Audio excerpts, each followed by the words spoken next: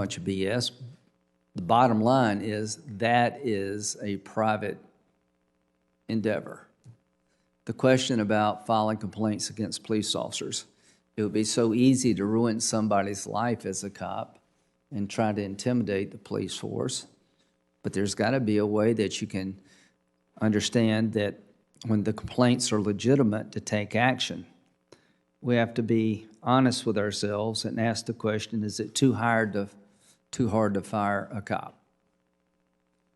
And when you have documented instances of acting outside the law, too much force, you don't have the right attitude to be a cop, how does that stay in your file to make sure that the town next door knows about it?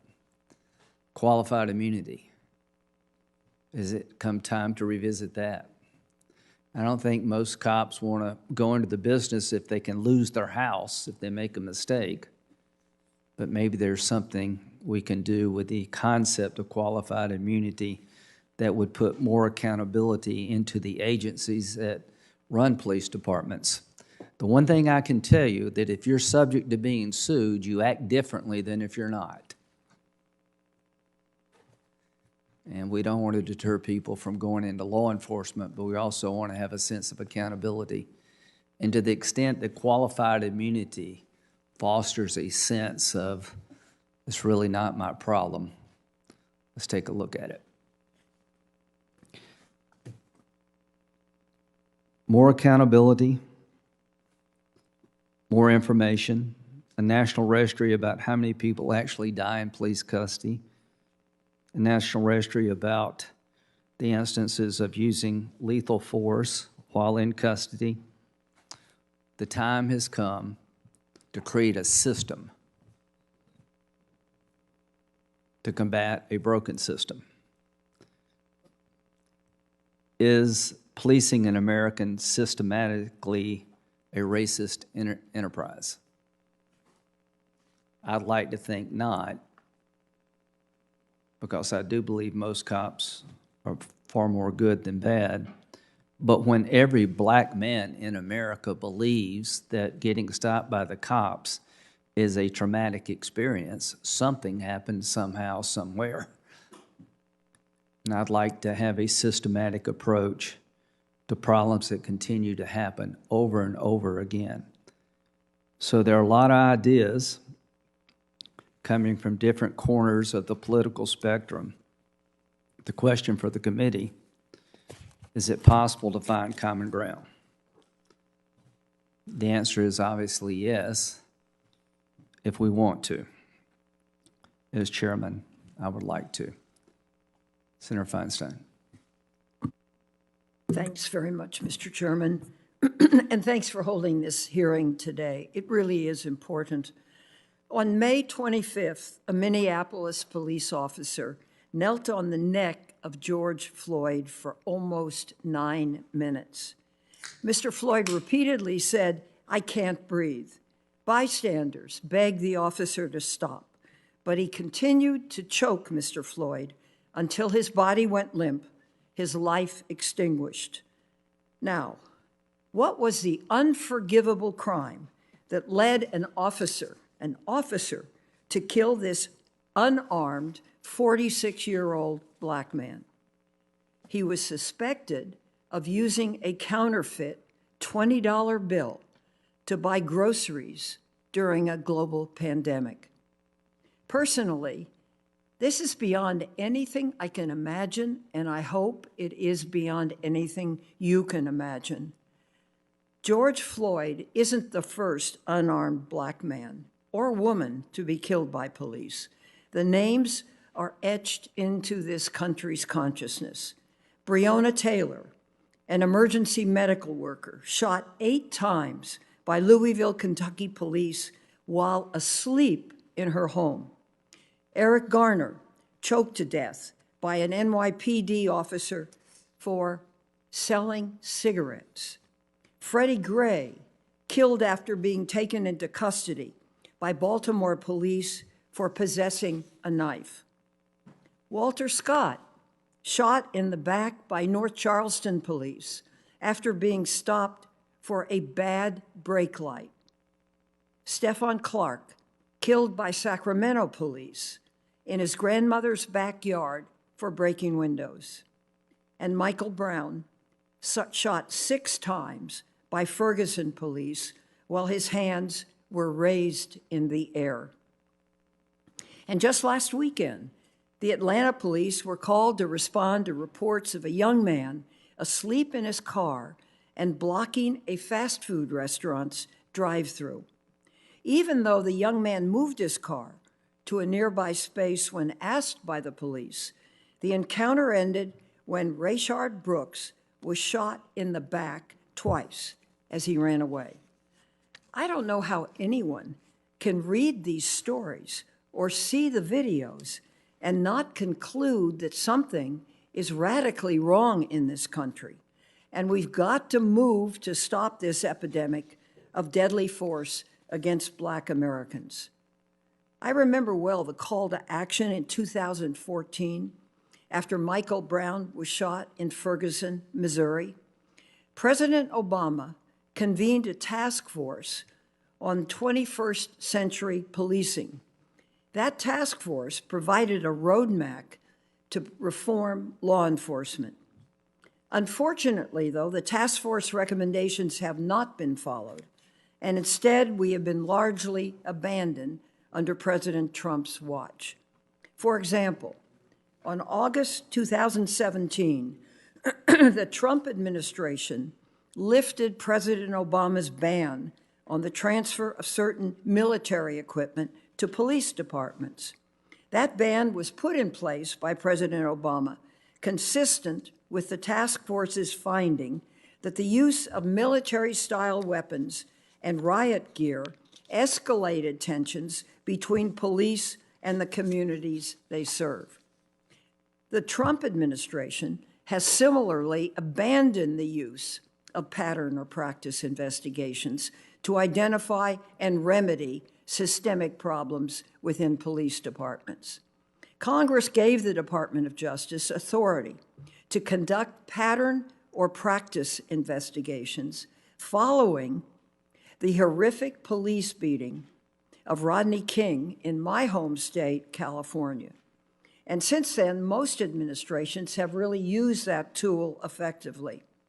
The Obama administration, for example, opened 25 investigations into possible illegal patterns and practices within law enforcement agencies. Several of these investigations resulted actually in consent decrees that set out specific reforms designed to shift police culture and end systemic problems. Now, by contrast, according to public reporting, the Trump administration has opened just one narrow pattern and practice investigation that focuses on a single unit of the Springfield Police Department in Massachusetts. Remarkably, in the wake of George Floyd's death, Attorney General Barr has refused to open a pattern and practice investigation into the Minneapolis Police Department.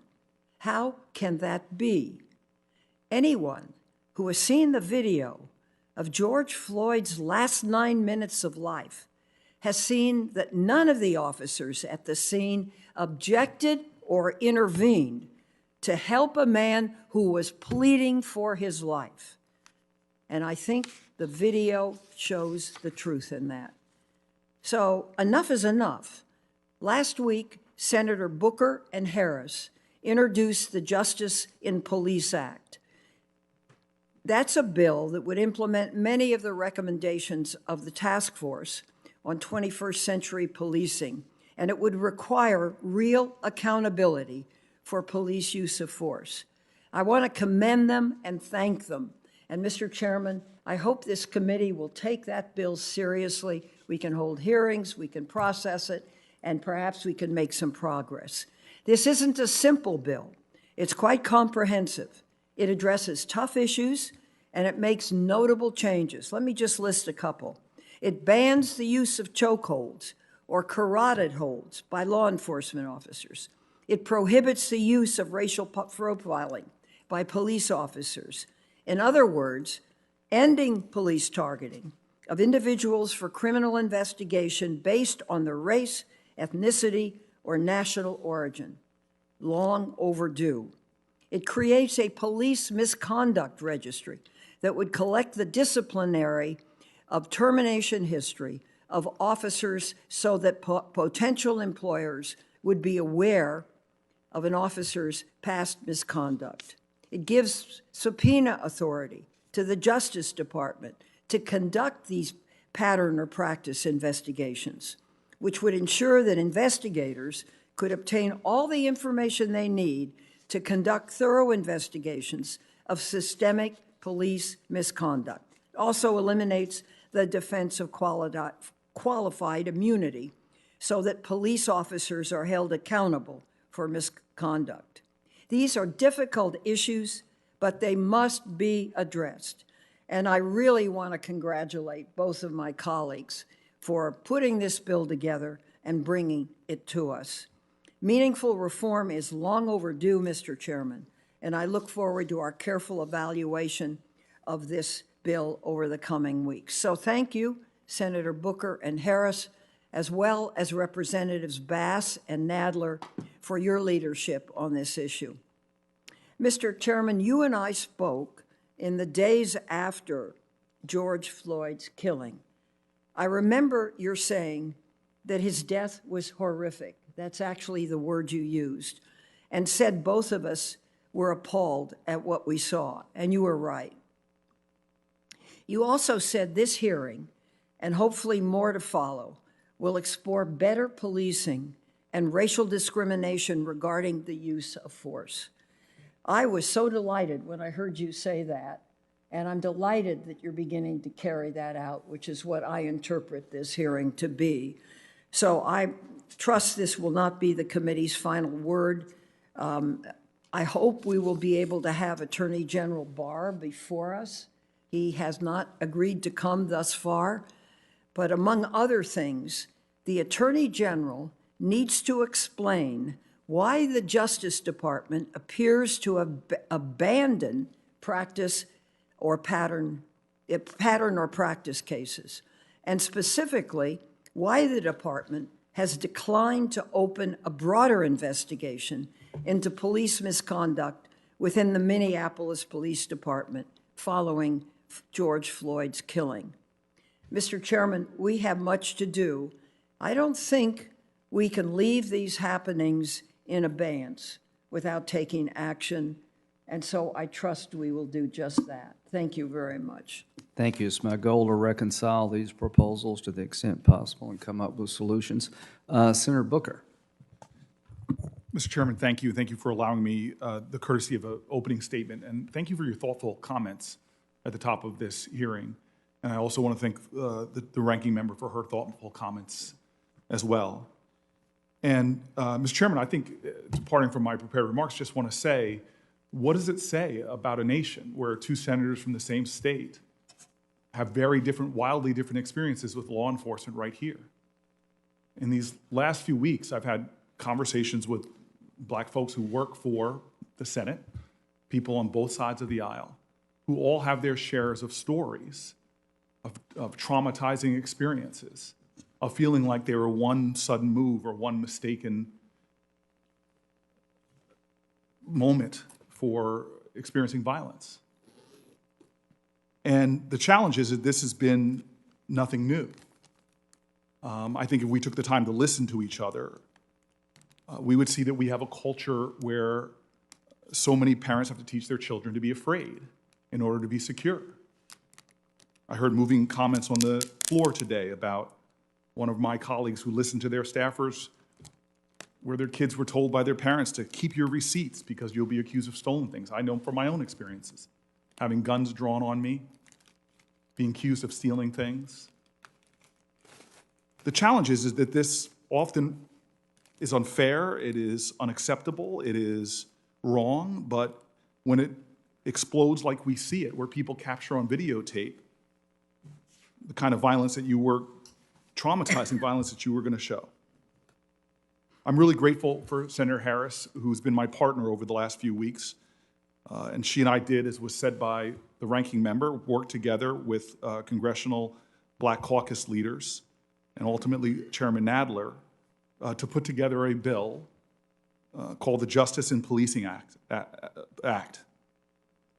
We put it together, obviously, in the wake of George Floyd. We put it in the wake of not just black men, a black woman sleeping in her home, and the deaths that have brought to attention much of this in our national discourse, and indeed have brought in all 50 states literally thousands of protests of people of all backgrounds. I mean all backgrounds, not just race, religion, Republicans and Democrats, who've been calling for an end, a meaningful reform. And yet, even in the days since Kamala and I put together our work with other members of this Senate, as well as people in the House, we continue to see things caught in videotape. As was said before, Rashard Brooks shot in the back. So we need to be very clear. What we're talking about is a nation that has two different justice systems, two different experiences with law enforcement that go all the way up to this body. If you stop and talk to the black people who work here, who have very personal stories, including Senator Tim Scott's eloquent exposition on the Senate floor, the unmitigated killing of unarmed black people in America by law enforcement, not to mention the disparate treatment, is something that we must do something about. We have a choice right now. Now, I'm about 51 years old, and since a little bit before my birth till now, there have been so many studies, so many commissions, from the Kerner Commission all the way up to the 21st Century Task Force on Policing, and nothing has changed. Cities from Ferguson to Minneapolis have done a lot of reforms. And as the data has shown, whether it's diversifying your police force, a lot of these things have been done before, but we still see the killing of unarmed African Americans. And so we really have a choice to make.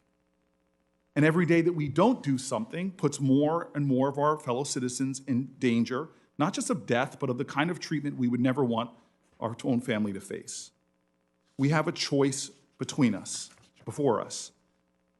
And so this idea that there is a Republican bill and a Democratic bill, we need to look beyond that for a second and simply understand that the things that are in the bill that Senator Harris and I worked on actually have wild popularity amongst Republicans.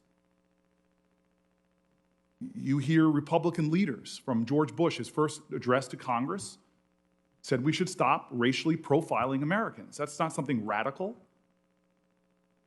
It's this idea that we're equal under the law. From chokeholds to no-knock warrants, things that would have saved lives, we have failed to do in this country by making them the law of the land, setting standards for practices in policing that reflect our common values. Republicans and Democrats overwhelmingly support these kind of practices being banned in our country that are in our bill. They would save lives. Breonna Taylor would be alive today. Eric Garner could be alive today. But it's not just setting a standard. Accountability is having ways of measuring progress to those standards. We are a nation that doesn't even collect the data on how many people are shot by police. I ran a police department. I learned the hard way. Without data, there can be no accountability. Without measures. I played football. It's not, the standard is you gotta be fast to be a wide receiver. If you have no way of measuring that, what good is the standard? Activists, local leaders, the federal government, we all should have transparency into policing. Without that, no accountability. And finally, you said it yourself. Took note of what you said, Mr. Chairman, that unless there are real consequences when you fail to meet standards, whether it's lawsuits or federal action, criminal court, there are two aspects of this bill. Changing a standard in the criminal courts, it's almost difficult, if not impossible, to meet the willfulness standard. That's common sense. And God, qualified immunity, I could start listing, and for sake of time, I won't, all the conservative organizations from the Cato Institute, from the remarks of Clarence Thomas, that support getting rid of qualified immunity. And so I worry in this moment, I really do, that we're going to repeat history, that this is the movie Groundhog Day. Because here we are again, in a nightmare, not a comedy. That here we hear talks of, again, a so-called reform packages, more studies, more nibbling around the edges, as opposed to acting boldly and doing the things that we actually know will hold police officers accountable for their conduct, which will set meaningful standards, will allow us as a federal government to enforce a law.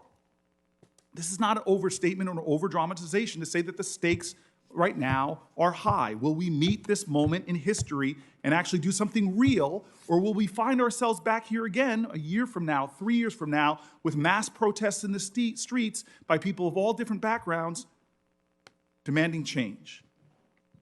And so, Mr. Chairman, the truth is, I actually have faith in us as a country. I don't have faith we're going to get there on time, and justice delayed is justice denied. I, though, believe that there's going to be a time in America when we ban inhuman practices like chokeholds and religious profiling and no-knock entries. I believe there'll be a time in America where we don't treat mental health issues with police in prison. I believe there's going to be a time in America where a black woman is safe to sleep in her own bed, or a young man reaching for his cell phone won't get shot dead. I believe there will be a time in America when black parents, like mine, don't have to fear for the safety of their child who just got their driver's license. I believe there will be a time in America when we understand that public safety is not about simply the number of police on our streets, but about the number of people who no longer live in poverty or are safe to drink their water or don't have to deal with addiction in prison but can get treatment. There will be a time, I know, in this country, but if the arc of the moral universe is long and bends towards justice, we have to have the courage now to be the arc benders. The question is not, will we get there? The question is the time now. How many more people have to die in our streets to get us there? How many more people have to suffer the indignities that even our own colleagues have talked about in the United States Senate? I believe the time should be now for us to make bold change, or we will be back here again. These changes will happen, but they should not happen someday. This should be the day. This should be the time so that we can ensure that this nightmare ends in America. Thank you, Mr. Chairman. Mr. Chairman, could I have 1 minute, please? Yes, you can. Yes. I want to point out how my state of Iowa is not waiting around for Congress to act. In an 8-day session since the death of Mr. Floyd, Governor Reynolds signed a bill that was unanimously passed by both houses. And why I'm somewhat familiar with this is because my grandson's Speaker of the Iowa House, but it creates, it brings additional accountability to Iowa's law enforcement officers by creating stronger restrictions on the use of chokeholds by law enforcement officers, improving law enforcement decertification process to ensure that those who've been fired or resigned after serious misconduct do not work in our state, strengthen the authority of the Iowa Attorney General to prosecute officers whose actions result in death of another, and establishing an annual anti-bias and de-escalation training requirements for officers. I yield. Thank you. Senator Harris.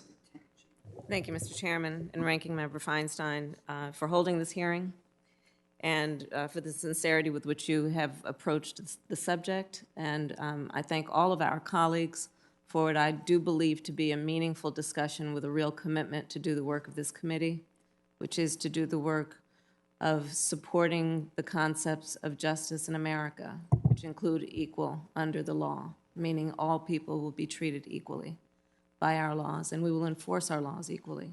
So I want to thank the entire committee. I want to thank Senator Booker for the courage that you always have to speak truth and your willingness to tell the personal stories. And it takes a lot of courage to do that. And you do that not because it is easy, but because you know it needs to be done, and I appreciate that. Mr. Chairman, people from every age, gender, race, and religion have been coming together for weeks to protest injustice against Black people in America. We have a duty as United States Senators to be fully aware of our country's history of systemic racism and a responsibility to take serious action toward achieving America's founding ideal of equal justice under law. When we say that America has a history of systemic racism, we mean that from slavery Jim Crow laws, lynchings, and policing. Our institutions have done violence to Black Americans. And it has caused Black Americans to be treated as less than human across time, place, and institution. Let's be clear about what it would mean then to transform our society and eliminate systemic racism.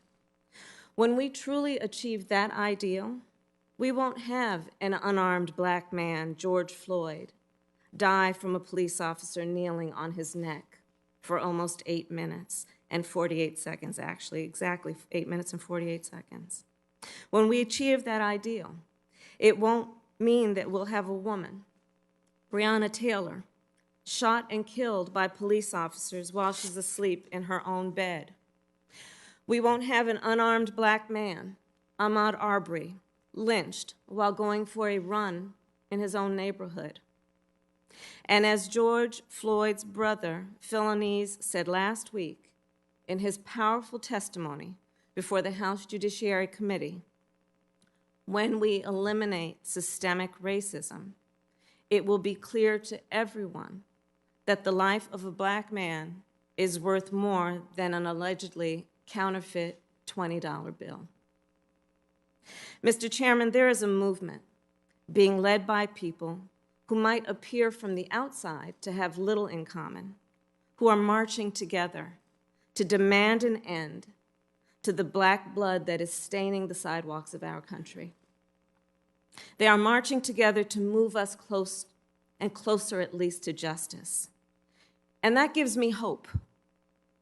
It truly gives me hope when I look at who is out there and the commonality of purpose and the unity that they are exhibiting.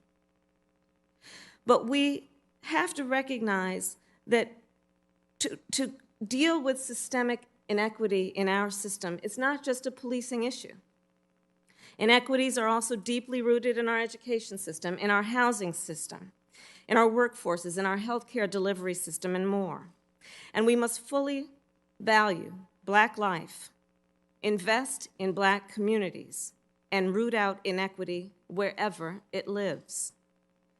That means that across the nation, we must reimagine what public safety looks like. The status quo thinking that more police creates more safety is wrong. It's wrong. And it has motivated too much of municipal budgets and the thinking of policymakers, and has distracted them from what truly will be the smartest use of resources to achieve safety in communities, which is to invest in the health of those communities, and healthy communities, without any doubt, are safe communities. So we must ask our mayors and local leaders to re-examine their priorities and their budgets. We must ask why so much money is being spent to militarize the police, while 2/3 of public school teachers in America today are coming out of their own back pockets to help pay for school supplies in our public schools. It's time for us to realize this is not just a moment, but a movement. This committee and our entire federal government have a role to play in holding the police accountable when they break the rules and break the law. And we must be on the right side of history as a committee. We can start to meet the demands of this movement by passing the Justice and Policing Act. And here are a few specific ways. First, we need a national use of force standard. Today, most officers around the country, the standard is to ask if they use excessive force, the standard is to ask, was that use of force reasonable? A much more fair and just question to ask is, was that use of force necessary? We need a national use of force standard. Second, as a former prosecutor, I know that independent investigations into police misconduct are imperative. No matter how well-intentioned a district attorney or a state's attorney, When called upon to investigate the misconduct of a police officer that works in the department they closely work with every day, there will at the very least be an appearance of conflict, if not actual conflict. To do justice in our country is to actually do justice and to have the confidence of the public that there is an appearance of justice. These values are equal.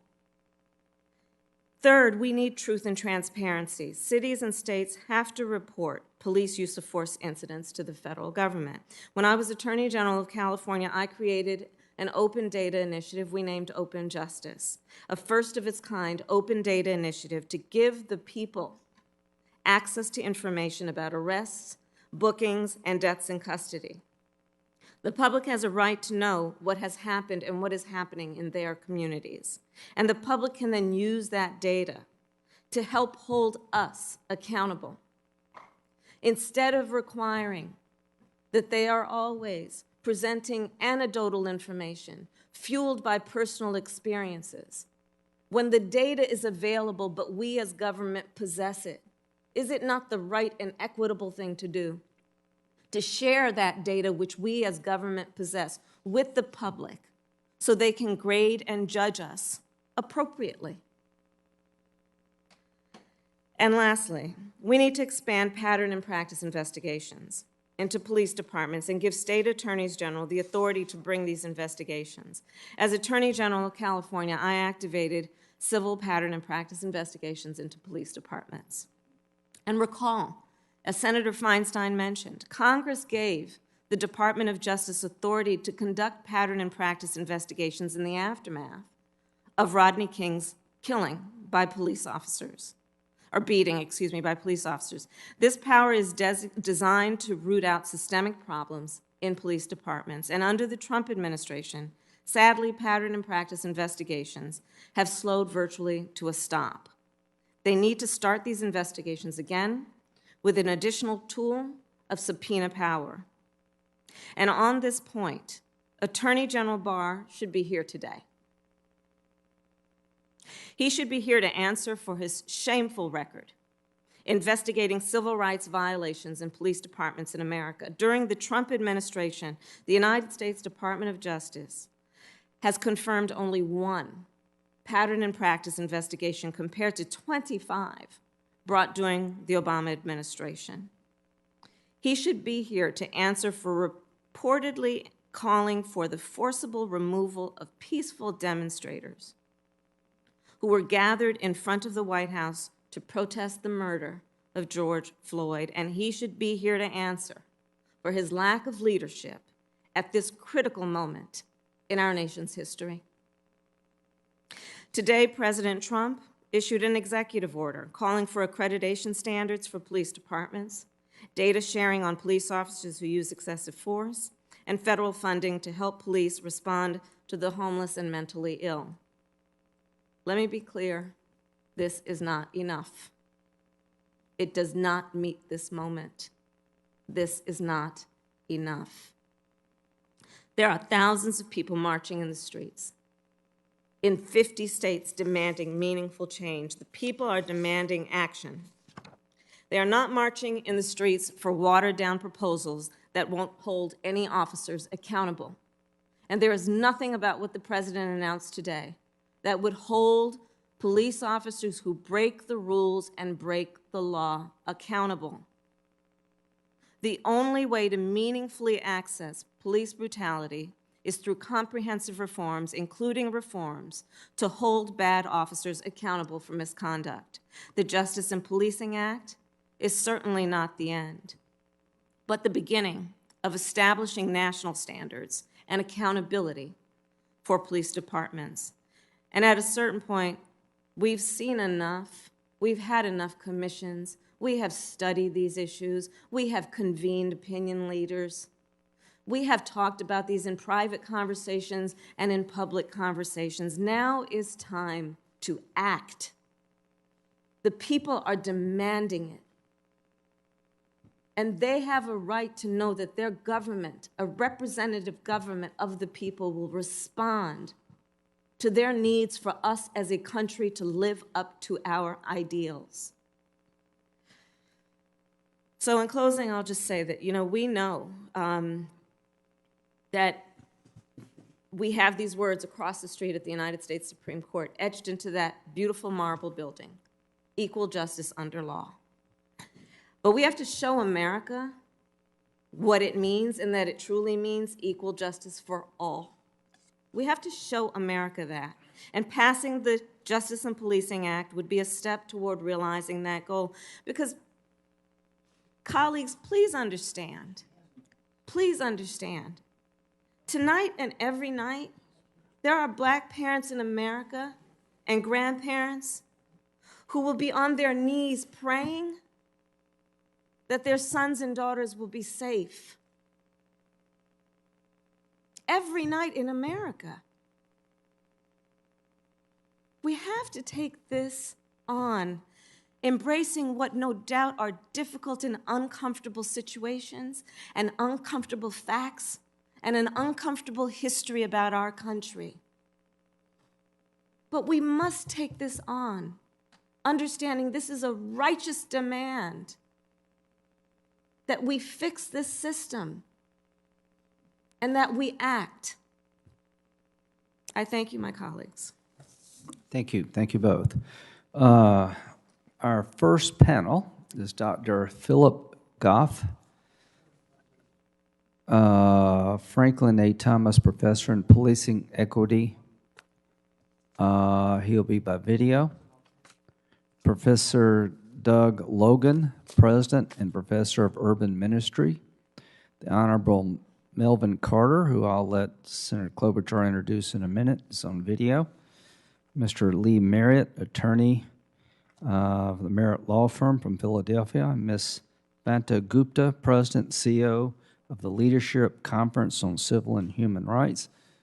Senator Klobuchar, would you like to say anything about? I would. Thank you very much, Mr. Chairman. Thank you, Senator Feinstein, for this hearing. Thank you to my friends, Senator Booker, Senator Harris, for leading this important bill. Before I get to introducing the mayor, I want to note that this murder happened in my state. And George Floyd should be alive today, but he isn't. His life evaporated before our eyes, before the eyes of the world. Our nation has been left in pain. My state has been left in pain, grieving, marching, and demanding justice. This is not a time to just talk about it. If we are silent, we are complicit. If we stand there and demand dominance and wave Bibles, we're no better than monsters. But if we act and we actually do something and get this bill passed, well, then we're lawmakers. And that will be the legacy of George Floyd. So Melvin Carter is the mayor, the first African mayor, American mayor of St. Paul, Minnesota. He represents the best of our state, and like so many Black leaders across the country, he has rose to this occasion. He is a fourth-generation St. Paul resident and comes from a family of public servants. His dad was one of the first Black officers in the St. Paul Police Department, where he served for 28 years, and his mom was the first Black elected as a county commissioner in the state of Minnesota. So it's quite a legacy that he is living up to. After graduating from St. Paul Public Schools and then Florida A&M University and the Humphrey School of Public Affairs, he served as a city council member at a very young age and ultimately became vice chair of the council. During his tenure as mayor, he has given special attention to public safety reform, working to change when and how officers use force, and directing more money to strengthening communities as a way to promote public safety. As we look to and work with local leaders to address the systemic racism that shapes the lives of too many people of color, Mayor Carter is an invaluable voice. I'm grateful for his perspective. I'm proud to have him as a friend and to introduce him to this committee. Thank you. Thank you. Mr. Goff, you'll lead us off. He's not here. Is Mr. Goff available? Yes, thank you, Chairman Graham. Thank you, Ranking Member Feinstein, members of the Senate Judiciary Committee. Good afternoon. It is my honor to appear before this committee to provide testimony on police use of force and community relations. You have my full background in my written statement, but for brevity, I'm a behavioral scientist by training. I'm also the inaugural Franklin A. Thomas Professor in Policing Equity at John Jay College of Criminal Justice, but I'm likely best known in police reform circles for my work as co-founder and CEO of the Center for Policing Equity, which is the largest research and action organization focused on equity and policing. My testimony today is in that capacity. The Center for Policing Equity maintains the National Science Foundation National Justice Database, which we understand is the largest collection of police behavioral data in the world. Our work focuses on combining police behavioral data with psychological survey data and data from the US Census to estimate not just racial disparities in police outcomes, such as stops and use of force, but the portion of those disparities for which law enforcement are actually responsible and can therefore change. Before I speak specifically about policing, however, I feel compelled to say that what we have seen on the streets of the United States over the recent weeks has been larger than the killing of George Floyd that sparked collective and righteous outrage and is still tearing at the fabric of our democracy. What we're seeing on the streets in the United States is a past due notice for the unpaid debts owed to Black people for 400 plus years. And if the response to this moment as a nation is not proportional to that debt, we will continue to pay it with interest again and again and again. Turning to the complex issue of police reform, I want to spend a moment focusing on what science says about bias in policing. First, there is no doubt that Black, Native, and Latinx people have more contact with law enforcement than do white people in this country. There's also relative agreement that where there are fewer public services like drug treatment, mental health clinics, job training, even parks, law enforcement has more contact with residents. We also know a bit about how race shapes contact with police from the science. This comes to us primarily from two methods of study, so-called hit rate analyses and regression analyses are the two. Hit rate analyses or yield analyses reveal the percentage of searches that return contraband such as drugs or gun. If the percentage that is yielded is lower for one group than another, the common inference among scientists is that officers are stopping too many from the group which is lower, usually Black people, or that there's a lower threshold of suspicion for that group. This is suggestive of bias, though not conclusive. These types of analyses robustly reveal lower hit rates for Blacks compared to whites across the United States. Regression analyses, in contrast, attempt to predict how much police activity, so stops or use of force, one can expect based on local demographics. In this way, it is possible to assess whether or not crime or poverty or other neighborhood factors are sufficient to explain racial disparities we observe in policing outcomes. This scientific literature demonstrates that neither crime nor poverty are sufficient to explain racial disparities in use of force. And in some limited geographic areas, it's not sufficient to explain racial disparities in stops. So in summary, there is evidence of racial bias in who is contacted by police and who is targeted for police force. However, it is also the case that clearly not all of the disparities we see are from police policy or behavior alone. I want to clarify, recent attempts to claim that racial bias in policing is a myth have been roundly denounced by serious social scientists, and there is currently a statement signed by more than 500 social scientists denouncing the public spread of this misinformation as being prepared for public release. I'd be happy to share with this body. So given this understanding of bias in policing, what are we to do? The most recent public debate is between institutional reform and defunding the police. And while there is no quantitative research literature on abolishing policing, there are reasons to believe that many within Black communities are not fully aligned with this vision. Historical and polling research reveal that Black communities do not favor eliminating law enforcement. They mostly want less biased and deadly law enforcement. Though it's important to note that given the degree to which public opinion is evolving on that issue, this too may change and quickly. But still, to the degree that a path forward involves using police budgets to invest in Black communities, that process must be led by evidence. Evidence about what programs work, both in policing and in communities, and evidence about where cities can safely receive a higher return on their investment in community empowerment. As I mentioned at last week's House Judiciary hearing, the Center for Policing Equity supports the Leadership Conference Comprehensive Framework, and we will work with members of this body and others to ensure that its proposals are ultimately enacted into law. Importantly, this framework enjoys more broad support than civil rights advocates and legislators alone. Many of our partners in law enforcement, chiefs who are experts in public safety, have steadily increased their support for the 8 major pillars of this framework, with many chiefs now in full support of all 8 pillars.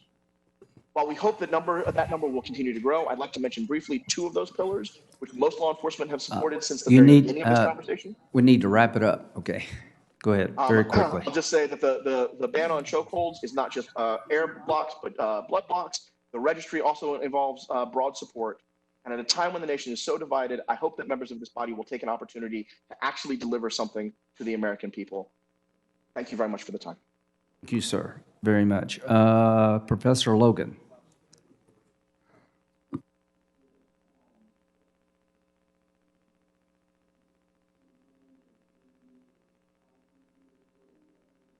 Hit your button there. There you go. See, I done messed it up. Chairman Graham and Ranking Member Feinstein, Senators, brothers, sisters, and friends.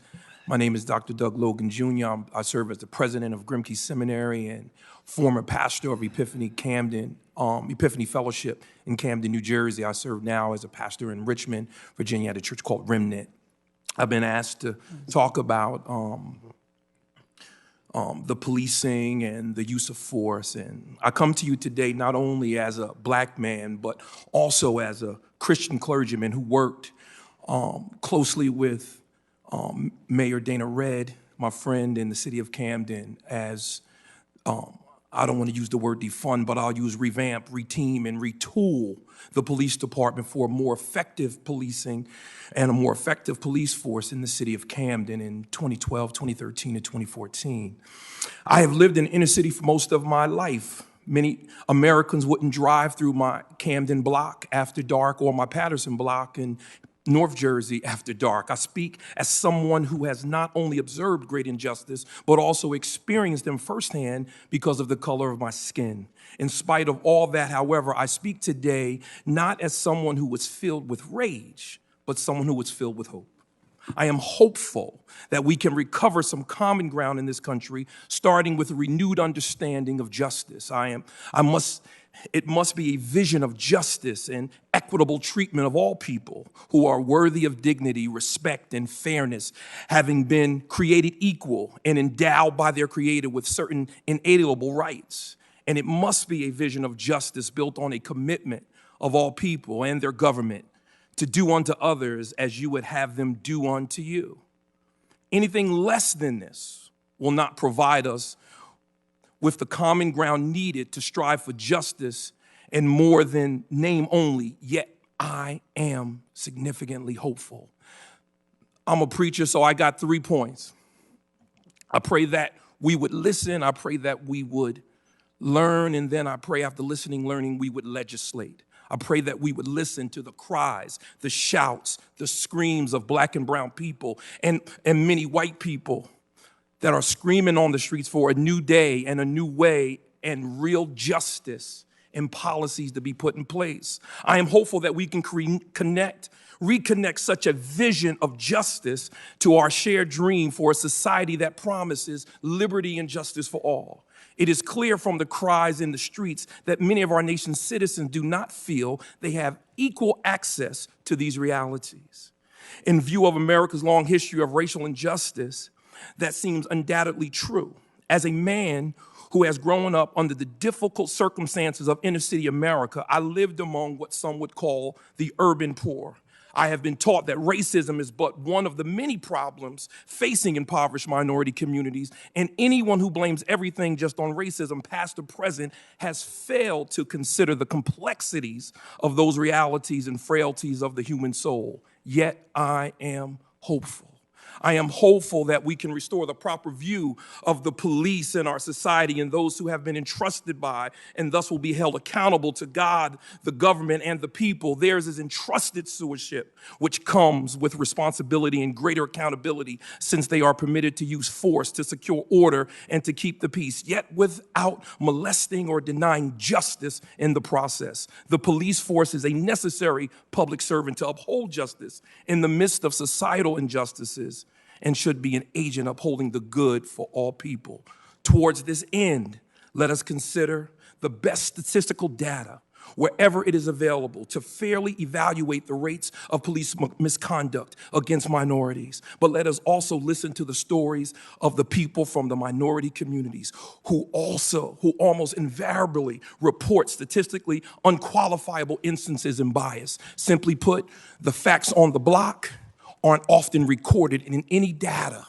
The cries of grandma, grandpa, and my friends and my cousins that we talk about in the barbershop often don't make it to statistical data we can do. So we've listened, we learned. Now I pray that after listening and learning, then we'll legislate. We'll listen to the cries, listen to the pain, listen to the problems, and legislate. If we listen to the people and learn from our cities, I believe we can have comprehensive improvements. I pray for the day for my 3 biracial sons and my Puerto Rican grandkids, that as I was given the talk and told to hold the wheel right and do whatever you have to do to get home. My father told me, do whatever you have to do to get home. The best time to argue with a cop who's mistreating you is a mile down the road while you're alive.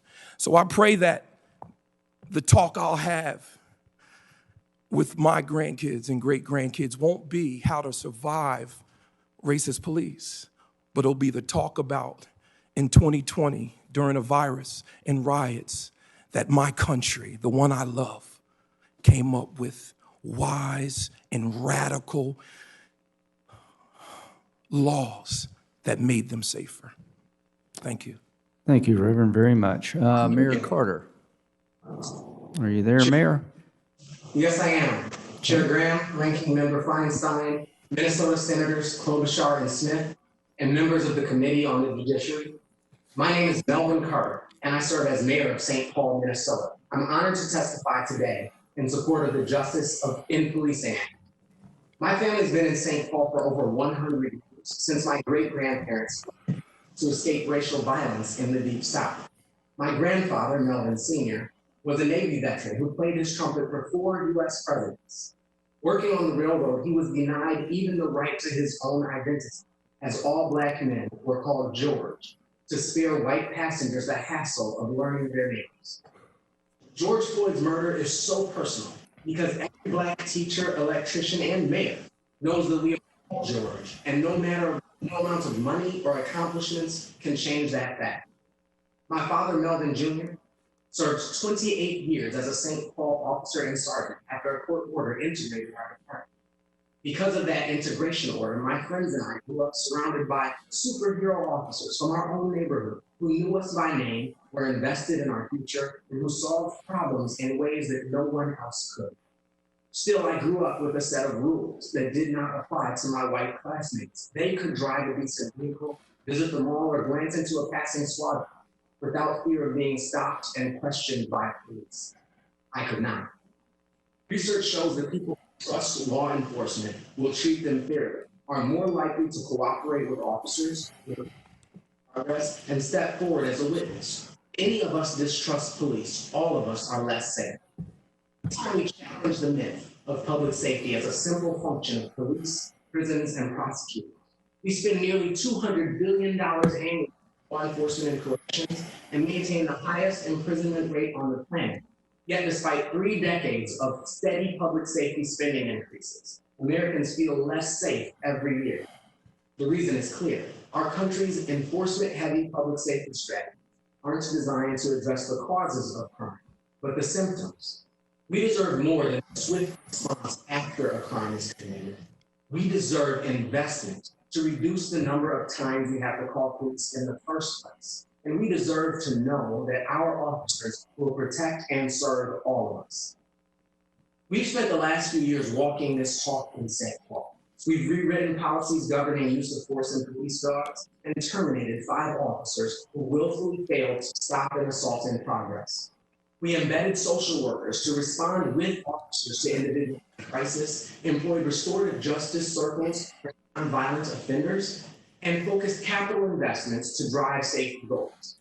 Last year, we reduced our police department's authorized sprint in favor of evidence-based investments in youth, social supports, and a public health approach to violence prevention. Mayors are leading with reforms like these across the country, but we need your help.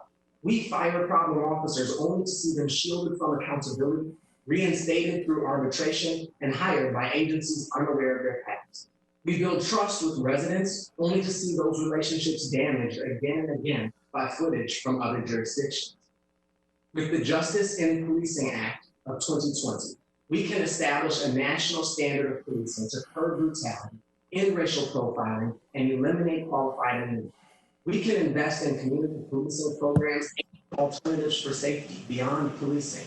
We can prevent officers from switching departments to avoid accountability and send a strong message to our children and to the world that America will no longer accept these cycles of violence against our Black and brown.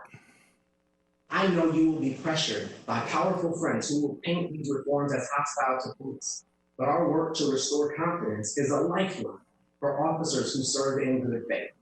When someone argues that these measures go too far, and they will, remember Officer Chauvin knelt on George Floyd's neck for 8 minutes and 46 seconds. That's longer than my allotted time to make this statement. To prevent that from happening to another we care about, no response will qualify as too much. Just as we grew up wanting to know where our parents stood in critical moments like Pearl Harbor and Freedom Summer, our children and grandchildren will call us to account for our actions now. Simply measuring the problems and offering incentives will not suffice. This moment demands decisive action. Like Emmett Till, Eric Garner, Sandra Bland, Philando Castile, Ahmaud Breonna Taylor, Rayshard Brooks, and too many others, George Floyd commands the attention of the world because of the unacceptable conditions under which he died. The anger and unrest across our country will grow until we address the unacceptable conditions like homelessness, hunger, and police abuse, under which far too many Americans still live. Thank you very much. Thank you, Mayor. Mr. Merritt. Yeah. Senator Graham, other members of this honorable committee, we live in the deadliest police culture and most incarceration-prone police culture in the modern world. Our criminal justice and legal system is as ravenous as it is racist. Our law enforcement community racks up thousands of civilian deaths each year. Tens of thousands more are brutalized, injured, and maimed. Millions more are arrested and jailed, making the United States the single most incarcerated nation in the entire history of the world. This is an American crisis, a genocide. This is not hyperbole, but rather a reality that demands a national response, and I want to thank this committee for taking immediate, swift, and responsive action. I come before you today as a civil rights attorney, a practitioner. I am the legal director for the Grassroots Law Project, and I represent families of citizens killed by police. Some of the names you know, far too many you have not heard. I represent the family of Ahmaud Arbery, who was murdered by a former police officer, Gregory McMichael, his son, Travis McMichael, and their neighbor, William Bryan. While I'm here to provide testimony about justice in policing, and Ahmaud Arbery was not killed in an officer-involved shooting, it was failures in policing that directly contributed to his death and the delay of justice to his family. Neighbors initially sought help for the black jogger that frequented their neighborhood that they considered suspicious from Officer Ronald Rash of the Glenn County Police Department. He encouraged them to pursue a course of vigilantism. He was aware for months that these men were actively hunting a black suspect to whom they intended to do harm. Once the deed was done, it was law enforcement that lied to Wanda Cooper Jones, Ahmaud's mother, telling her that her son had been killed in the course of a robbery by the homeowner. Local DAs Jackie Johnson, George Barnhill participated in the cover-up of his shooting. The Glenn County Police Chief, where this crime occurred, was subsequently arrested on completely separate criminal corruption allegations, along with a handful of his top officials. Ahmaud's story is not just tragic and unjust, it lays bare the need for a reimagining of police in America and their mission in our society. I run a practice dedicated exclusively to responding to police murders. I'm one of many attorneys that has this crisis at the root of their firm as this nation churns out enough bodies and human rights violations to keep us all occupied for a very long time. I continue to stand for the family of George Floyd. Derek Chauvin and other officers of the Minneapolis Police Department held him down for 8 minutes and 46 seconds under the unbearable weight of oppression. He could not breathe, and as the nation looked on in horror, we could not breathe. Minnesota Attorney General Keith Ellis and Minnesota's top law enforcement official preemptively declared that this would be a case difficult to prosecute. As hard as that is to accept, given the evidence we have now seen with our own eyes, it is consistent with the American experience. Because of existing laws that basically give carte blanche to law enforcement to kill at will with the utterance of these five words, I feared for my life. Hard-fought, rare prosecutions and difficult convictions have characterized the experiences of families like Botham Jean. He was killed in his apartment complex eating a bowl of ice cream. His killer, Amber Geiger, said that she was instructed, that she was trained, that if you can't see the suspect's hands, shoot him. Tatiana Jefferson, also gunned down in her own home after leaving the door open to catch a cool breeze of relief from the heat of the night in Fort Worth, Texas. Fort Worth police officer Erin Dean crept around the back curtilage of her home. I saw her standing in the window and shot her through the bedroom as she played video games with her nephew. The beautiful families that I've traveled with represent a cross-section of America. Disproportionately Black, undeniably strong, relentlessly committed to the cause of justice and policing. They include the father of a young woman named Maggie Brooks. Her father is a fire chief in Arlington, Texas. His daughter was accidentally shot by a police officer who recklessly shot at her 6-month-old puppy, but struck Ms. Brooks instead, killing her. Qualified immunity has banned her family access to the court. Under the current federal laws, there will be no criminal or civil liability for this officer or his department. They include the family of Michael Dean, who went out to get his 6-year-old daughter a birthday cake and never made it home. I wish I could tell you what happened to Michael Dean, but the video has still not been released by the department, although the officer has been indicted on manslaughter charges. This family has still not been allowed to see the body or dash cam evidence of what happened to their loved one. They have been denied access to these videos by the city of Temple, Texas, and Bell County District Attorney Henry Garza.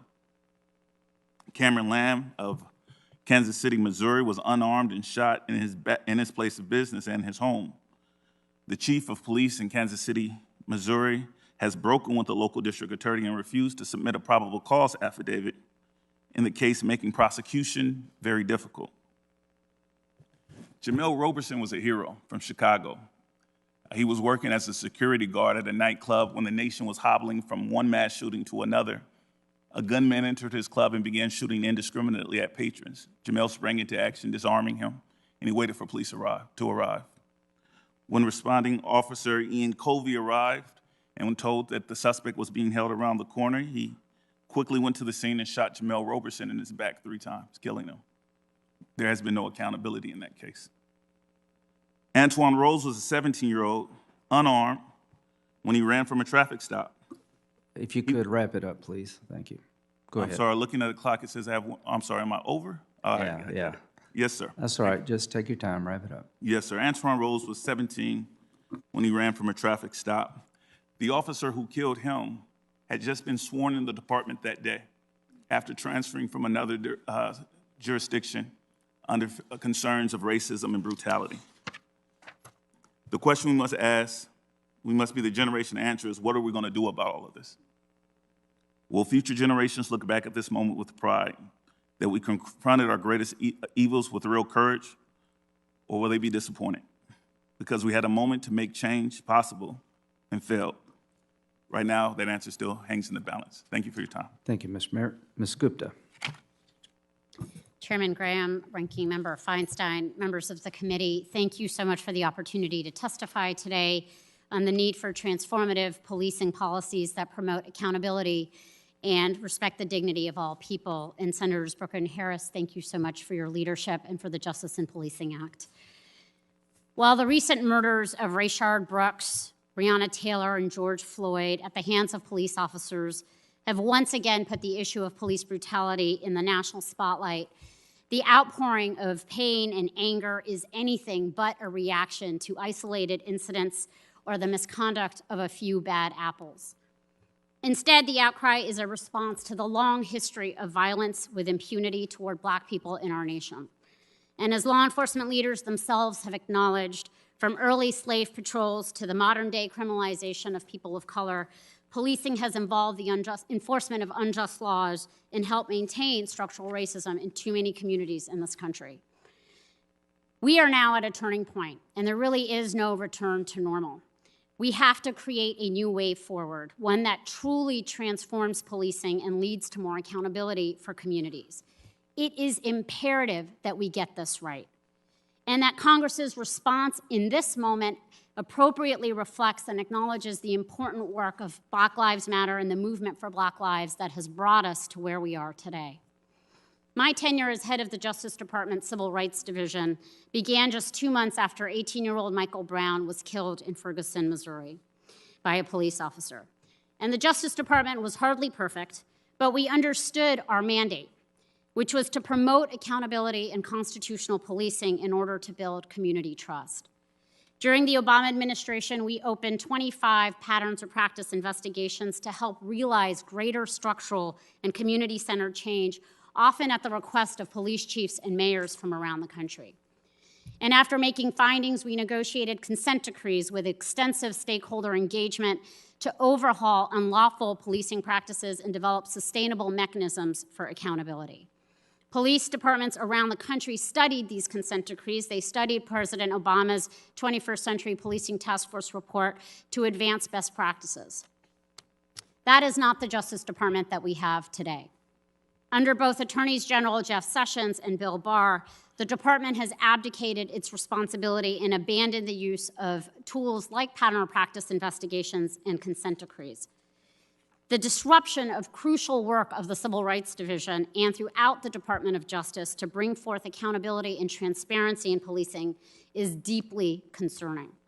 In the absence of federal leadership, the Leadership Conference Education Fund launched the New Era of Public Safety initiative with a comprehensive guide to support local communities on police reform and building community police trust.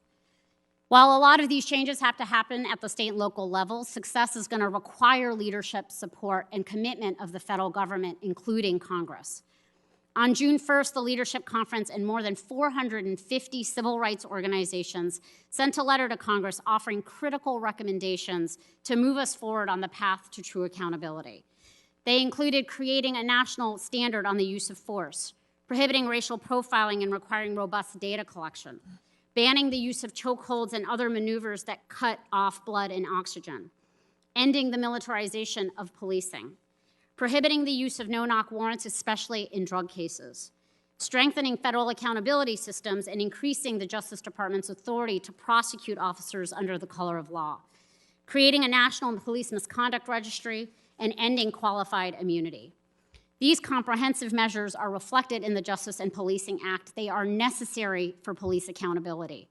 Proposals for data collection, commissions, body cameras, these are insufficient responses to meet the moment that we find ourselves in, and more people will die. Where we have seen these kinds of nibbling at the edges policies implemented, we continue to grapple with police officers killing African Americans with impunity. Police accountability and the framework that our coalition outlined must be the cornerstone of any meaningful first steps towards transformation. Ultimately, however, this moment of reckoning really requires more than tinkering at the edges. It requires leaders together with communities from both parties to envision a new paradigm of public safety. That means not just changing policing practices and culture, but ultimately shrinking the footprint of the criminal legal system, including police in Black and brown people's lives. And it means shifting our approach to public safety away from exclusive investments in criminalization and policing toward investments in economic opportunity, health, education, and other public benefits. I have heard police chiefs, police officers, bipartisan elected leaders, and communities that have all been giving voice to these issues. This approach not only furthers equity, but also constitutes effective policy. When we finally stop using criminal justice policy as social policy, we will make communities safer and prosperous. George Floyd's death has impacted the world, and now it is on us to change it. I look forward to working with you. Thank you very much. Mr. Logan, Yes, sir, Chairman. has it been the talk, for lack of a better word, if the police officer getting out of the car is African-American or a woman, does it change the equation? I'm a little older. I'm closer to Senator Booker's age. I'm almost 50 from Paterson, New Jersey. So Well, that's not old here. Yeah. I guess in my history, I was mainly growing up in New Jersey. I was pulled over mainly by white officers. So I imagine I was pulled over recently. Well, the point of the question is if policing is more like the community, do you think that helps the recruiting of minority officers and women? Yeah. Senator, I would say that in Camden, we had the officers walk around, talk to us, meet us, get to know us. And it was a very diverse police force as we shifted to the county. And that meant a whole lot. Do you think that means as much as hiring minority officers? Yes, that's what I'm saying. So Yeah, those minority officers I got you. were vital. It's how you do it as much as who you are. Amen. Okay. Amen. All Because right. you could have a. I got you. I got you. Yeah. I know you're a preacher. I got to move on. I don't. All right. So, Mayor Carter, are you with us? Yes, I am. Okay. Do you have the same problems in St. Paul they have in Minneapolis Mr. Chair, I would say. with policing? Yeah. Mr. Chair, I would say to narrow this issue down to one department or a few bad apples, as we recently heard some folks on the national level do, I think would be to misunderstand. Well, I mean, you're literally side by side. And my question, Mayor, is what have you done in St. Paul they haven't done in Minneapolis? I wouldn't try to speak to Minneapolis. What I'd say is we have been intentional to your last question about hiring our diverse officers. Our last class of officers was 77% diverse. We have had, I think, strong and consistent leadership in our department. That's critical. But I would also tell you, we are not done correcting this culture. It's work that our police chief is always focused on. It's work that we know that we have to do as a community together. And I think it's work that requires us to do this, to approach this as a national level, not just department by department. Okay. Ms. Gupta, during the 8 years of President Obama, was there an effort to get rid of qualified immunity for police officers? There were conversations in many corners. I'm not talking to about talk it. conversations. Was there any There was- legislation? There was not legislation. Was there any legislation to outlaw no-knock warrants? Not to my knowledge. Was there any legislation to create a national registry for violent acts by the police? There were efforts to create the National Registry, I mean, and all of was it- these things were included in the 21st Century Policing. Well, I Task just Force. missed a lot of that. So, this is a tough time for the country, and Trump's a handful, but we're not here because of failings of one administration. We're here because of failing of society. And most of the things we want to do now could have been done 8 years ago. So let's do the things now that make sense. Yes, sir. Let's do the things now that we should have done 50 years ago. Now, I come from South Carolina. Tim and I have completely different experiences with the cops. There is no getting around that.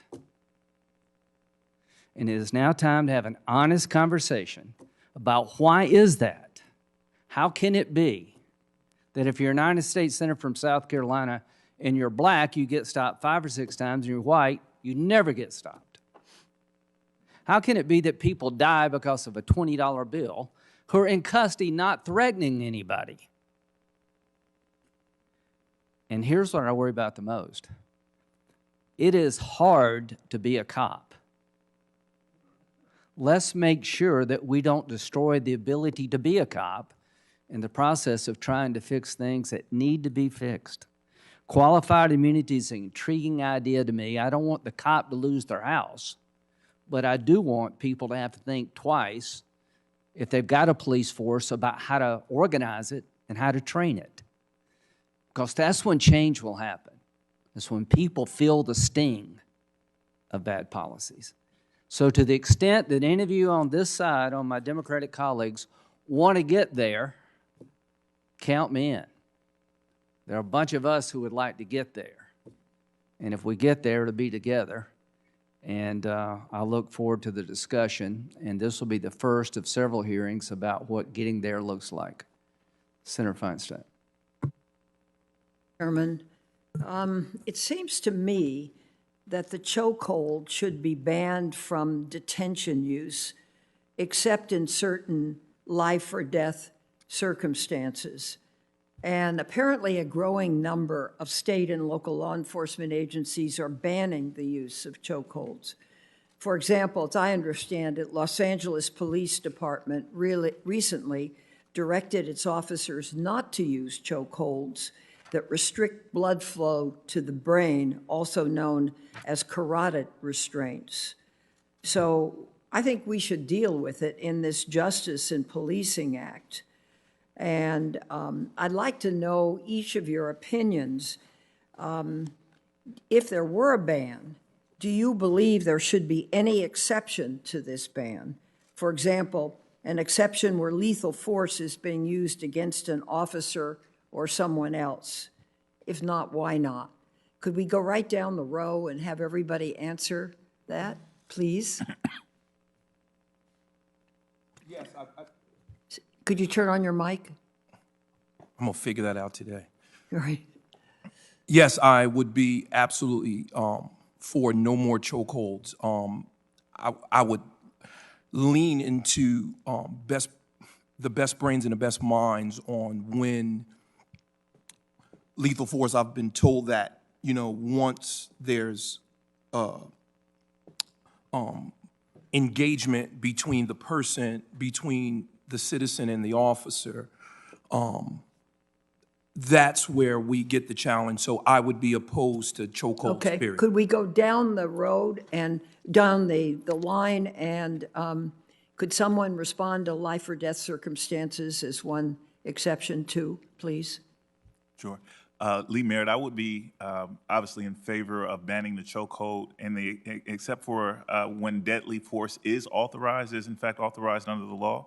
And then it seems like that would be an appropriate time to use whatever means it takes to survive the encounter, both from a law enforcement perspective. However, I believe that of the myriad of ways that law enforcement engages in violence in this community, we should really be focusing on changing the mission in terms of whether or not these violent encounters should be taking place at all, whether law enforcement officers should be engaged in a war on drugs, per se, that leads to repeated violent encounters. Thank you. Senator, yeah, chokeholds are inherently dangerous maneuvers. They've been banned, as you noted, in jurisdictions including New York, Atlanta, Washington, D.C., and Miami. And to Senator Graham's point, I do wish the Justice and Policing Act had been proposed several years ago. These are longstanding problems, and the moment to make these fixes is now. Next question, if I may. In a simple way for a non-lawyer audience, how does qualified immunity work? Why is it a problem? And what happens if Congress eliminates the defense of qualified immunity? If I may, qualified immunity essentially says that if an officer in good faith believed that what he was doing was in line with his roles and responsibilities as a police officer, even if he reasonably believes that, even if it turns out factually to be wrong, then he is immune not only from conviction, but he's immune from suit. There's no discovery. There's no continuation of either a civil or a criminal process. So what do you believe there? What do I believe? Yes. Should that be changed? Right. So if you take the example of the case I brought up during my opening, the case of Margarita Brooks, the officer in good faith thought he was shooting at a dog. It was reckless behavior, something that he should not have been engaged in, but he thought that he was protecting himself from a 6-month-old puppy that was charging at him. And in the process, he killed a woman. Should he or his department be immune from suit? Absolutely not. He should be held accountable for his reckless behavior and the damage that it caused. Thank you. Next. Yes, I believe that that's a part of the transparency and accountability, and also prayerfully will serve as a deterrent and hold the officers at a higher accountability when there will be repercussions. If without that, then the culture comprehensively will have a feel of, I can do what I want and I can get away with it. I would like to ask the panel quickly if you could reflect on the use of a no-knock warrant and the impact that that would have on communities of color, particularly those with strained relations with the police. Well, Breonna Taylor was killed pursuant to a no-knock warrant. She was asleep in her house. There has been a lot of very high-profile tragedies as a result of no-knock warrants, overused in drug cases in particular, and their list is long, and I'd be happy to supply the committee with some of those cases, but it is time now to regulate them. Thank you. Please, sir. No, we believe that no-knock warrants should be absolutely banned. There is a preference within before the Supreme Court in favor of protecting citizens' rights in their home, the home being one of the most sacred places. The idea that a no-knock warrant, like in the case of Breonna Taylor, or the entry of the home of a Tatiana Jefferson, or the entry of the home of Botham Jean, or some of the other cases that I spoke about during my opening, to allow law enforcement to violate a citizen's rights in that way when they are still yet suspects of a crime, people who have not been convicted of a crime, we don't believe that that would be ever appropriate. Thank you. Please, sir. And I would align myself with both my colleagues and say no. Yes, no-knock warrants. It has a tone of guilty until proven innocent. And as a homeowner, as a father, as a husband, if I respond wrong, I could be dead. And Breonna Taylor is a testimony that we should ban no-knock warrants. Thank you. Senator Grassley. Thanks, Mr. Chairman. I'm sorry. I'd like to, first of all, thank you, Chairman Graham, for the hearing. The murder of George Floyd by police officers, a police officer, ignited the call for reform and measures to rectify a lingering racism that plagues our country. To Mr. Merritt here and to the Floyd family not here, please know that the grief and shock that we feel, that it will fuel action to prevent more tragic and unnecessary deaths. While the vast majority of law enforcement officers are public servants to deserve support and respect, George Floyd's murder shows we're not nearly doing enough to prevent abuse by police. I welcome tough conversation. I built a legislative and oversight career of rooting out instances where accountability is needed and where abuses must end. I led on the First Step Act to rectify shortcomings of our criminal justice system, which we know impacts disproportionately minority men and women. I investigated the 2017 shooting of Bijan Gazer, which revealed instances of poor de-escalation tactics and inappropriate aggressive use of force. We must come together and address deadly use of force, racial biases, and police abuse, and do it now. My first question is to Dr. Goff, and while he's coming on, I'll lead in with this. I've long supported efforts to increase transparency and accountability of all government actors. Police officers are no different. That's why I've co-sponsored Senator Tim Scott's bill, which would increase transparency by the use of force, by requiring reports where there's been death or serious injury, because just a minority of jurisdictions are reporting that. So my first question to you, sir, is I assume that this data would be helpful in understanding how to prevent unnecessary use of force. If you disagree with that, say so, but I assume that might be. So if so, how can increased transparency into incidents of deadly or unnecessary use of force help protect members of the community as well as police officers? Thank you for the question, Senator Grassley.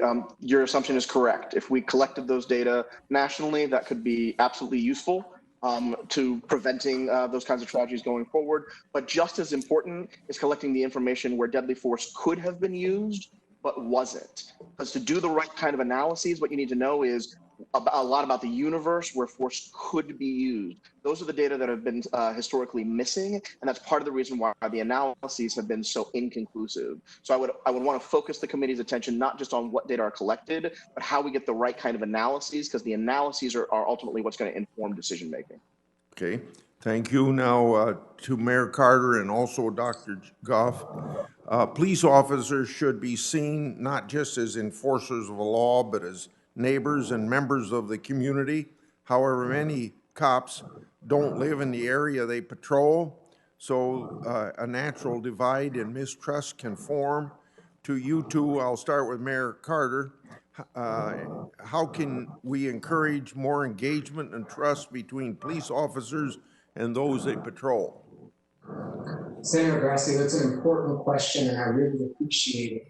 I heard a conversation earlier about what the officers look like. I think that's a part of the conversation. But much more importantly, I think what you're getting at is officers who are integrated into the community, who know our community as well. It's not just about hiring an officer and getting some people to understand it. It's about people who are a part of the community in the first place. My father always says, if you know a community, if you know people very well, and you go to your children go to school there, you can come up with a whole lot of ways or reasons not to shoot someone. And I think that's very important. We have a number of examples of ways that departments across the country are trying to identify people. We have a Police Explorers program, a Law Enforcement Career Pathways Academy that's designed to take young people out of high schools, out of our local neighborhoods, and make police officers more funding for things like that, more funding for incentives for officers to live in the community would help. Okay, and I'll yield after Dr. Oh, I'm sorry, did I interrupt him? Dr. Goff, your answer, and then I'll have to yield to the next questioner. No, so absolutely, it can be useful for the community to see themselves reflected in their law enforcement protectors. I would also say, though, the focus, to the degree that we can keep there, should be on law enforcement culture, not just on policies. Giving law enforcement the tools to make sure that the people who advance and the people who get fired, the people who get hired, reflect the cultural values of protecting the community and investing in community empowerment and voice, rather than just sets of policies which may or may not get fired. Culture eats policies for breakfast, and we do well to remember that as we revise our interventions. Thank you. Senator Leahy.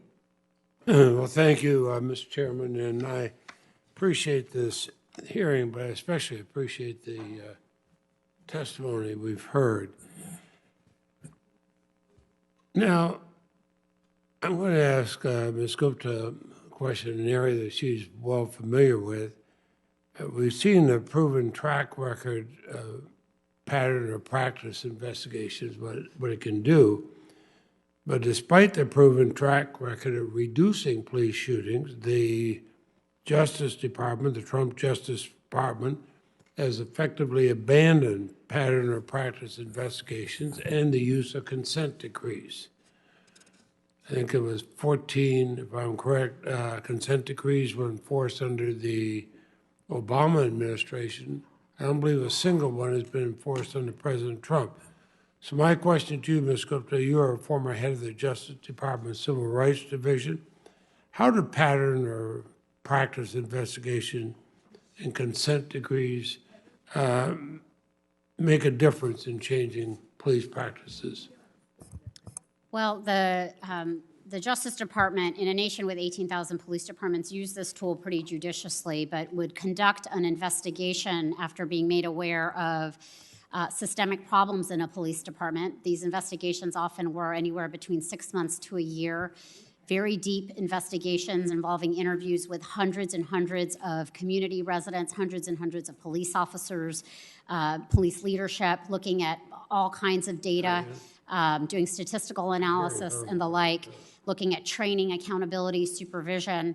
And if their Justice Department made a finding of systemic unconstitutional policing problems in a jurisdiction, it would produce a report, make public the findings of this report, and begin to negotiate a consent decree. On rare occasions, it would involve litigation, but in most instances, the jurisdiction, the city, would settle and produce a far-yielding document that would allow, because it would be filed with a federal judge, allow for politics to be taken out and long-term sustainable change over the course of whatever political administrations may come and go. And it could And take that's several the years. reason I asked the question. Does it send a message if you don't use these tools, if you have documented police misconduct? Doesn't that say, well, we're just going to close our eye to it?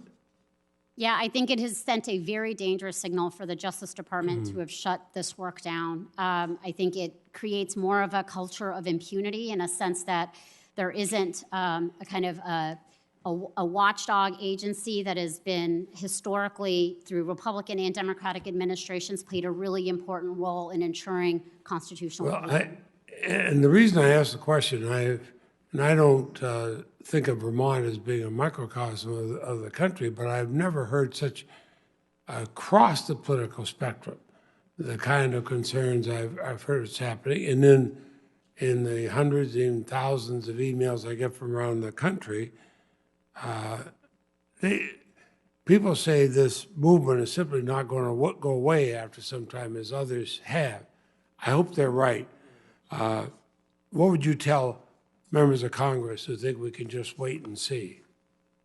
This waiting and seeing will mean more people will die. And Thank you. And I think it will undermine any sense that we have a legal system that is legitimate and fair in people's eyes, and ultimately that undermines public safety. Well, I happen to agree with you, and it's we have to keep talking about it. I have a question for Mr. Merritt on with any other civil rights issue, legal protections against police brutality will only be meaningful if they can be enforced in a court of law. I'm a lawyer, I was a prosecutor, I was a trial lawyer. Many who oppose making changes to the qualified immunity doctrine. And it's been pretty evident it's prevented victims of even horrific police brutality from getting redress in court. They argue that it's going to open excess litigation and prosecution of police officers. How do you respond to that, Mr. Merritt? First, I'll say that we've done a review of case law in the area, and there are several officers over an expansive period of time that have been granted qualified immunity for applying a knee to someone's body and them expiring during the course of that. In other words, Derek Chauvin is ripe to benefit from the protections of qualified. In other words, using the knee to kill somebody. That's correct. Stated plainly, using the knee to kill somebody is the kind of thing that gets you qualified immunity in America. The scary thing is, the concern is that if you remove qualified immunity, you flood the courts with cases of officers killing people. Most nations don't kill that many people that's a legitimate concern. Only in America is that a problem. So the answer, of course, to the question is stop killing so many people. Thank you. You said what was on my mind. Right. I have other questions. Can I submit them for the Absolutely. Senator Cornyn. And I thank all the witnesses. Thank you. Senator Cornyn. Thank you, Mr. Chairman. I'd like to ask the witnesses to tell us if they believe that the police department and the police in America are systemically racist. Does anybody, would anybody like to raise their hand agreeing with that statement? Mr. Merritt? I'm sorry, Professor Logan. Professor Logan, I can't see that far away, I'm sorry.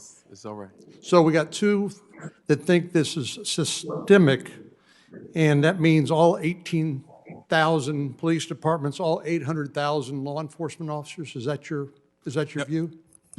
I think if you couch it in the system and not meet, I don't know all 18,000, but the system in and of itself has systemic racism. I'm sorry, if I may, Senator. The reason that I've observed that all police in America is embroidered in a systematic racism is because their mission is bad. We empower our police to go over police inner city communities, to go in there and find drugs and guns and punish wrongdoers. The issue is the problems in the inner city community are blight or poverty or sickness or homelessness. those aren't situations that are necessarily remedied by a man with a gun, but rather the appropriate social workers, for example, or healthcare workers that would remedy the problem. When we over-concentrate our communities with black and brown communities specifically with militarized policing, what you're going to have is disproportionate use of force and incarceration of black and brown people. Well, Mr. Merritt, to the extent that you are suggesting that we're asking our law enforcement officials to do more than just enforce the law, to be social workers, mental health providers, and the like. I think Chief Brown, formerly of the Dallas Police Department, said we ask our police to do too much. And that's probably true in my view. A number of jurisdictions have experimented successfully with a team approach. For example, to try to reduce or de-escalate the confrontation when it comes to people with mental illness or the like. And certainly, I think all of us see the benefit of de-escalation training. But to what extent is the problem that we have with excessive use of force and lack of trust with the police a matter of class as opposed to race? In other words, it doesn't depend on the color of your skin, but whether you're poor or lack opportunities in our society. Senator Corden, in the United States of America, it's a little difficult to disentangle those two, and I don't think there's an institution in this country that isn't suffering from structural racism given our history. I think the goal of taking action in this moment is to recognize that there are things that Congress can do to end the killings in our streets, to provide law enforcement with greater training, support, to make national standards on things that frankly should have been national standards years ago. This is the time to take action given the pain on the streets and in communities, and this is just the reality of what communities have been experiencing, but there is Ms. Gupta, action I don't have very long to ask questions, so let me ask you, you changed the phrase from systemic to structural racism. What does that mean? That means everything, every institution, every person in America is a racist? It means that there is bias built into existing institutions. And the policing, there have been any number of courageous police chiefs that have spoken to the history of systemic racism in policing as well. Do you think systemic or structural racism can exist in a system that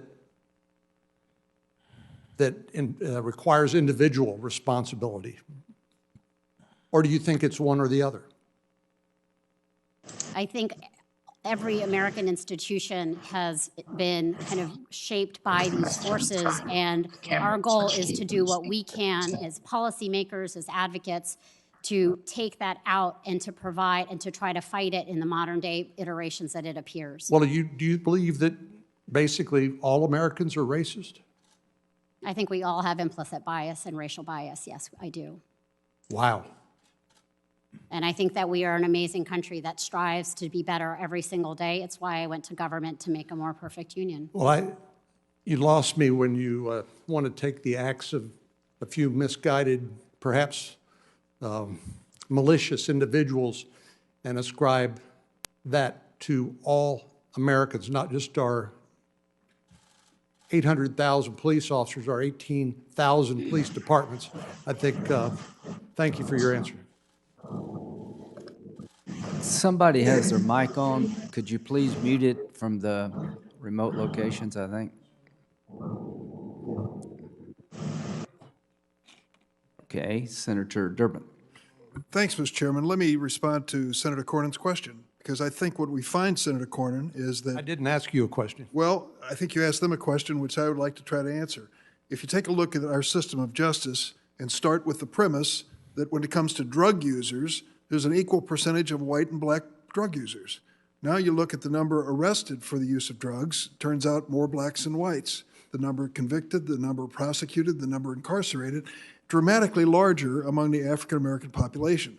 There's something built into our system that doesn't equate actual criminal conduct or criminal disposition towards the penalties that we assess. And my only suggestion is that could well be a function of poverty as opposed to color. How it starts, I'm not sure, but I can tell you at the end of the system, the result is the same. Can I mention two other issues, if I can, that the chairman has raised, and I'd like for him to consider this. Back in the day, before I was elected to Congress, I was defending the sheriff of a rural county in Illinois, and he was being sued for the mistreatment of a prisoner in jail. How did I end up defending him? Not because I was the state's attorney, not because I was in public office, but because I worked for an insurance company. And it turned out that DeWitt County, Illinois, had an insurance policy that covered the sheriff. So when the sheriff was sued for wrongdoing as the sheriff, ultimately, the county, DeWitt County, stepped in and indemnified him for any liability he might have.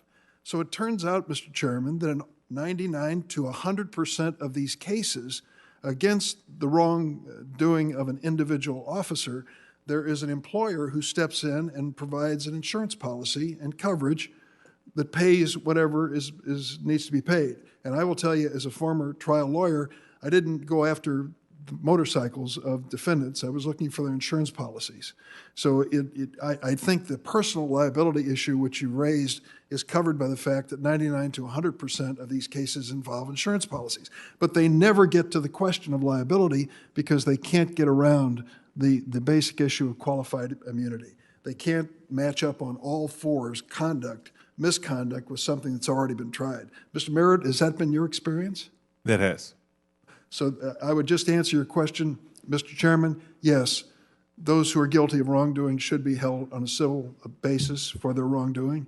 And no, it would not mean that their homes would be taken away from their wives in that regard. Can I ask this question, if I might? We've talked a lot about the conduct of those who are in law enforcement. And I recently had a roundtable last Friday in Chicago and a representative of the National Alliance on Mental Illness. Now, we all know that mental illness is part of this conversation. And what we found was kind of an eye-opener from the viewpoint of law enforcement officers. The highest incidence of suicide among any profession in America are men and women in law enforcement. And they have 5 times as frequently PTSD and depression. It appears that there are some issues with their lifestyle, their job, the availability of weapons, the stress they go through, that create a very vulnerable population among law enforcement officials. I believe we need to address, and why I'm happy to co-sponsor this legislation of Senators Booker and Harris and others, I believe we need to address that side of the equation. I believe there's been, and we've seen it in videotape and proven it with DNA, there has been racism and unfairness in our administration of justice. But we also try to address, at least in parts of this bill, the training of those who are in law enforcement, to try to find those who are not stable, those who are not fair, those who are too biased, and those who shouldn't have a badge and a gun. And so let me just address that for a moment. Ms. Gupta, would you like to address that issue? It strikes me that we've got to consider that aspect of it if we want a police force in the future that we can count on not to repeat what the sins of the past. Yeah, I mean, on these issues, the Justice Department consent decrees always had provisions on officer wellness, and because the mental health issues among police officers was a big concern around accountability issues, discipline issues, and the like, and that was built into these consent decrees because they had to be taken seriously. And the other issue that you just mentioned around de-escalation, use of force, different training, bringing mental health teams in so that mental health professionals were paired with police officers when arriving on the scene with people in mental health crisis was another thing that was a really common theme. But both of these issues around mental health and policing were really important. The last point I'll make is questions have been raised. Why, when the one officer with his knee on the neck of that poor man, literally killing him, was engaged in that conduct while he was, I believe he had shackled, he had cuffs on at some point, so he was no visible threat. What were the other 3 officers doing? Why wasn't there some attempt at intervention? And some have explained to me that because there is a military structure to our police that the chain of command makes peer intervention difficult, if not impossible. And I think we have to address that when we talk about policing in the future. Thank you. Senator Lee. Thank you very much, Mr. Chairman. We all know that about the brutal and senseless killing of George Floyd in Minneapolis. There's no excuse, nor can there be, for what the police did to Mr. Floyd. His killers, fortunately, are being brought to justice. His death, we hope, will not be remembered solely for being the senseless act of violence that falsely was launched in his name, but rather, hopefully, his memory will be made permanent in our national consciousness, in the long-term reform of policing policies across our country. In my home state of Utah, the city of Ogden is still mourning over another death, that of police officer Nate Lyday. On May 28th, a woman called 911 saying that her husband was threatening her life. Lyday and a group of officers arrived promptly at the home. The man inside the home began shooting at them from inside. Lyday was mortally wounded. Officer Lyday was only 24 years old. He was about to celebrate his 5th wedding anniversary to his wife, Ashley. He had been on the job as a police officer for just 15 months. By all accounts, Officer Lyday did his job honorably and completely, very much up until the moment he drew his last breath after being mortally wounded on the job. Nate Lyday was an officer who sought to uphold justice and protect the innocent, even making the ultimate sacrifice on behalf of a threatened and fearful family. Nate Lyday's loss really is our loss. It's a loss for everyone. George Floyd's loss is also our loss. It's a loss for everyone as well. And we ought to remember and revere them both. I think we can do precisely that. And the residents of Ogden, Utah are a good example of how that can happen. They came together for a peaceful protest in order to draw attention to both of these tragic deaths. This was a protest that ended and started peacefully and brought members of the Ogden community together rather than pulling them apart. So this is an important issue. It's one that we've got to continue to focus on. In 2012 in Camden, New Jersey, Camden, New Jersey had the highest rate of crime in the entire nation, as I understand it. In addition to rampant crime, the police department in Camden, New Jersey discovered extensive corruption among the police force, with officers routinely planting evidence on suspects, fabricating reports, and in many circumstances, committing perjury. This behavior was so pervasive that a total of 88 convictions had to be reversed as a result of it. And as a result of this fallout, the governor and the mayor decided to disband the Camden, New Jersey police force and transferred the policing of the city over to the county. Now, notably, the rebuilding of this new Metro Police Department moved forward without the involvement of a number of people who had previously been involved in it, including the police union. Officers from the disbanded Camden Police Department were invited to apply for the new police force, and over 100 of them, a little less than half as far as we can tell, were eventually rehired. But as a result of this restructuring, response times improved. Now a person waiting for a police responder waits, I'm told, an average of 4.4 minutes, instead of the previous average, which I'm told was over 60 minutes. Violent crimes in Camden have dropped 42% in just 7 years.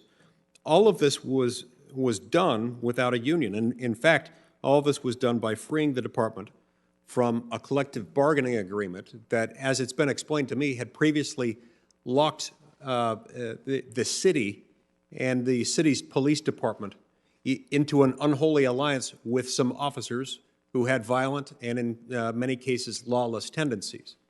And so this brought about what, by all outwardly observable metrics, seemed to be a better set of circumstances. So, Mr. Logan, I want to thank you for being here. and for your healing words. I appreciate your account of the progress that's been made in Camden.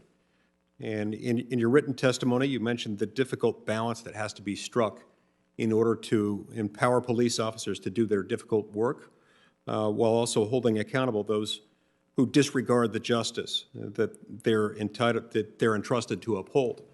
In your view, did this restructuring that happened in Camden, tell me about how it helped to recalibrate that balance between power and authority that you mentioned?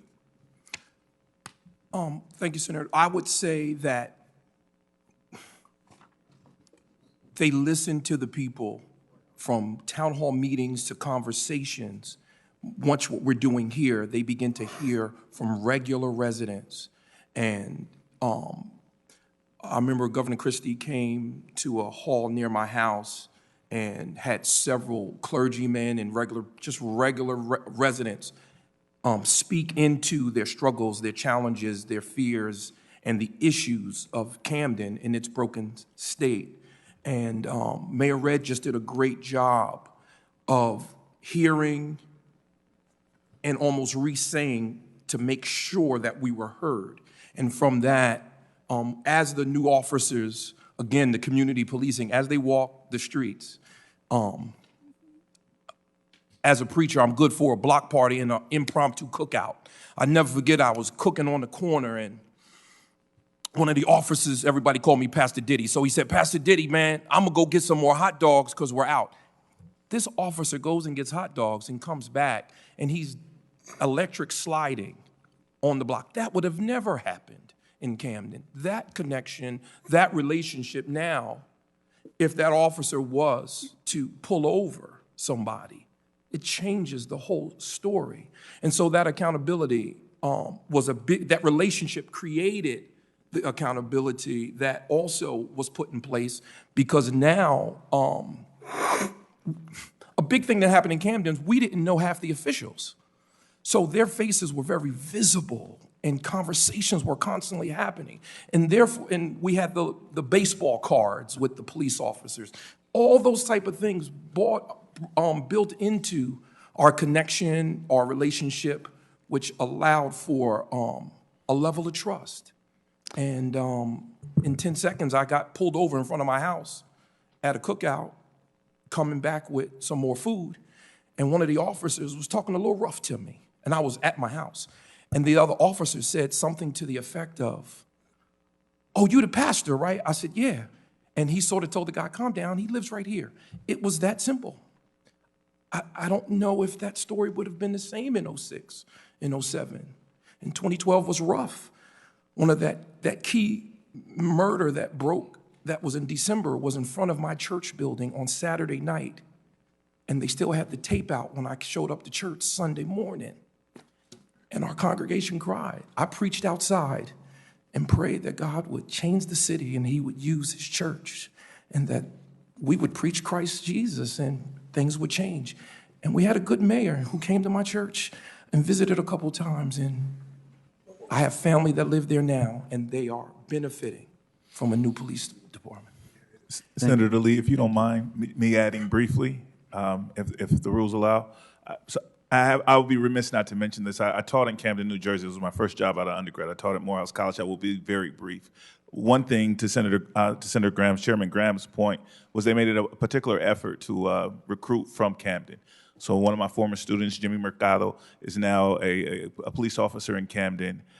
When he goes into some of the rougher neighborhoods, they know Jimmy, right? Just like they knew Pastor here, and that does make a difference to your point, Mr. Graham. And I know this committee is an interesting experience. I enjoy it. Nobody else does. I learn a lot.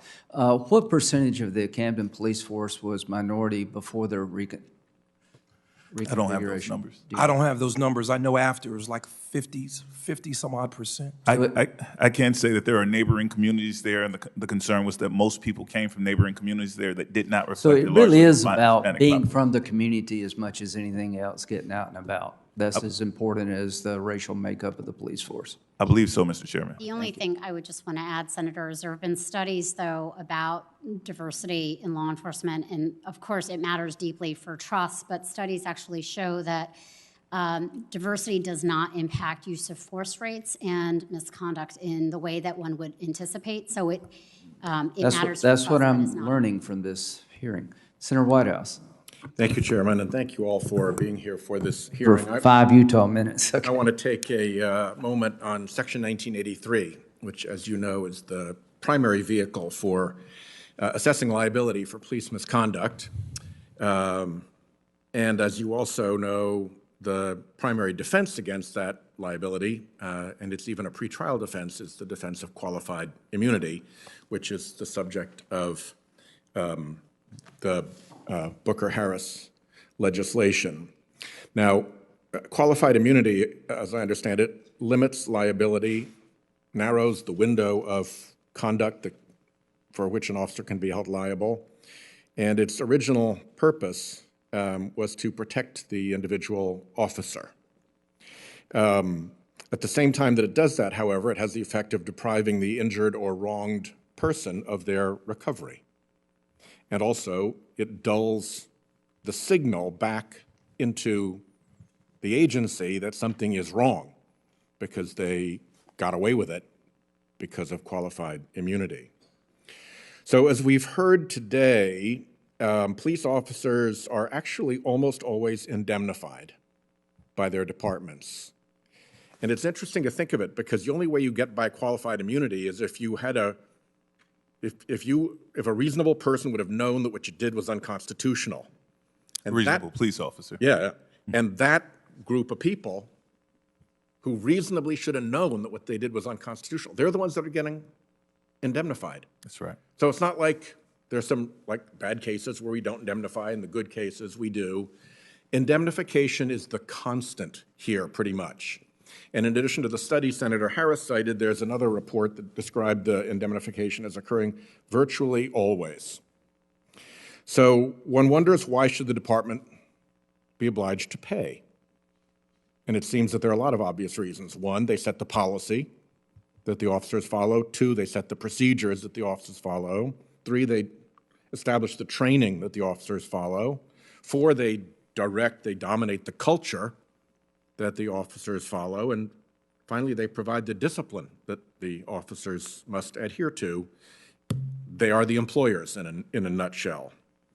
So I look outside of the police cases to regular employer liability, and there you find an ancient doctrine, vicarious liability, respondeat superior, in which if you're acting within the scope of your employment, your employer owns it.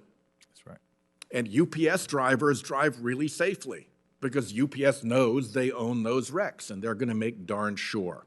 A private company that is paying for security services is going to lean towards hiring bonded security professionals because they know that if they screw up, the company owns it.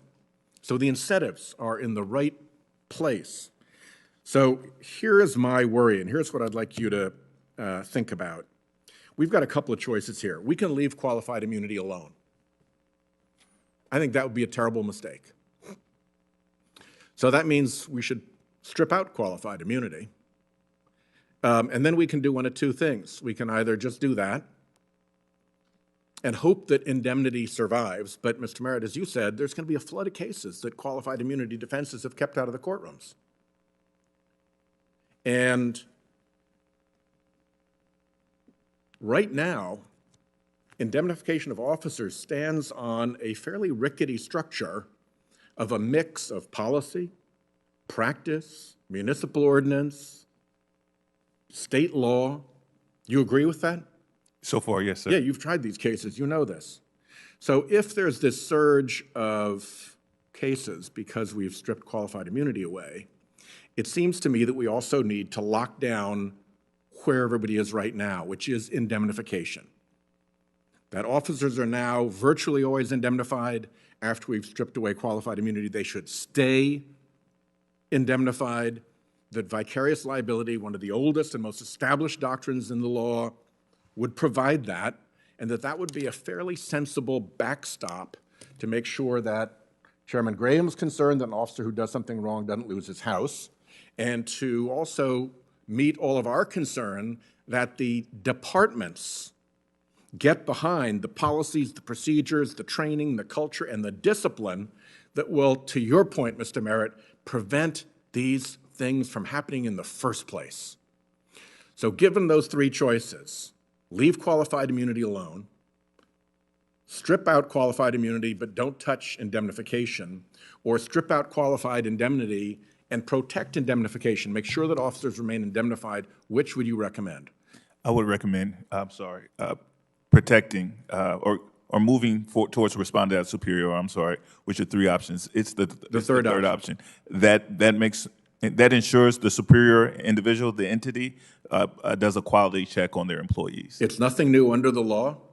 Respondent superior has been around forever, and it's the status quo in these cases as a matter of practice, is it not? That's correct. Ms. Gupta, anything to add? I've gone over 30 seconds, so keep it short. No, I agree. Okay. Thank you. I'll yield back the time I've gone over. Okay, thank you.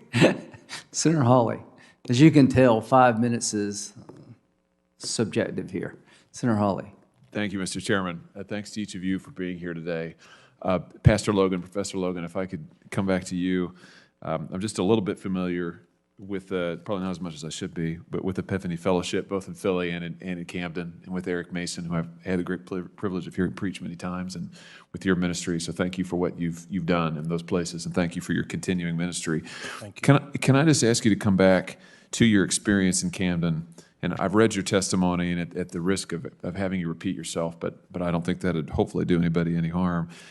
As you talk about the restructuring that you helped participate in there in Camden, and police coming to your block, you say in small groups of 2 or 3, and yeah, I love your line. You said our problems in Camden were not going to be solved overnight. We needed the slow cooker version. I wondered if you could just elaborate on that a little bit more for us. You were doing it with Senator Lee, but could you just pick that back up and talk to us about what that looked like in Camden, what you saw be successful there, about building those relationships and what that meant? Yes, I would say I always talk about crockpot ministry. It takes a long time to work it through. It's not simple, especially when we're trying to change culture. In the murder of George Floyd, he was training, an officer with 17 strikes was training other officers that day, which we would have trained officers with a bad culture, which would have then blended into the culture and added to the systemic issues already. And so if we're going to change something, we have to change culture. So the crockpot reality was listening and learning and then trying to legislate. The crockpot reality, the slow cooker, taking our time, was not going to be just throw money at it. It wasn't going to be just grab 20 African Americans and 20 Latinos and call that diversity. Bootleg versions of patches, but it was going to take a collective overhaul and then a long build out. And I applaud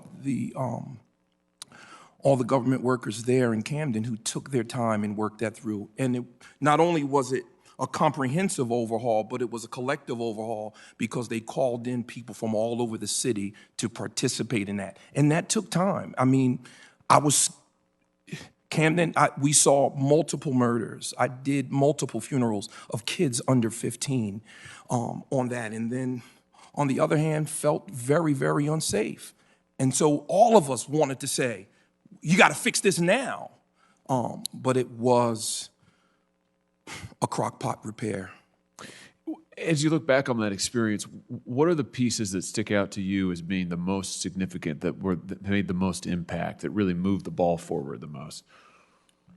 I think it was the community policing, where those conversations and those relationships were developed, where they were visible and active. So that community policing was a big deal. And second was hearing from the residents and from multiple groups, particularly the pastors and different ones. And Mayor Red did good to pull in as many as she could in her time. So that relational community aspect was really a beautiful element that helped greatly. Very, very good. Can I ask you about something else you said in your written testimony?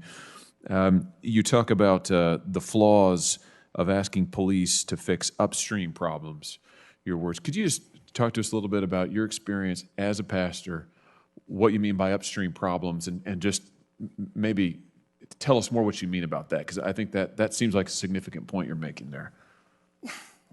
Well, it's been said here on this committee that a police officer is given a task of social worker on the second decision-making, and yes, it's difficult. He's social worker, he's fixing, he's dealing, he's trying to administer mercy, he's trying to do so much. And I want to give credit to those officers who navigate that. But my colleague, Mr. Merritt, has told us that we failed miserably, and we kill a lot of people in America through police, and other countries haven't. So when we if my plumbing backs up, I'm not going to call an electrician because he's probably going to mess up my plumbing. So when we put plumbing problems on electricians, they mess up your plumbing. And so when we put so much on police, and that's why the system is messed up, because they shouldn't have to do that. And so the upstream problem it's difficult navigating and almost unfair. That's why we talk about the brokenness of the system. Okay, last question, Mr. Chairman. Pastor, can you just give us an example? Give us an example of what you think of an upstream problem, a plumbing problem that we're calling an electrician for, just to help us get our hands around it. I'll use a negative. Mr. Brooks in Atlanta, the officers showed up to ask him to talk with him. I felt that they were applying not just justice, but mercy. He was saying, I can just walk home. And so now they're navigating a few areas. Are they supposed to do justice and lock him up? Are they supposed to do mercy and honor and say, look, I'm asleep, I can go home? And so in light of that is so much to juggle and handle.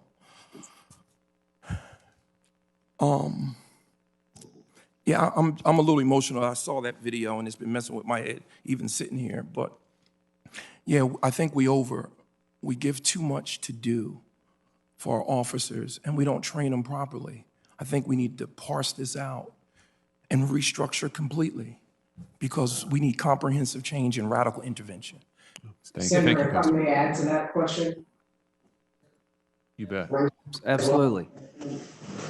What we're finding out is that no amount of law enforcement, no amount of officers, no amount of use of force can secure a community that's stuck in poverty. Well, police officers tell us we can't be the social workers, we can't be the mental and chemical health therapists, we can't be the housing counselors and all of these other things that this community needs. They're telling us what our communities need from their perspective on the ground. And so if we can find, as I was alluding to earlier, again, $200 billion a year to pump into police and prisons, we can never find the resources to raise the minimum wage, to clear the Section 8 waiting list, and to provide those social workers and all of those other things that our officers are telling us that they need. Well, then those are some of the upstream problems that officers are constantly trying to tell us that we need to address. That's why we're putting social workers in the call to connect people to stability, to support, to solutions, instead of just creating deeper crisis when we find people who are in crisis. Yeah. Thank you, Mayor. Thank you, Mr. Chairman. Thank you. Senator Klobuchar. Thank you very much, Mr. Chairman. I think I'll lead off with that, and I appreciate Mr. Logan's words and his emotion, because I think we're all feeling that. Mayor Carter, it was hard to hear parts of your story, but just so my colleagues can hear it, you were talking about how your grandpa, Melvin Sr., worked at that railroad in Minnesota, and how he was called George. In fact, all the porters were called George, so that the white passengers only had to hear one name. And then out of that, and learn one name, your dad becomes one of the first African-American police officers in the city of St. Paul. And you talked about how you thought about your dad, and I know still do, and the people around him, the officers he knew as superheroes. And I guess my question is how you talk to those police officers now, some of whom you knew growing up, about why it is so important to have this systemic change with policing, from your personal experience. Senator, thank you for the question, and I think that's really important to note. Our officers are just as disgusted by the video of George Floyd's murder. I had one officer recently say to me, I signed up for a dangerous job, but the notion that I could be hurt because someone's upset about something that some other officer did in some other jurisdiction, that makes me frustrated. And so we are connected with our officers, and they know that those instances don't serve them well, and they don't want to serve next to those officers, and they're frustrated. Cannot get my children, all of our children deserve to be able to look at our officers as those superheroes in the way that I did growing up. That's one of the reasons why it's so important, as you mentioned, we constantly integrate our officers into our community, that we're working. We have established under Chief Axtell, our police chief, we've significantly grown our community engagement division in our police department. We've established those initiatives that I mentioned earlier to ensure that we're providing pathways for young people who grow up in our city, who go to our public schools, to become officers and to serve the city, both as officers, as paramedics, as EMTs, as firefighters. That is critical. They're out at our community, as you are. You've seen them, Senator. They're out at our communities. They're engaging with people on a direct basis, so that their only engagement with people isn't just there's something wrong and I'm here to arrest you. We talk to our officers all the time about that. It's a part of our training. It's a part of our mission. And our chief always asks folks as we go about the work, in the words of our chief, of putting deposits into our bank of trust before we ever have to make a withdrawal. Okay, thank you. And I'm going to ask Ms. Gupta a question, but I'll have you follow up on the record. I know Senator Graham was asking you about other police departments, or you were responding to his question about Minneapolis, and I think you were trying to make the point that this is happening all over the country, and it's not just in one department. So I want to give you a chance on the record later to answer that, but I'm going to turn my remaining time to Ms. Gupta. And I think you know, Ms. Gupta, that I led a letter with about 26 senators asking for a pattern and practice investigation from Attorney General Barr of the Minneapolis Police Department. And do you think that such a pattern and practice investigation is needed? Yes. Yes, I do. And I don't know if you're aware, but right before this hearing started, we've done 2 letters now, a group of us. I got a response, and it was from Mr. Boyd, the Assistant Attorney General, and they did not commit to doing this investigation. They said the section may initiate a civil action in the name of the United States and seek appropriate injunctive relief. We will carefully consider the evidence in this case, as well as any additional information that comes to our attention.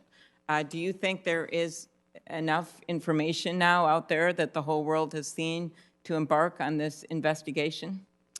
I think the years of systemic problems in the Minneapolis Police Department, coupled with, of course, George Floyd's most recent killing of Mr. Floyd and other police misconduct in Minneapolis by the police department would merit a pattern and practice investigation. There's a pretty abundant amount of evidence. And I also know that some of the consent decrees, when you led the Justice Department Civil Rights Division, actually required police departments to ban the use of chokeholds and other neck restraints. Is that right? That's right. So that's one of the examples of something that could come out of a consent decree that was a result of a pattern and practice investigation. Yes. And then in our state now, because we have not been able to have that Justice Department pattern and practice investigation, in addition to Attorney General's investigation, Attorney General Ellison of the case and his prosecution of the case, we now have our Minnesota Department of Human Rights stepping in to look at the department. And Senator Harris was talking about the importance of having outside investigations, which I strongly supported when I was a prosecutor. We had some issues, as you may know, with the Minneapolis police trying to take those investigations in-house. But in addition to that, states, especially now, if the Justice Department isn't doing pattern and practice, could step in to actually oversee these investigations, but as well as oversee a similar version of a pattern and practice. Could you address that?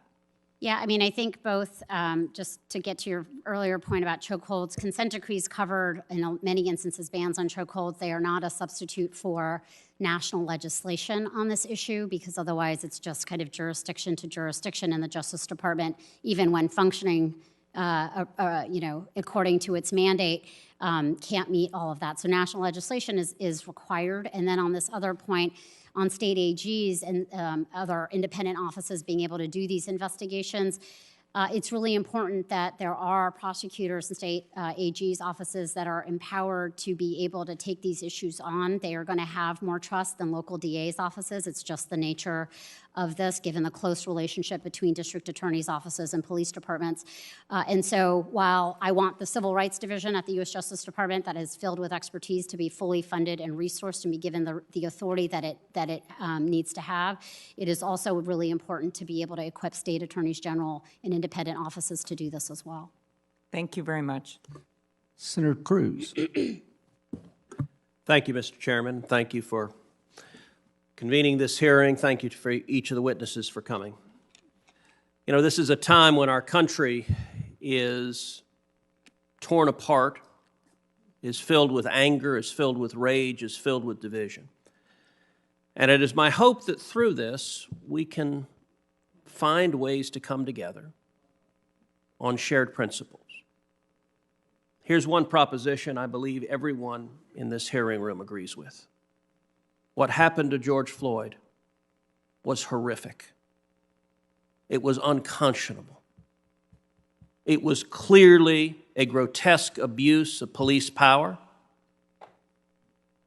and the officers that carried it out are rightly being prosecuted. To the best of my knowledge, every witness here today agrees with those statements, and every senator on this committee agrees with those statements. I think all of us, regardless of party, should demand justice and should demand that the law be applied fairly, regardless of race. That's a promise that our country was founded aspiring to, and it's a promise that we have had a deeply troubled history working to achieve. I also think it is true that anytime you have government power, there's a risk of abuse. And we have a responsibility to protect individual rights against the abuse of governmental authority. At the same time, I think some of the rhetoric that has been used in the wake of Mr. Floyd's killing has been inaccurate and harmful. A great many of our colleagues use the phrase systemic racism to suggest that the entire criminal justice system is imbued with racism. I don't believe that's accurate. Some of our colleagues have said, and this was a quote from earlier in the hearing, nothing has changed from the days Dr. King stood on the steps of the Lincoln Memorial. I think that proposition is demonstrably false. A great deal has changed since then. Our country has made a journey. As my friend Senator Booker said, Dr. King pointed to the arc of history bending towards justice. We have traveled along that arc. We no longer have Jim Crow laws. We no longer have segregated schools. We no longer have open bigotry that was so pervasive just a generation ago in our country. And I think for young people to say nothing has changed gives them a false and inaccurate picture of this country. When you point to systemic racism, something our Democratic colleagues often point to as the cause of this, it is worth noting in Minneapolis, the police chief is a Democrat. The mayor is an elected Democrat. Every member of the city council is an elected Democrat. The attorney general is an elected Democrat. Both senators are elected Democrats. Now, I don't for a moment believe that every one of those elected officials is part of systemic racism and oppression. And to tell the American citizens that's what's going on is misleading them, and it's harmful. Are there bigots? Yes. Are there people who violate the law? Yes. And when they do so, they should be prosecuted, just like the officers who killed Mr. Floyd are prosecuted. But to impugn the integrity of everyone working in law enforcement is a disservice to this nation.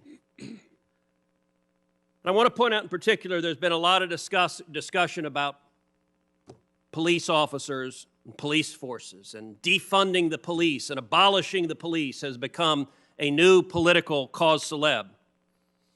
I would like to point this committee to an article that came out just this month, June of 2020. It is entitled "Policing the Police: The Impact of Pattern or Practice Investigations on Crime." And with the chairman's permission, I'd like to enter this article into the record. It is by two economists at Harvard University, hardly a right-wing bastion. Here's what they conclude, and it's a word of caution because there's a lot of discussion from our Democratic friends saying we need more Department of Justice pattern or practice investigations into police departments. That has become one of the frequent refrains. Let me just read from the conclusions of this study, because if we care about saving people's lives, the conclusions of this study should give us real cause for concern. Here's what the study concluded. They examined all of the police departments in which pattern or practice investigations had been launched, and they found a real difference for those investigations where there was not what they called a viral incidence of violence on a civilian. They found that did not increase crime, but here's what they found. All of the investigations that were preceded by viral incidents of deadly force have led to a large and statistically significant increase in homicide and total crimes, and here's their estimate in particular. We estimate that these investigations caused almost 900 excess homicides and almost 34,000 excess felonies. So if the members of this committee agree that Black Lives Matter, demonizing the police, causing them to pull back from protecting people's lives, will predictably cause more black lives to be taken. And so I urge that we proceed with caution, with a commitment to justice, and a commitment to truth. Thanks, Senator Cruz. Senator Coons. Is the senator asking, allowing for responses to that statement? No. Senator Cruz. Thank you, Mr. Chairman. As all of us know, the past 3 weeks since George Floyd was murdered by Minneapolis Police Officer Derek Chauvin, with 3 of his colleagues not intervening, has been both heartbreaking and the response nationally in some ways inspiring. It's ignited a conversation long overdue and that requires that we act.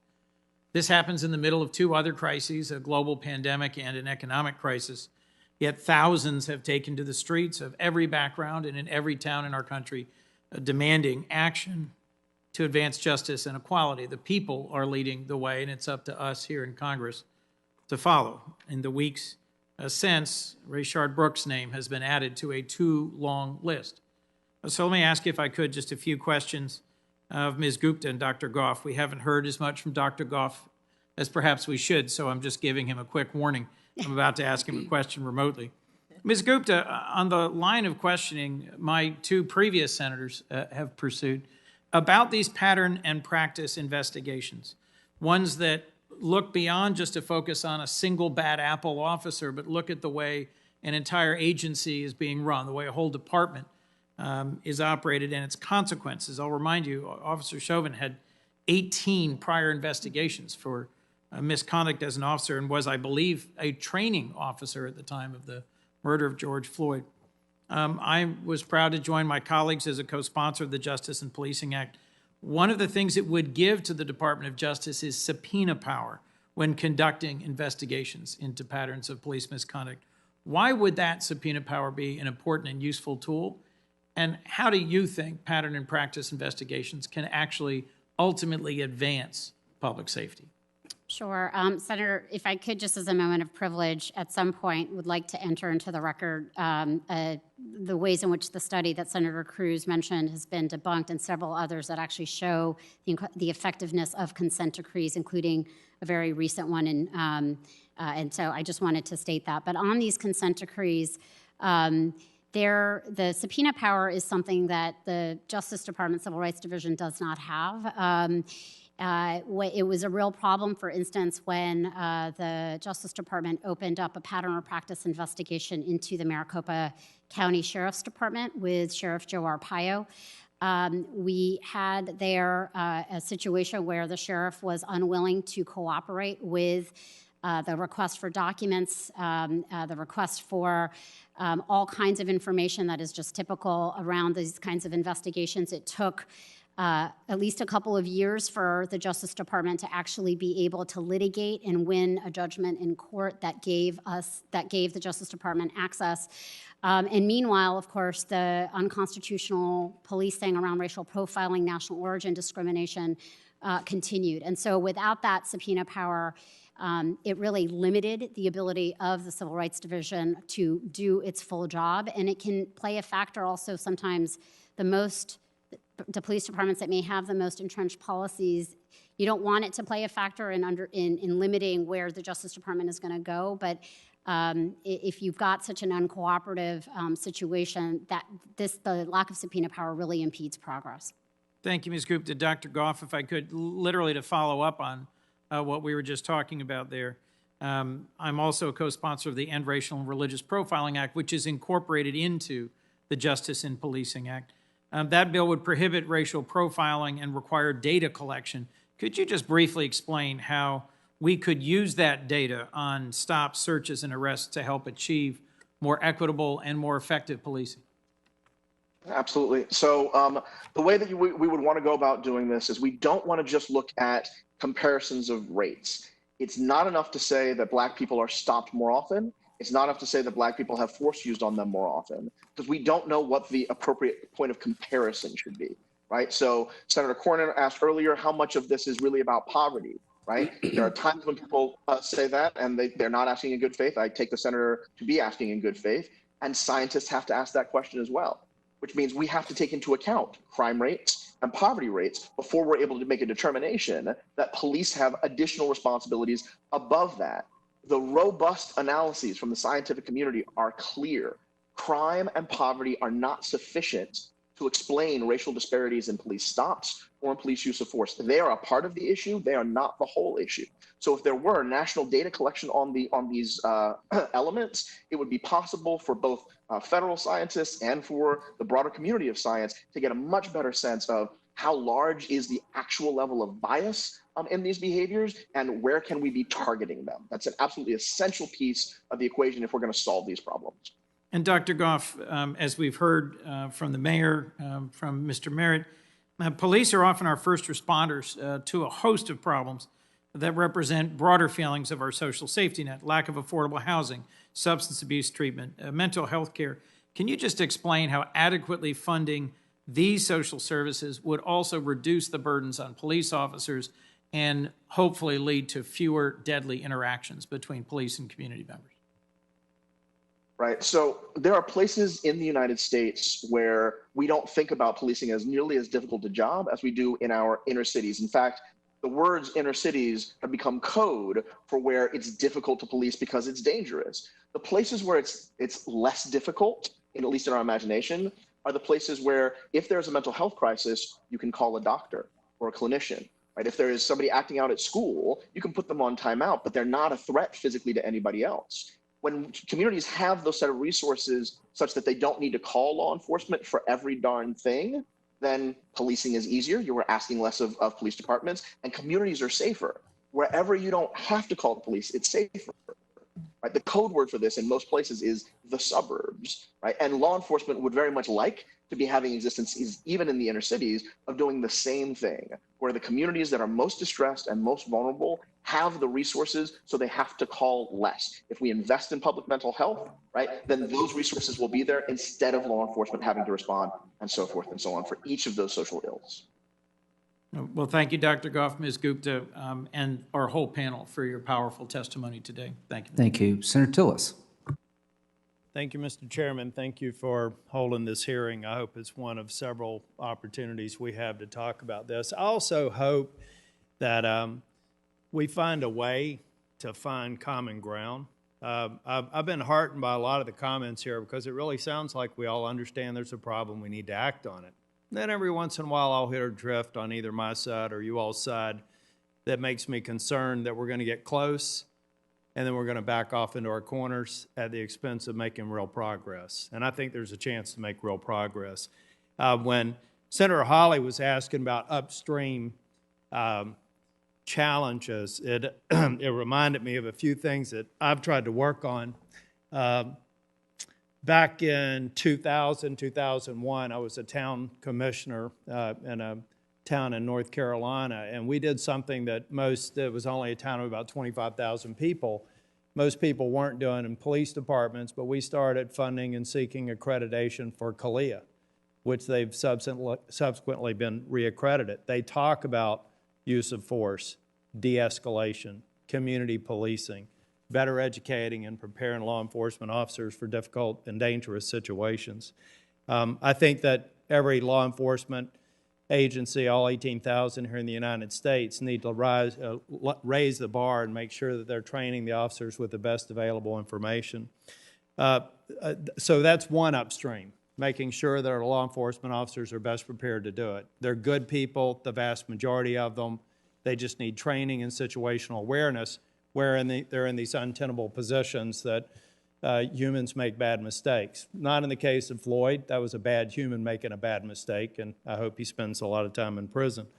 The other upstream, it does go down to the, excuse me, the way that we engage the community. One of the reasons I'm even in the Senate now, or even joined the legislature, is I challenged a two-term Republican for killing an at-risk youth center that I was trying to get put into my community in an area where if we gave these kids an idea of something other than the day that the lives they lived every day, it'd have been a safer community for them and better outcomes. He killed it, and then I killed him in a primary. And we're still working on that project. Also, I have to tell you the socioeconomic piece, and Dr. Goff, I'm going to ask you a question on data because I'm a data person myself, but I remember vividly, I lived in a neighborhood in Nashville, Tennessee. Family fell on hard times, had to sell the house, moved into a trailer park about a mile and a half down the road. I can tell you, the police were cruising through that trailer park a hell of a lot more than that house I lived in a mile and a half down the road, and they looked at you differently. So there is a socioeconomic and racial component to this that we just have to recognize and work on it. Now, Dr. Goff, I think that data ultimately is going to help us do a better job of coming up with good decisions that we can come together on.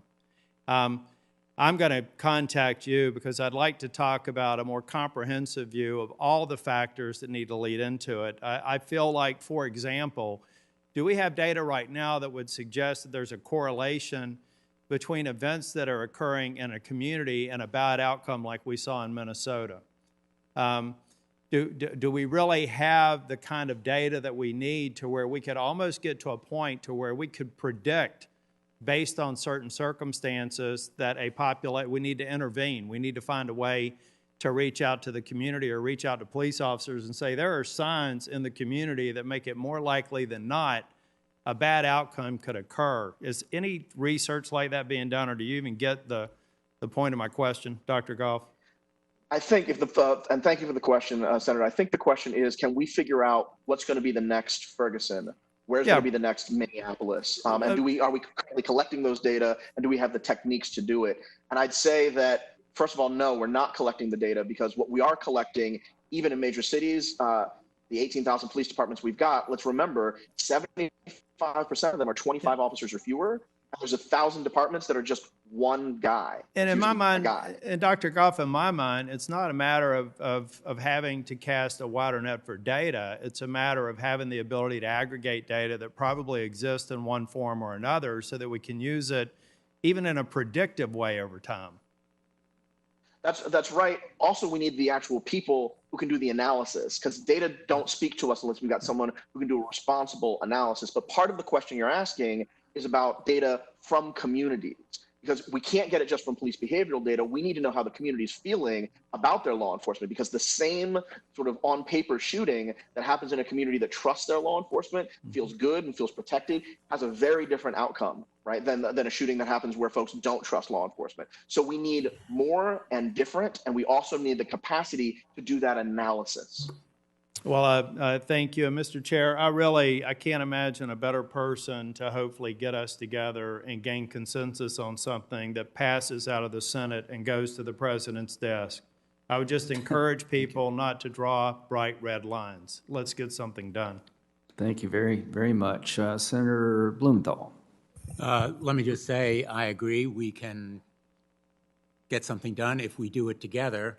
And I think we're going to have to do it in the Congress because, frankly, the elephant in this room is the President of the United States, who issued an executive order today that I think almost everyone privately would agree is mostly empty promises, no real change, no real standards that can be imposed. And so we're going to have to do it on our own. I want to really lift up and give voice to some of the young people I have heard at demonstrations all around the state of Connecticut, 10 or 12 of them. A young woman, Imani Tyson, she's 16 years old, in high school in Bridgeport, and she's telling us, wake up, stand up, they're going to knock you down, stand up, they're going to run you around, stand up. I want to enter into the record all of her Without objection. poetry. Without objection. The voice of Dion Forbes, 10 years old, 6 years younger than Imani. They kill us because we are strong. They kill us because we are powerful. Our lives matter. We deserve to breathe. That's what he said in a rally on Sunday, standing before 300 or so people in downtown New Haven. And a young musician who stood with him, Dunn Pearson, who said, I'm here to say, unfortunately, I don't know a black man who is not in some way George Floyd. I simply want to meet some black man in my lifetime who has never had any negative encounter with police. I could cite countless other voices. I think that Americans are awakening to them, partly as a result of my wonderful colleagues, Senators Booker and Harris. But I think we are at a moment of reckoning. And as a prosecutor, as a law enforcement person for most of my career, 4.5 years as a United States attorney and 20 years as Attorney General, I know that the best laws on the books are dead letter if they are unenforced. Almost 6 years ago, I helped to lead the Death in Custody Act, which required reporting of all deaths in custody. That law has never been implemented. The GAO reported its lack of implementation in 2018, and we still don't have those numbers or information. I think we need far more than numbers and information. We need real enforcement. And I will say that what really concentrates the mind is the prospect of a criminal conviction, a felony federal conviction. So I want to ask Ms. Gupta about Section 242. One of the principal steps in the Policing and Justice Act that you endorse persuasively in your testimony is the change in state of mind requirement. that would be required, from willfully to knowingly with reckless disregard. You were responsible in the Department of Justice for helping to enforce this measure. Would you please explain to Americans why that change would make a difference and why it would act as a deterrent to the kind of brutal killing that we saw in George Floyd and the other countless atrocities that have happened in recent weeks and months? Yeah, currently the Justice Department has only one statute that they can use to prosecute police officers who violate the law criminally, and it has the highest criminal intent standard there is in the law. It requires not only that a prosecutor be able to prove that the officer used an unreasonable amount of force, but also that the officer at the time knew that what he or she was doing was unlawful, but did it anyway. And it's the willfulness standard. It has meant in far too many cases that have been terrible, terrible cases that the Justice Department has actually not had jurisdiction to prosecute. Justice Department prosecutors have long wanted to be able to expand their charging options to allow for prosecution of police misconduct cases in the criminal context with a slightly lower standard that would include reckless negligence. That having Congress give the Justice Department prosecutors this additional charging option would go a long way to ensuring that criminal individual officers that engage in these blatantly acts of misconduct would actually be held to account. Thank you. That is one of the actions that this Congress could take, that the Department of Justice would take directly, as opposed to providing incentives or carrots and sticks, but that is the kind of action that the Department of Justice, the United States of America, could take to hold accountable police directly, correct? Yeah, this provision is in the Justice and Policing Act. And I just want to say, for any of us that watched that video, perhaps too many times, of Officer Chauvin with his knee on George Floyd's neck, he looked straight into the cameras. He looked at them for a long time because he in no world imagined that he would ever be held to account for his actions. Because over and over again in this country, there has not been accountability, criminally or civil, for qualified immunity protections for officers that act this way. And there is simply no way to understand the look on Officer Chauvin's face and not look directly at our completely poor systems of accountability, which is why, in part, the Leadership Conference has pushed for these provisions to be made into law. And as opposed to a civil action where there may be indemnification, when a policeman or anybody else is convicted of a crime, he or she has to serve the time. There's no indemnification there, correct? Yes, and criminal accountability, as we all know, is different. I think it carries a different weight, but obviously criminal accountability, and I will say this, I said this when I was at the Justice Department, is not a substitute for the systemic reform and the kind of reforms that deal with the culture of policing, that deal with the training and the accountability systems and the like, but it is a crucial part of the kind of tools that are required. And I'll just finish by saying I totally agree with you on systemic reform. I think that the Justice and Policing Act is a great and powerful first step toward it. I think criminal culpability is a pretty powerful deterrent to police misconduct. And we need to widen the lens and make sure we eradicate racism in education and healthcare and housing. But it's a pretty powerful deterrent if we can adopt that kind of change. Thank you. Senator, thank you. Senator Ernst. Thank you very much. This has been just truly an exceptional discussion, I think, this afternoon, and something that is very long overdue. So thank you, Mr. Chair, very much for holding this session today. You know, as a senator, we try to be very objective as we see different situations in front of us, and you try not to have a personal reaction. But I think every single one of us, as we watch the video of George Floyd, had a very visceral, very personal reaction. And especially as Mr. Floyd was in his last breath, calling out to his mother.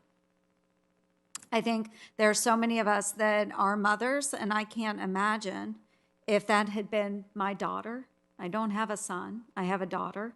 If that had been her, that had been abused by a person in authority. It should never happen. It should never happen. And that person in authority was a police officer. So we are brought here today to reckon with that fact and to understand that there has been injustice for a very long time. And this is a very uncomfortable conversation that some of us are having. It is very uncomfortable because we don't like to talk about racism, and we don't like to talk about the fact that there might be injustice in this wonderful country. And it is a wonderful country, which is why we have the opportunity to come together and work together and correct some of these things. So I'm just really grateful to have the opportunity to be part of a group that will be able to make some difference. So Senator Grassley did mention that Iowa is leading the way. They have already passed a criminal justice reform bill. And I'm very proud of them. It was historic. And our Governor, Kim Reynolds, she signed House File 2647, which really is historic police reform, adding additional accountability for law enforcement that benefits both the community and those in policing. The bill included, and this is just a few of those key reforms, they are prohibiting the use of chokeholds. I think that's a wonderful step that all of our states need to grab hold of, literally. Preventing an officer from being hired in Iowa if they have previously been fired for misconduct, which is something we have seen over and over again, the rehiring of those bad apples. Mandating yearly anti-bias and de-escalation training. And the bill allows the Iowa Attorney General to prosecute a criminal offense committed by an officer if their actions result in the death of another, which is an important step. And here's something else that's pretty darn remarkable about the bill, is that it passed unanimously in both of our bodies, the House and the Iowa Senate. There was not a single point of dissension. And I truly hope that within this body we can all come together. There will be some items that maybe we don't agree on, but let's find a path forward. Let's find a way. And let's see if we can come together and have a unanimous decision in this body. So there is a lot of talk about defunding the police. And I know that that's a quick and provocative soundbite, but I think there are other ways that we can go about reforming police. I do believe that we can add additional support for our police, whether it's the form of mental health counselors, those that specialize in de-escalation.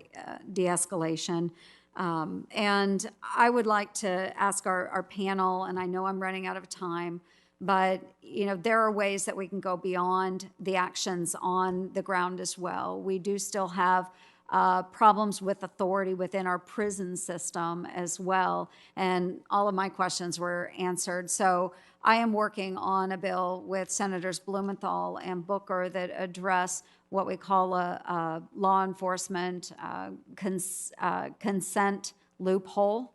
And that is where sexual misconduct occurs in our prison systems, where a correctional officer will gain the consent of an inmate to have sexual intercourse or other sexual activity.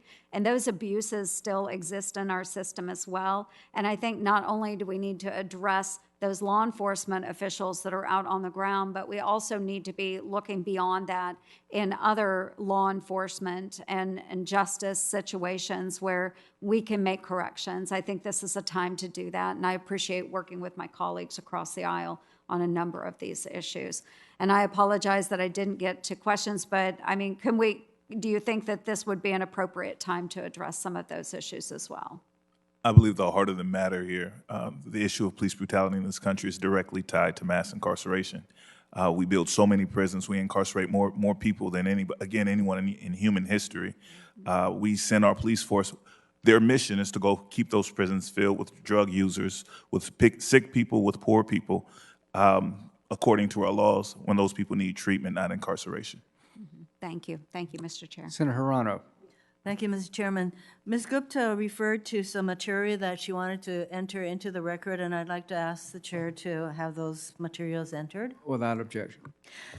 I'd also like to thank Dr. Goff for pointing out that if a community has the resources that it needs and the support, the mental health, other services that it needs, it would not have to call the police as often as many inner city families have to.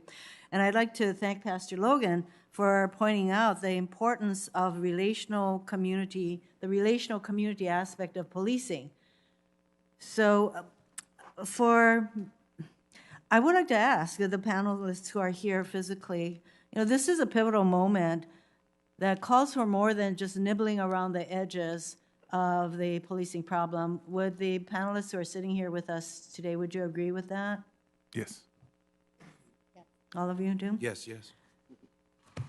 Ms. Gupta, you were in charge, or you oversaw the pattern or practices cases against police misconduct for at least 3 years while you were in the DOJ.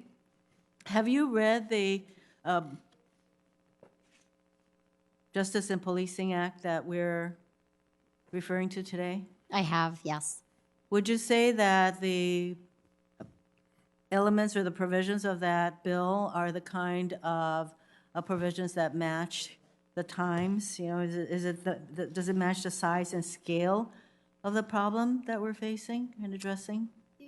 The leadership conference was really pleased to see the accountability framework that we put forth reflected in the Justice and Policing Act. And like many have said, it's a really important, substantial, comprehensive first step that is needed to meet this moment. Mr. Merritt, have you read the Justice and Policing Act? I have. Would you say that this is a good first step for the kind of changes that we need to make? There are critical provisions within the Justice and Policing Act that must pass in order for us to significantly impact the policing culture in America. Ms. Gupta, Attorney General Sessions and Barr have tried to justify not holding police departments accountable by claiming that misconduct is limited to a few bad apples. So how is the bad apple argument used to basically avoid pattern or practice investigations or enforcement against police misconduct? Well, so this Justice Department has continued in instances to prosecute officers for some criminal misconduct, but has completely halted the use of systemic investigations that really get at culture, training, accountability systems, and the like. And they've issued a tiny one out of Springfield, Massachusetts, but have halted the use of this tool and of consent decrees at large. So if your view is that the police department is just a few bad apples and it's not some sort of a systemic problem that requires investigation, you are not going to investigate that police department, which is exactly what Attorney General Barr said regarding the Minneapolis Police Department. Yeah, Congress gave the Justice Department the mandate in 1994 to investigate police departments where there was substantial evidence of pattern and practice of unconstitutional policing. And so I think that this Justice Department has abdicated its responsibility to enforce that mandate and is leaving a set of tools on the table that, frankly, many, even in law enforcement, have thought was very crucial. It was judiciously used, but it was a very vital tool. When Attorney General Sessions was before this committee for his confirmation, I had asked him about the existing consent decrees and whether he intended to live up to them or abide by them, and he did not respond. But I know for a fact that at the time during the Obama administration, there were at least 15 consent decrees. Do you know if those consent decrees are still in effect? They are in effect because they are with Article 3 federal judges. They're within days of Attorney General Sessions begin. He tried to asked the federal court in Maryland to get out of the Baltimore consent decree, but it had already been lodged with an Article III federal judge, and that consent decree is currently in operation. I think that's why these consent decrees are so important in terms of policing reform, because it is a court. They are under the jurisdiction of a court, and you can't politicize it, or these kinds of actions by a police department, and that's why they're really important. And I am more than disappointed that this administration has not entered into a single consent decree in 3 years. Thank you, Mr. Chairman. Thanks, Senator Hirono. Senator Crapo. Thank you, Mr. Chairman. And Mr. Goff, I'd like to start out with you. The Center for Policing Equity, of which you're the CEO and co-founder, as I understand it, has worked with over 250 police departments nationwide and has been dedicated to aiding police departments in understanding and addressing their biases. With that kind of experience nationwide with police departments, I'd like to ask you to just step back a second and tell us what you think the 3 or 4 highest priorities we could focus on here to do the best job we can in legislation at the federal level would be. What would you tell us to focus on at the federal level? So I appreciate the question. There's sort of 2 tracks I would encourage this body to look at. One is, as you've heard basically in unanimous chorus from the panel, is significantly more accountability for law enforcement. More tools on the table for DOJ, and a DOJ that's willing to use those tools. Similarly, we want more tools, we meaning the scientific community and those who work closely with law enforcement, more tools for law enforcement executives to hold their own officers accountable. I talked with police chiefs and sheriffs and superintendents all over the country who want to get rid of the officers that they know are bad, that their training division knows are bad, that their shift lieutenants know are bad. But because of the contracts in place and the high standard one must meet, they can't get rid of the officers they know are going to eventually become a problem. But there's a second track, which we've also been talking about. And I don't want us to be distracted by the language that is used to introduce this idea. Communities that don't have the money to take care of themselves, that don't have the public resources to take care of themselves, and the only thing that gets funding is police, they're going to call the police a lot. That's going to make the community less safe, but it's also starting with communities that are less safe. So there is a second track that I hope will be part of a longer conversation of how to make sure that the most vulnerable and the most forgotten communities of all races, but particularly Black communities, how they're able to get access to resources so they don't need to call the police in the first place. This is not a controversial position. It's a position that police chiefs like. It's a position that communities like. And frankly, I think is as consistent with the American values as any solution we can come out of from this moment. Is that similar to trying to assure that we can actually build the American dream in these communities and that will help? Not just build it up, but build the promise of it for the young people who are coming up looking forward to it. I cannot tell you the number of communities where I go and speak with young people who don't imagine that the American dream that everyone in this room has had an opportunity to be part of, that's part of the future they can aspire towards. And I'm not saying that there is a deficit of hope or aspiration in vulnerable communities. I'm saying that they understand that there's a contract we were supposed to offer to them and that we as a country have broken it. Thank you. And Mayor Carter, could you comment on this? You're a mayor of a city. Could you comment on this second track that Dr. Goff just talked about?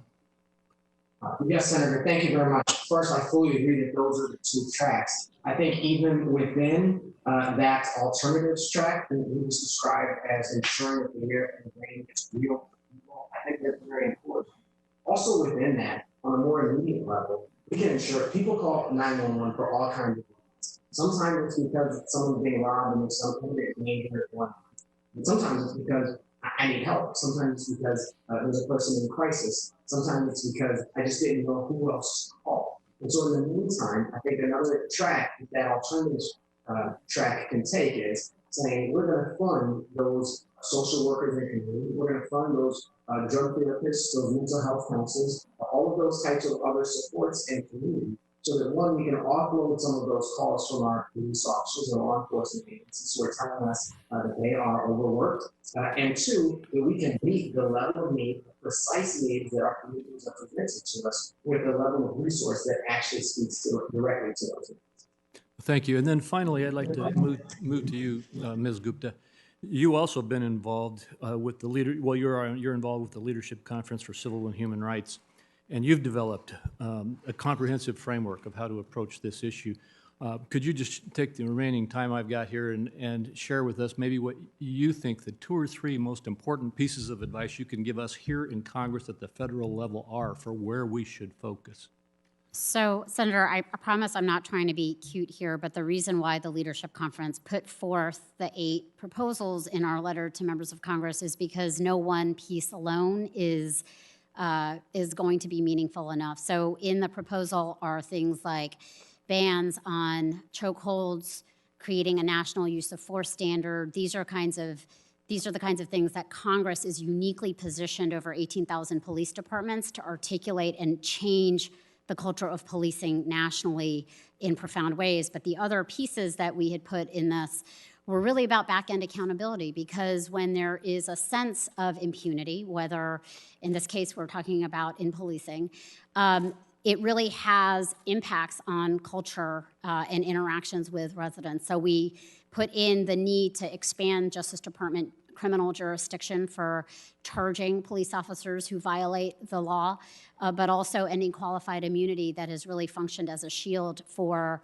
real liability and consequence for officers. So I can't pick apart. We offered this as a comprehensive framework. I was really pleased that the Justice and Policing Act incorporated this framework in, but it really is, in many ways, we need to be reaching at comprehensive steps here.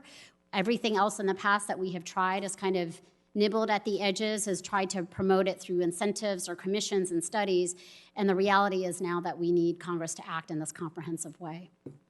Thank you. Thank you, Mr. Chairman. Senator Booker. Thank you very much, Mr. Chairman. You could call me ranking if you'd like, acting ranking. Ranking member. Mr. Chairman, I ask unanimous consent to enter into the record several statements, including statements from Kristen Clark, President and Executive Director of the Lawyers Committee for Civil Rights under Law. Without objection. I just don't want to let it go past this conversation that got kind of sort of had me on the back with that somehow systemic racism means you're accusing every single person of being racist, which couldn't be farther from the truth. In fact, if you look at the businesses that have done the data analysis to find that we're paying women different than men for the same work, they were systems of systemic bias that were creating that. Was every man that worked in those businesses sexist? No, it's to me that is difficult to hear. And so what we know is that we have systems within criminal justice that produce different outcomes depending on a person's race. We have them, African-American women controlling for class to find that they die in childbirth at 3 or 4 times the rate. That means in that system, we have a racial outcome, which is systemically racist. And maybe I shouldn't do this. Maybe I should turn to Jeff first. Sir, you're a political scientist. Is what I'm saying right in terms of the this idea? Because it kills a conversation, and you know that, Mr. Chairman. When people think they're being accused of being racist, suddenly it stops an important academic conversation that can actually inform policy. And I was wondering if Jeff can comment on that, if you're out there, Jeff. If you haven't jumped ship. No, I think that you mean Goff, which sometimes happens. I'm sorry. All good. Just want to make sure that you're talking about me. I'm sorry. Yeah, no, it's totally appropriate. The way we've talked about racism has been a huge distraction for trying to solve it. Yes. When people are talking about racism in the public, they often mean bigotry. Right? They mean the individual feeling or attitude that says, I don't like you, and I'm going to organize my life around that dislike of you. But when we're talking about systemic bias or systemic racism, from a scientific perspective and from a data analytic perspective, that's not what we mean. Right? So in the academy, I'm a professor, so I'm a professional nerd, right? The people who work with me, the women who work with me, earn less than the men. That's not evidence that I hold in my heart bias against women because I'm a member of a class that has structural and systemic gender bias, right? Those two are different things. And it's easy to conflate them because we imagine that prejudice and bigotry are the sole predictor of actual discrimination and therefore systemic outcomes. Nothing could be further from the truth. From a scientific perspective, attitudes like prejudice and bigotry, those are weak predictors of behaviors. And the things we need to care about are those behaviors. In the streets of this country for the last 3+ weeks, we haven't been hearing chants of, what do we want? White people to like us better, right? We've been talking about the behaviors, right? But yes, and when we get distracted by that conversation, then the whole thing gets derailed. And instead of talking about the root cause and the things that could actually change those behaviors, reduce the number of deaths, we're interested much more in conversation about exonerating or condemning individual Mr. Goff, attitudes you've given and me character. That's not scientific. You've given me the answer. You're not the pastor on the panel, but hallelujah, amen. You should pass a collection plate. I mean, that's really what we were talking about there. This idea that somehow saying that is accusing everyone of being racist is going to kill our ability to come together and address systemic racism that does exist in the system. And so I've got 2 more people and 2 more questions, 1 more minute. And so I really want to ask Ms. Gupta, number one, could you just give a nod to what he said from your perspective on systemic racism, because it was directed at you as well. And then number 2, I just want you to, for clarity, because my friend from Camden is describing a lot of things, but we know also, which he seemed to talk to, but can you just talk to the reason why they were successful is because they changed specific practices. Is that correct? Yeah, so just a big amen to Dr. Goff. Institutional racism is about systems and policies that have built-in bias that produce biased outcomes, and there's just simply no way to look at our criminal legal system in 2020 and not see how institutional racism has infected it at every level and stage of the game. On Camden, and I appreciate the distinction with that Dr. Goff made. In Camden, one of the really significant things is Camden, New Jersey, actually, after all of the kind of scandal and overturning of convictions and corruption scandals, they literally rebuilt their police department. And they have now today probably what is the most progressive use of force policy on the books in the country. Chief Scott Thompson oversaw this whole effort. He's been an expert in many Justice Department investigations. He led with the community and with leaders like my colleague today who's here.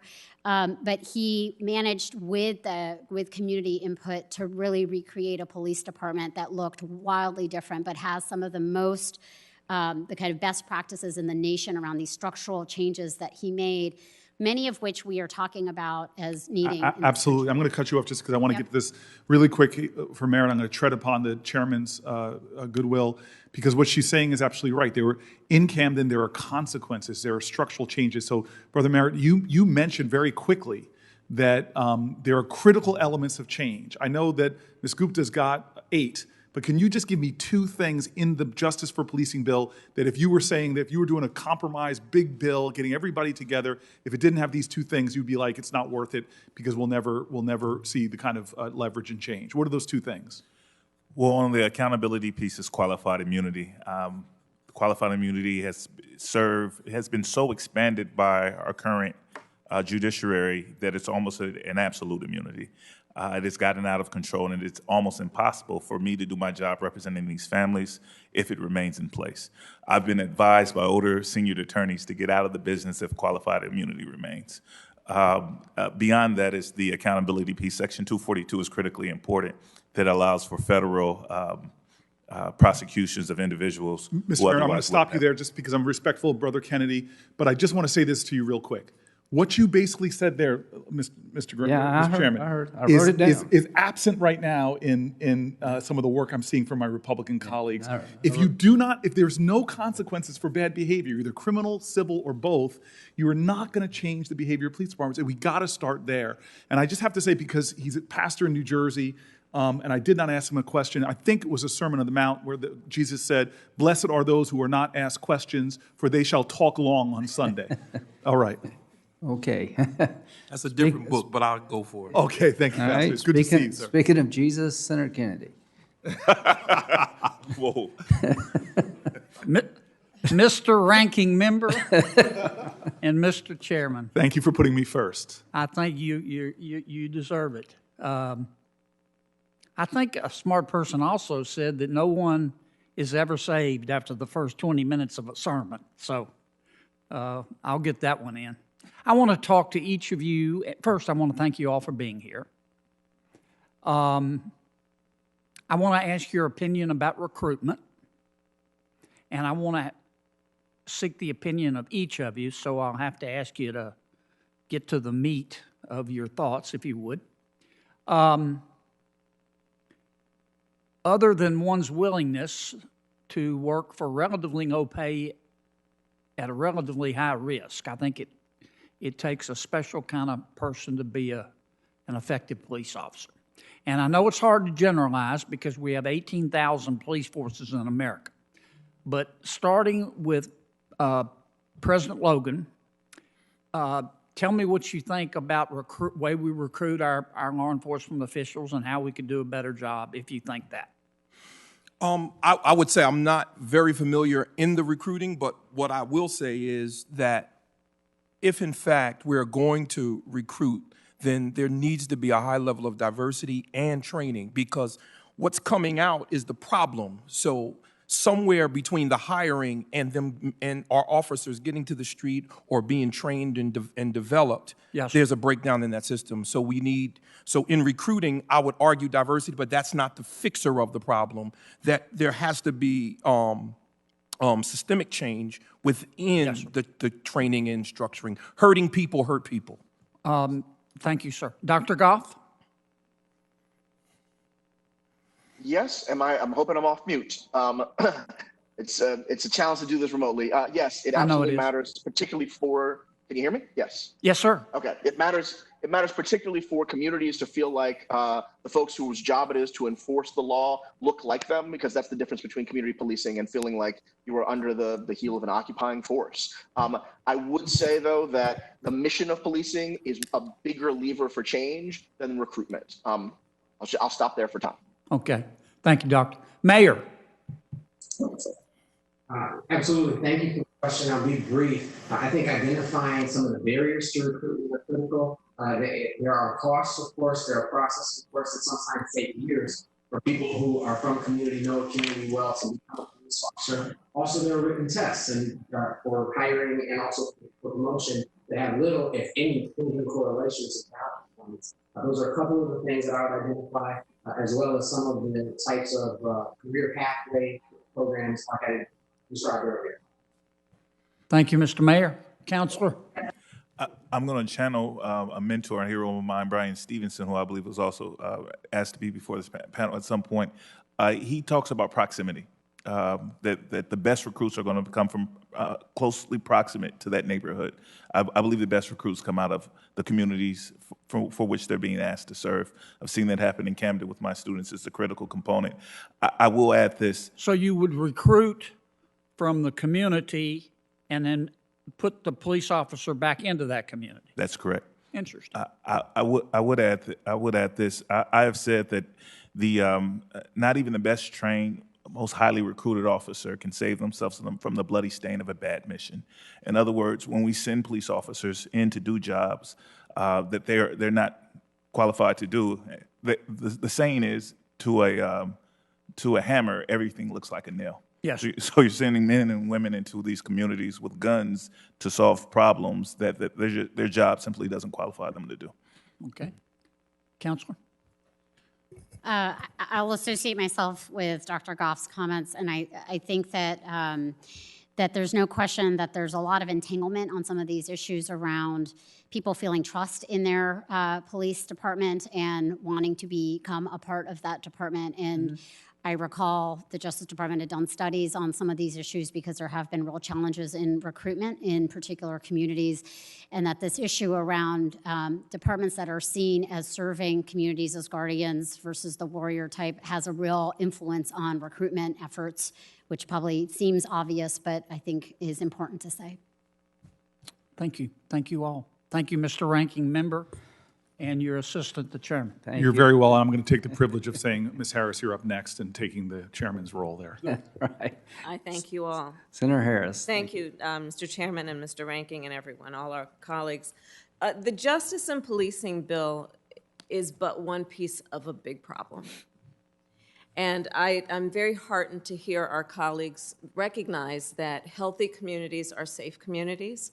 And to achieve healthy communities, we do need to do a much better job investing in public education, public schools, mental health, access to health care and affordable health care, jobs, job training, affordable housing, increased home ownership rates, because when all of those things are present, we have healthy communities, and they are safe communities. I've said it earlier in my comments. The idea that by putting more police on the streets, we are creating greater safety, that's just wrong thinking. So I appreciate that conversation, and I look forward to working with my colleagues on creating healthier communities, which will then be safer. The subject before us in this bill is a very, very narrowly tailored issue. It is specifically about what we must do to create accountability and consequence when law enforcement breaks the rules or breaks the law. You know, I was a career prosecutor. I have tried everything personally from homicide cases to running the second largest Department of Justice in the United States, which was the California Department of Justice, second only to the United States Department of Justice. Too often, when we use the phrase accountability and consequence, it is directed at the person that was arrested and is never the subject of discussion about the system itself. This is that conversation.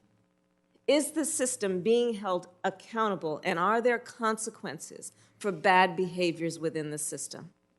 I was disheartened to hear our colleagues suggest that when we discuss the fact of systemic racism, we are accusing people within the system and all people within the system of being racist.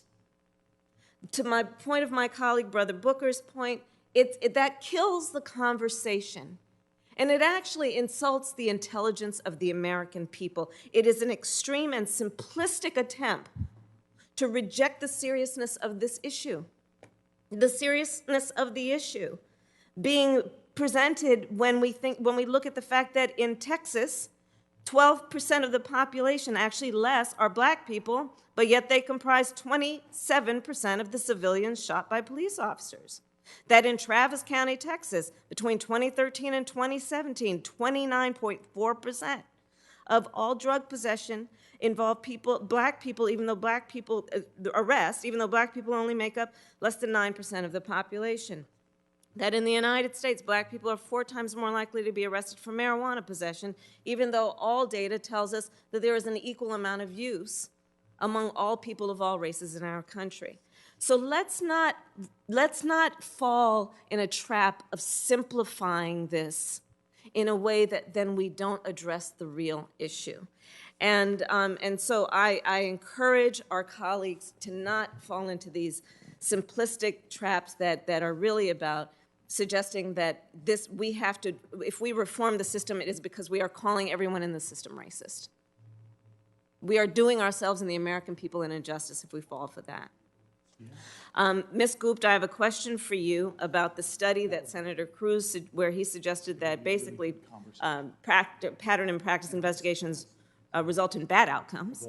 And I know you're going to submit studies for the record, but I'd like you to just give us, those who may not actually read the studies, a bit of information about how and why that study he cited have been rejected. And then my last question will be for you, Attorney Merritt, and it's simply to ask you, in the case of Tatiana Jefferson, if we had changed the rule around the standard of proof, what would be the outcome in that case? And what would have been the outcome in that case? Ms. Gupta.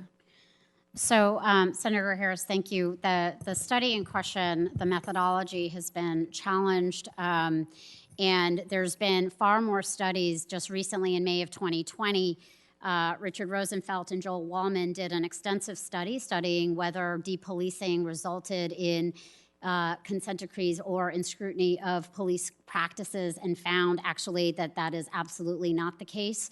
There have been a number of evaluations from the Vera Institute for Justice, the Harvard Kennedy School that have evaluated the LA consent decree, the Pittsburgh, Cincinnati consent decrees, the Metropolitan Police Department here in Washington, D.C., that was done by the former Inspector General Michael Bromwich, an innumerable body of evidence that I would like to submit into the record that show the kind of ongoing effectiveness. There's no They aren't perfect. They don't result in perfect police departments. But the fact of the matter is that they are rigorous. They have metrics. Federal judges rely on these metrics. That's how they evaluate whether a department is able to move out of a consent decree. And so I think it's really important to actually have the data to back up the evidence behind some of the policy reforms that I know folks are pushing for, members of Congress are pushing for right now. Thank you. And Senator Harris, would you mind if I added to the methodology portions of this? Because I think it's important to get the science on this right. As long as we have leave from the chairman, because we are now Absolutely. over time, and I want to make sure we also get to Very briefly. Yeah. And the ranking agrees as well. Yeah, go. Just Thank you, very, Dr. very, Goff. very briefly. Yeah. No, absolutely. Very, very briefly. The vast majority of the cases of consent decrees that are included in the most recent study that Senator Cruz introduced show that things get better after a consent decree. The question is about after so-called viral incidents. There's a selection bias issue there. The places that have viral incidents also had great mistrust of law enforcement. So it's actually not scientifically a great idea to select just those cities and try and make causal claims about the influence of the consent decree, as opposed to the lack of trust that was there beforehand. I'll stop there, and with the rest of the research literature that Ms. Gupta will introduce, you'll have plenty of information to make good decisions on. Thank you, Dr. Goff. Senator Harris, first, let me thank you for saying her name. Her name is Tatiana Jefferson. Like the case of Breonna Taylor, her in cases of violence against Black women tend to get the leftovers of this conversation. So I appreciate, and the family appreciates, because they're listening now, you mentioning her name. Tatiana Jefferson, for those of you all who don't know, briefly was shot while playing video games with her seven-year-old nephew, Zion. In that case, if we... In her own home. In that case, if Section 242, for example, were implemented, that we would have the kind of federal supervision when the local state departments, or the federal opportunity to bring criminal charges against Mr. Dean, Officer Aaron Dean, who is now free on bond. It would give the federal government opportunity to step in and do what state departments all over the country often do not do. And why? And how would that make a difference? Why wouldn't the state be enough? Why would we need to go pursue the federal route? Well, as Attorney General Keith Ellis has stated about the case involving George Floyd, while Senator Cruz pointed out that we sort of all universally agree, at least everyone in this room, that that was wrong. We don't know that the law agrees with us, because Attorney General Keith Ellis said that under the current state laws, it would be difficult to prosecute and convict these men. If that is in fact the case, we need, and I will add this, I took 8 families over to speak with the White House, and we met with Attorney General Barr and the President and a number of other people. Each one of those families were individually promised by the White House a federal investigation. That was 8 families, a small fraction of the families that I represent, and an even smaller fraction of the legitimate cases of unjustifiable police violence in this country. They all need federal review. Yeah. And so we don't need exceptional cases getting federal review, but this kind of law would allow federal authorities to come to oversee the state process in each case. Thank you. Thank you. I appreciate that. Thank you, Mr. Chairman. Thank you. Thank you to the panel. You give us a lot to think about. You acquitted yourselves well. You helped the committee, and I hope the country was listening. Mayor, thank you very much. Mr. Goff, thank you. And now we'll have the second panel. Thank you very much.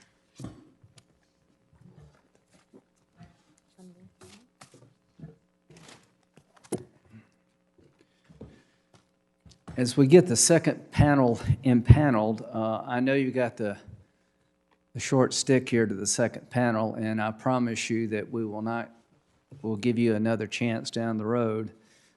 We took from 2:30 to 6 o'clock, but I thought it was time well spent. I learned a lot. I thought it was a very good discussion with good witnesses, and hope and pray something good comes from it. Mr. Chairman and Yes, Mr. sir. Ranking Member, Yes, sir. while our distinguished panel is being seated, may I have 30 seconds of personal privilege? Absolutely. We have 2 Louisianians on this panel. President Yos, and where's our U.S. Attorney? There she is. Now, our U.S. Attorney became a little misguided and moved out of Louisiana, but but, and I'm sorry about that, but we still claim her. And of course, our president is still there. And I am going to stay as long as I can. I have a function tonight that I have to go to. Otherwise, I'm in a lot of trouble. And so I'm going to stay as long as I can. But I wanted to thank all members of the panel, especially the Louisianians. Listen carefully to the Louisianians. They know what they're talking about. I can't imagine we would not. Thank you. Good people from Louisiana. Thank you. If the second panel would come forward, I'd appreciate it. We have the Honorable Erin Neely Cox, formerly from Louisiana, I take it? Yeah, now moved to Texas. She's the U.S. Attorney for the Northern District of Texas. Mr. Bill Wolf, Senior Advisor. Y'all please sit down. Senior Advisor for Human Trafficking, Office of Justice Programs, Department of Justice. Chief Art Acevedo, how do you say it, sir? Acevedo or Acevedo? Okay. Can I call you Art? That'd be great. Okay, Art. President, Major Cities Chief Association, Chief of Police, Houston, Texas. Thank you for joining us. Captain Patrick Yose, who's previously introduced, National President, FOP from St. Charles Parish Sheriff's Office. Chief C.J. Davis, President, National Organization of Black Law Enforcement Executives. Welcome. And Chief Stephen Castevens. Yes, Castevens, sir. Castevens, okay. President, International Association Chiefs of Police, Chief of Police, Buffalo Grove Police Department, Buffalo Grove, Illinois. Senator Durbin, would you like to say something? Welcome, Chief. There you go. So I promise this panel is late. We're not going to be able to do justice to your testimony, but we will continue this conversation, try to have some of you back, because your side of what you have to offer is very important. Ms. Cox. Thank you. Thank you. Good afternoon, Chairman Graham and Ranking Member Feinstein and members of the committee. Thank you for inviting us here today. I also want to thank my home state senators, Senator Cornyn and Cruz, for their unwavering support of the work that we're doing in my district. I'm Erin Neely Cox. I'm a United States Attorney for the Northern District of Texas, and I'm chair of the Attorney General's Advisory Committee. In these roles, I'm proud to serve as the Chief Federal Law Enforcement Officer for more than 8 million Texans and as an advocate for prosecutorial priorities nationwide. And I know I'm appearing at a time of great turmoil in our country. Let me start with the first basic truth. Police brutality in any form is repugnant and unacceptable. It is impossible not to feel anger and sadness when watching the tragic killing of George Floyd.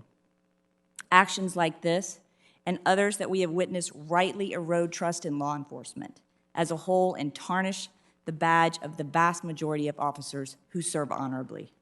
It's vital that law enforcement speak up and speak out against those who bring great dishonor to this noble profession.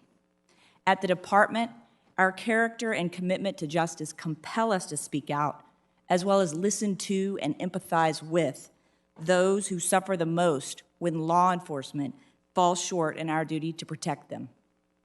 So on behalf of the 93 United States attorneys, we condemn this conduct and we commit to be united, determined, deeply engaged, and thoughtful in our collective efforts to help bring about meaningful change on this issue at this moment in history. We steadfastly join the Attorney General and the Deputy Attorney General in their commitment to restore confidence in the American criminal justice system for all. Mr. Floyd's death and the resulting outrage tears the very fabric of our community. This divide is particularly disheartening to me, given the work that we've been doing in my district for the past 2 years. We've been spearheading a public safety program built on the notion that positive, meaningful relationships between law enforcement and the community they serve can transform struggling communities. Project Safe Neighborhoods is the cornerstone of DOJ's anti-violent crime strategy, and that can help us ensure equal justice under the law. In Dallas, we launched our first PSN program in April of 2018, targeting a neighborhood that for decades had been plagued by violent crime. Of course, one of the initiatives enforcement was to enforce and to root out the offenders that were plaguing this community, violent gang members and drug traffickers. But importantly, we felt that we needed to build a relationship of trust with this community. So we deployed a consistent and compassionate team of local police department officers and agents, federal agents, that earnestly wanted to form relationships with the people in the neighborhood. And we took steps to foster a community that felt empowered to approach those officers for help, with the assurance that they would be met with respect. To accomplish this, we took several steps. We hosted more than 100 community meetings with neighborhood groups, apartment managers, faith leaders, business leaders, and school teachers to share our vision for the neighborhood and solicit their advice on how to achieve it. Then, based on that feedback, our task force worked to shut down seedy convenience stores, game rooms, and other establishments that were spawning crime. And then we used the important grant money from PSN to implement crime prevention through environmental design, working with a nonprofit organization to redesign a central community square. This vibrant plaza now boasts a mini lending library, recreation tables, and a child's craft area. And since completion of this revitalization project, the plaza hasn't seen a single act of violence. Our PSN has yielded real results, and even as Dallas's citywide crime increased, the violent crime in the PSN area decreased. U.S. attorneys across the country are having similar success stories, and we launched 2 additional PSN efforts in my district, in Lubbock and in Amarillo, both of those cities are having undeniably positive results. In PSN Amarillo, we reduced the violent crime there by 13%, and in Lubbock, we've had a 25% reduction in business robberies and a 26% reduction in aggravated assaults because of this community-based approach. This is tangible results, violent crime going down, community trust coming up, and lives impacted for the better. The people of these communities have joined with us, united in a singular goal. I have witnessed it myself, and I look forward to telling you more about it and to answering your questions. Mr. Wolf, thank you. Mr. Wolf. Good evening, Chairman Graham, Ranking Member Feinstein, and members of the committee. Thank you for inviting me to appear before you today. I'm here representing the U.S. Department of Justice, but I also bring a perspective as a former police officer. I spent the early part of my career as a uniformed patrol officer, then transitioned to the role of a detective investigating criminal street gangs and human trafficking cases for over a decade. I am keenly aware of the many challenges our nation's law enforcement officers face, not only throughout their daily service to the community, but within their own departments. I can also assure the committee that based on my experience, the majority of officers are dedicated public servants who perform their duties honorably and with the best interests of the citizens and the communities they serve in mind. The death of George Floyd is a devastating reminder that not every single officer meets the high standards we expect of our police. And on behalf of the Attorney General and all employees of the Department of Justice, I want to express my sincere condolences to Mr. Floyd's family, friends, and all those impacted by this tragedy. It exposes deep-rooted fears, anger, and sadness that are worthy of a national response. The Attorney General has announced a civil rights investigation into Mr. Floyd's case that will be conducted as swiftly as possible, but we will not stop there. The Department of Justice is committed to giving law enforcement officers the skills, training, and resources they need to maintain order while retaining the confidence of those they serve. The division of which I am a part, the Office of Justice Programs, exists through the support of Congress to help state, local, and tribal law enforcement do their jobs safely, effectively, and in a manner that earns them the trust and respect of the people they are sworn to protect. There are also offices within OJP that provide resources and training to service providers and allied professionals who are dedicated to serving victims of crime. We are focused on a holistic and multidisciplinary approach to meeting the needs of all communities. Other units of the department are working to ensure that we have a strong and fair criminal justice system throughout the United States. We believe categorically that good policing and positive community engagement are essential pillars to the rule of law. There is no higher priority for us at the department than the safety and well-being of American citizens. Thanks to programs like Project Safe Neighborhoods, which you heard from my colleague, which bring community leaders together with local law enforcement, we've seen 3 consecutive years of decreases in violent crime nationwide and increased community engagement across our nation. We provide funding, training, and other assistance to bring to policing the level of professionalism it demands. The Burn Justice Assistance Grants Program remains the largest single source of federal funding for state and local law enforcement and criminal justice agencies. Our many training opportunities, from the FBI to our Bureau of Justice Assistance, are designed to help officers perform their duties effectively, safely for both officers and citizens, and in a way that promotes good community relations. And I'll add that the department's COPS office has invested significant resources to advance the practice of community-oriented policing. I experienced firsthand the benefits of making communities safer through implementing good community policing strategies. This administration is fully committed to ensuring that law enforcement reflects the principles of equity and fairness that form the foundation of law and order. George Floyd's death has crystallized the department's desire to improve police-community relations and to work to ensure that everyone receives equal protection under the law. The Department of Justice will be working with community leaders to find constructive solutions to the challenges our communities face. We are confident that our efforts will be met with success. I am thankful to you all for your leadership on this issue and the opportunity for this dialogue. Your commitment to providing the necessary training tools and resources to America's law enforcement to ensure that they can perform their duties safely, effectively, and equitably is encouraging. The department stands ready to support Congress in developing legislative reforms and continuing this important conversation about better protecting and serving all communities across these United States. Nothing less is acceptable. Thank you for your time, and I look forward to answering your questions. Thank you. Chief Art from Houston. Are you with us, Chief? Chairman Graham, Ranking Member Feinstein, members of the committee, thank you for the opportunity to participate in today's hearing. It's good to be with you, including my home state senators, John Cornyn, and our junior senator, Ted Cruz. I appear before you today as the Chief of Police in Houston, Texas, and it is also my privilege to testify on behalf of the Major City Chiefs Association as their president. Since the death of George Floyd on May 25th, there's been a groundswell of support for policing reform, and we are personally encouraged by it. And I also want to extend my deepest condolences to the Floyd family and all victims of police violence across this country. Well, there have been periods in the history of American policing when police have found it difficult to speak up. It is important to acknowledge that for the many years, police officers have been holding one another to account.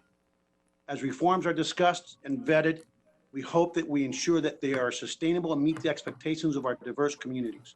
Much of the focus has been specifically on police, and rightfully so. The police are the most visible component of government. However, we're only one cog. The challenges we are here to discuss aren't just about policing. We need to comprehensively confront criminal justice system inadequacies and the socioeconomic realities of poor communities and the disenfranchised. Local law enforcement has and will rightfully continue to be under the microscope, and as a society, we must make better informed decisions that can only come with system-wide transparency. The law enforcement profession remains extremely complex. In Houston, for example, we respond to an average of 1.2 million calls for service annually, and those calls sadly disproportionately originate from communities of color. History has shown that underfunding the police can have disastrous consequences and hurt those most in need. Defunding the police is not the answer. Overwhelmingly, our communities tell us they don't want fewer cops, they want better cops. Appropriate police funding is critical to ensure agencies have the resources to invest in technology like body-worn cameras, recruit qualified officers who are service-minded, train in implicit bias, cultural competency, de-escalation, and other critical training. Several of the topics I have just mentioned are part of the Major State Chiefs Association reform agenda that we released this morning. Overwhelmingly, the MCCA membership supports the following tenets: establishment of a national misconduct registry for sustained complaints and terminations, ban on chokeholds, unless an officer is really in a fight for his or her life, increased training on de-escalation, implicit bias, procedural justice, support for the 1033 military surplus program, and a ban on no-knock warrants for narcotics cases, And finally, the use of body-worn cameras must include federal officers. The MCCA is committed to moving our profession forward, and that begins with a sustained commitment to accountability. From the start of academy training, recruits must understand that they have an absolute duty to place public safety and the sanctity of life first. When an officer violates our high standards, it casts a shadow over the hundreds of thousands of police officers who serve with honor every day. Law enforcement must do more to purge bad cops from our ranks, and we must hold each other accountable. And speaking up is also a community responsibility. We are urging our citizens to report police misconduct without fail so we can track, investigate, and publicly report those complaints. You know, transparency breeds trust, and trust breeds respect. Mutual trust and respect between law enforcement and the public is crucial to good policing. The civil unrest that we're watching and seeing across our country is really a sobering reminder of how quickly bad policing can undermine that trust and respect. Ensuring our departments look more like the communities we serve helps build trust and confidence, and unique perspectives and insights help shape a department. And several of our member agencies, including the Houston Police Department, are now minority majority agencies. Injecting transparency in every facet of community of the criminal justice system is long overdue. Ensuring fairness and equity and public safety requires transparency that goes well beyond the role of local law enforcement. It must extend to the district attorney's offices, courts, the courtrooms, parole, probation, and correctional facilities. Throughout our nation, the law enforcement community has been on the leading edge of criminal justice reform, from misdemeanor bail reform, smarter ways to deal with low-level drug offenses, to law enforcement-assisted diversion programs. We are all in. Some reform-minded elected officials, however, including prosecutors and judges, subscribe to the theory that it is unconstitutional to keep in custody offenders, even murder suspects, pre-conviction. For example, here in Harris County, we have murder suspects with a history of convictions for violent crimes released pre-trial only to perpetuate more violence against our community. While we don't have all the answers, the MCCA is committed to working with stakeholders, private sector partners, and elected officials across the nation to further the cause of justice, respect, and equity. And we look forward to answering the questions from the committee. Thank you for having us. Thank you, Chief. Captain Yos.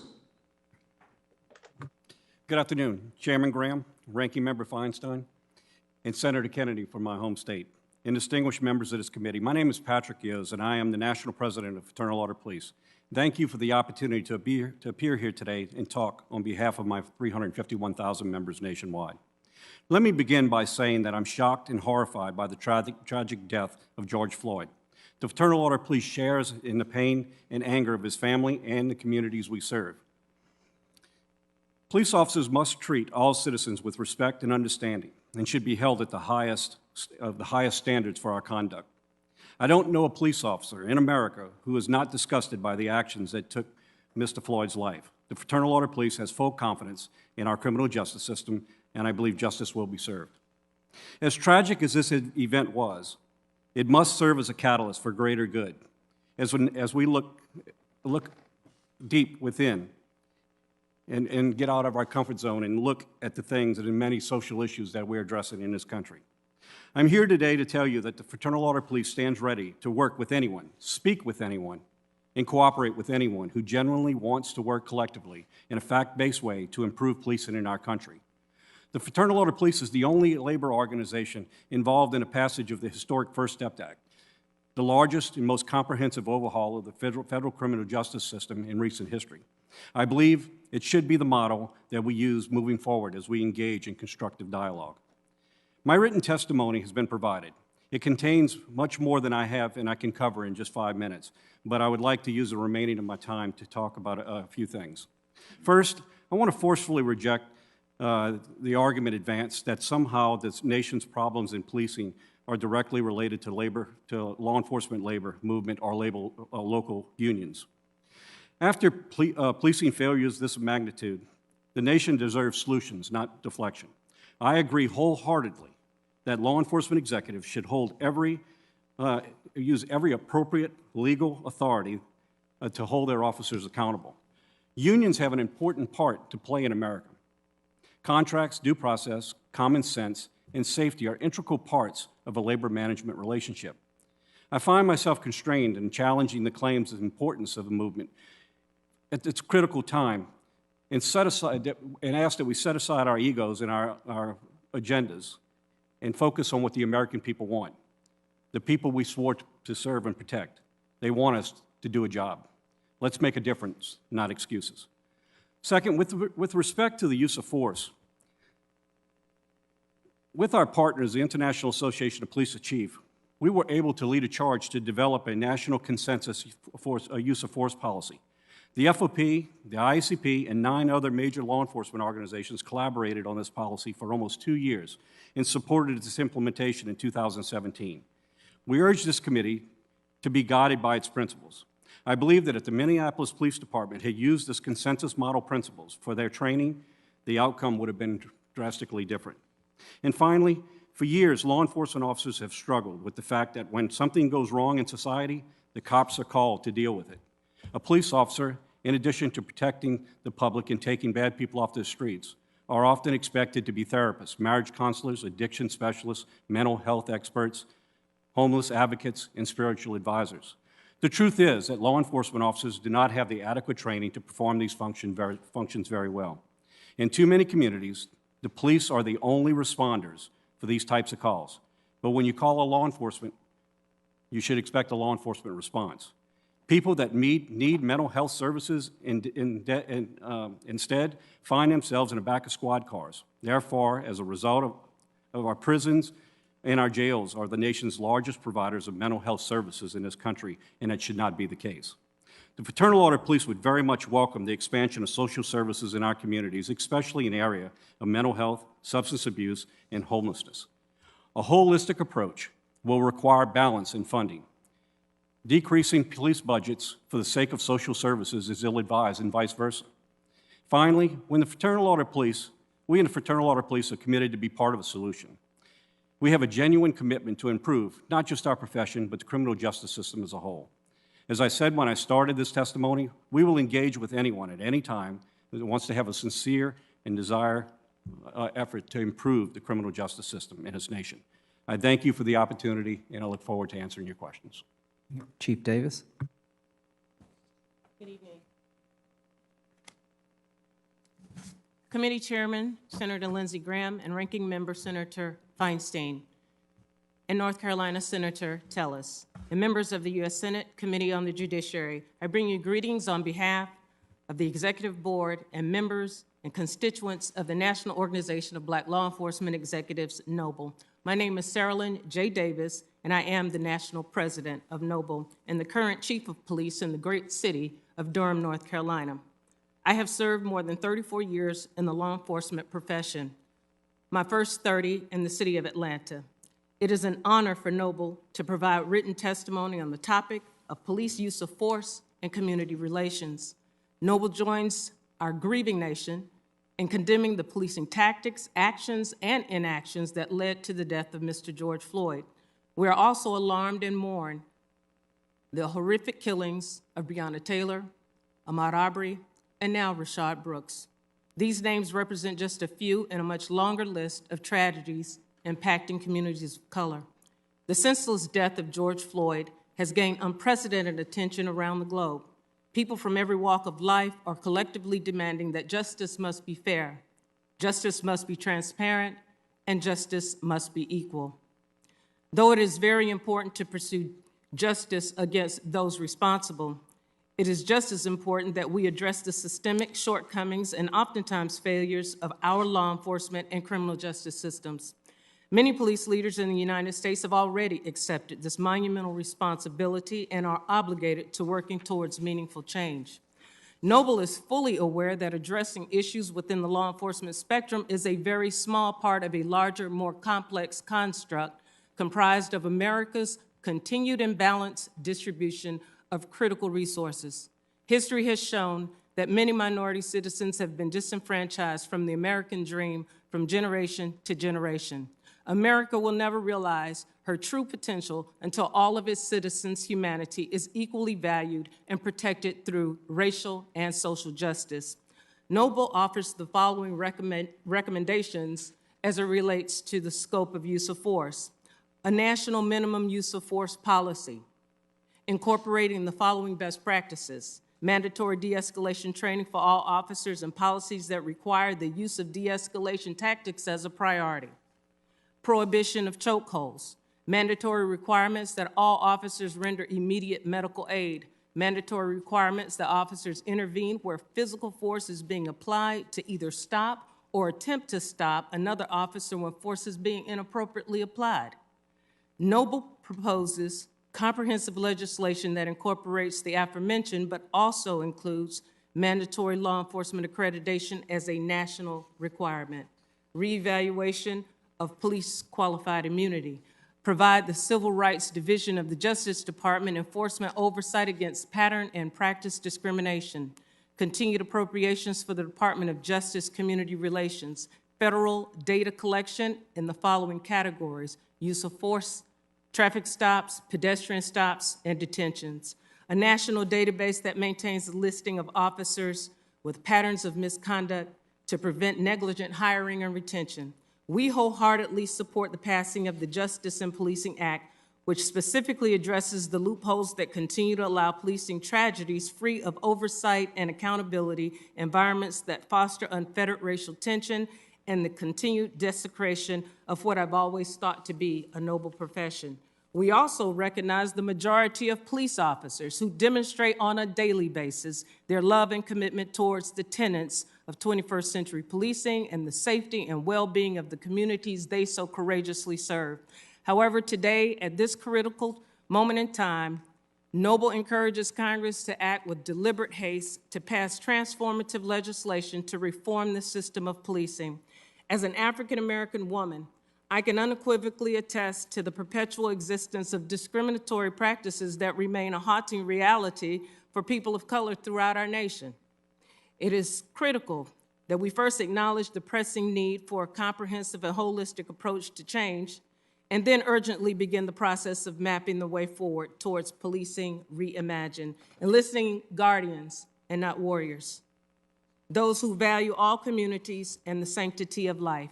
And finally, on behalf of more than 3,800 law enforcement leaders, mostly minority, who represent the membership of Noble, we thank you for supporting the law enforcement profession, but more importantly, for listening to the voices of protesters and others around the globe who demand change. On this occasion, I am cautiously optimistic that the cries of our America will be heard and acted upon so that once and for all, Black lives are valued in the eyes of all police officers as more than a counterfeit $20 bill, more than a carton of cigarettes, and more important than simply showing up at the wrong address. Thank you, Mr. Chairman. Thank you very much, Chief. Our last panelist is Chief Stevens from Buffalo, Illinois, Buffalo Grove, Illinois. Thank you. Good evening, Chairman Graham, Ranking Member Feinstein, and distinguished members of the committee. I want to thank you for having me here tonight. As stated, I'm currently Chief of Police in Buffalo Grove, Illinois. I'm also the President of the International Association of Chiefs of Police. Let me first say what I have said to various media countless times over the last several weeks. Any police officer who violates their oath of office has no place in our agency. They betray their fellow officers, tarnish the reputation of a profession that is dedicated to protecting the public and preserving the sanctity of life. Collectively, we have a real challenge ahead. Mr. Floyd's death is a painful reminder to all who strive for justice of the work that remains. While the focus is policing, it will take all of us to develop and implement systemic solutions to build safer communities. Although difficult to recognize right now, policing has made significant advancements. Police leaders have acknowledged issues of the past, have sought out community partners to build better future. Agencies have worked hard to increase transparency, revise policies to enhance procedural justice, recruit and hire officers who reflect the community they serve, and reduce the use of force incidents, focusing on eliminating police cultures that prevent officers from holding each other accountable. Despite these advances, there's clearly more work ahead. Police leaders are embracing the concerns and criticism and re-examining their policies and approaches. They're committed to working tirelessly to earn and keep the trust of communities. And I cannot stress enough, we want to do better and we can. but the answer is not defunding the police or shifting resources away from police. Change will require both dedicated resources and an enduring commitment from police leaders, community members, and elected officials. The issues in our criminal justice system extend well beyond the behavior of police. Over the years, reductions in state and local budgets have slashed funding for mental health, homelessness, substance abuse and recovery services, offender reentry programs, educational and vocational training, and programs that provide economic development. By default, police agencies have been required to fill that void created by these funding cuts. The defunding of mental health services in the past means that police are often the only ones left to call. Although we are working continually to train officers in crisis intervention, mental health first aid, this does not take the place of proper mental treatment. While IECP agrees that social services, education, and mental health services need additional resources, fulfilling this need should not come at the expense of police funding. By the very nature of the profession, the police remain the only entity of government that consistently and constantly responds to every situation where immediate help is needed. So to that end, I'd offer several recommendations. First, adoption of the National Consensus Use of Force policy developed in a broad coalition of law enforcement leadership. The consensus policy on use of force makes clear that the policy of law enforcement agencies to value and preserve human life, and they should develop policies and training practices that focus on de-escalation and using force only when necessary. The IECP also believes agencies should be required to participate in the FBI's National Use of Force database. It should no longer be voluntary. In addition, there's a need to develop national standards and policies for discipline and termination of officers, to establish uniformity and a gold standard of excellence, and to prevent incompetent and dishonorable individuals from remaining in the profession. We also believe the development of the national database of decertified officers will aid law enforcement agencies in making informed hiring decisions and prevent officers who've been terminated or decertified from being able to go to another state and be hired. Police leaders must prioritize diversity and create a culture of equity and inclusion by working to eliminate racial, ethnic, and gender bias in the workplace and adopting procedural justice and bias-free policing as core values. Finally, labor agreements and civil service rules sometimes make it difficult for departments to swiftly remove problematic officers. While ensuring that due process rights of officers are respected, the authority of management and disciplinary proceedings needs to be enhanced to allow agencies to discipline and terminate officers where appropriate. In closing, as elected officials, you hold incredibly important roles. You absolutely should use your role to condemn wrongful acts, but please don't lose sight of the fact that the overwhelming majority, the men and women in the policing profession, chose to become police officers in order to do good, protect our communities, and serve their citizens. As its core, policing is a noble profession made up of individuals who have dedicated their lives and often lost their lives in service to the public. While we all certainly recognize and agree that changes must be made, I ask you to not paint the entire profession with a broad brush, highlighting only the bad and overlooking the immense amount of good done by officers and communities across the nation every day. Thank you. Thank you. Senator Cruz, you want to mention our two witnesses from Texas? Anything you want to say about them? Well, I'm glad to have two witnesses here. Glad to have the U.S. Attorney for the Northern District, who is a good friend and doing a terrific job, and glad also to have the Houston Police Chief here via video. I wish you were here in person, but I appreciate both their testimony. Now called art, yeah. Senator Kennedy, you've been very patient. I'm going to give you my time. Well, I know you have other things to do, but I appreciate you staying. Thank you, Mr. Chairman and Mr. Ranking Member. I wanted to ask each of you, and I think that we have 6 witnesses. I want to cut to the chase and ask each of you what, if any, changes you think should be made to qualified immunity. And we'll start with our U.S. Attorney.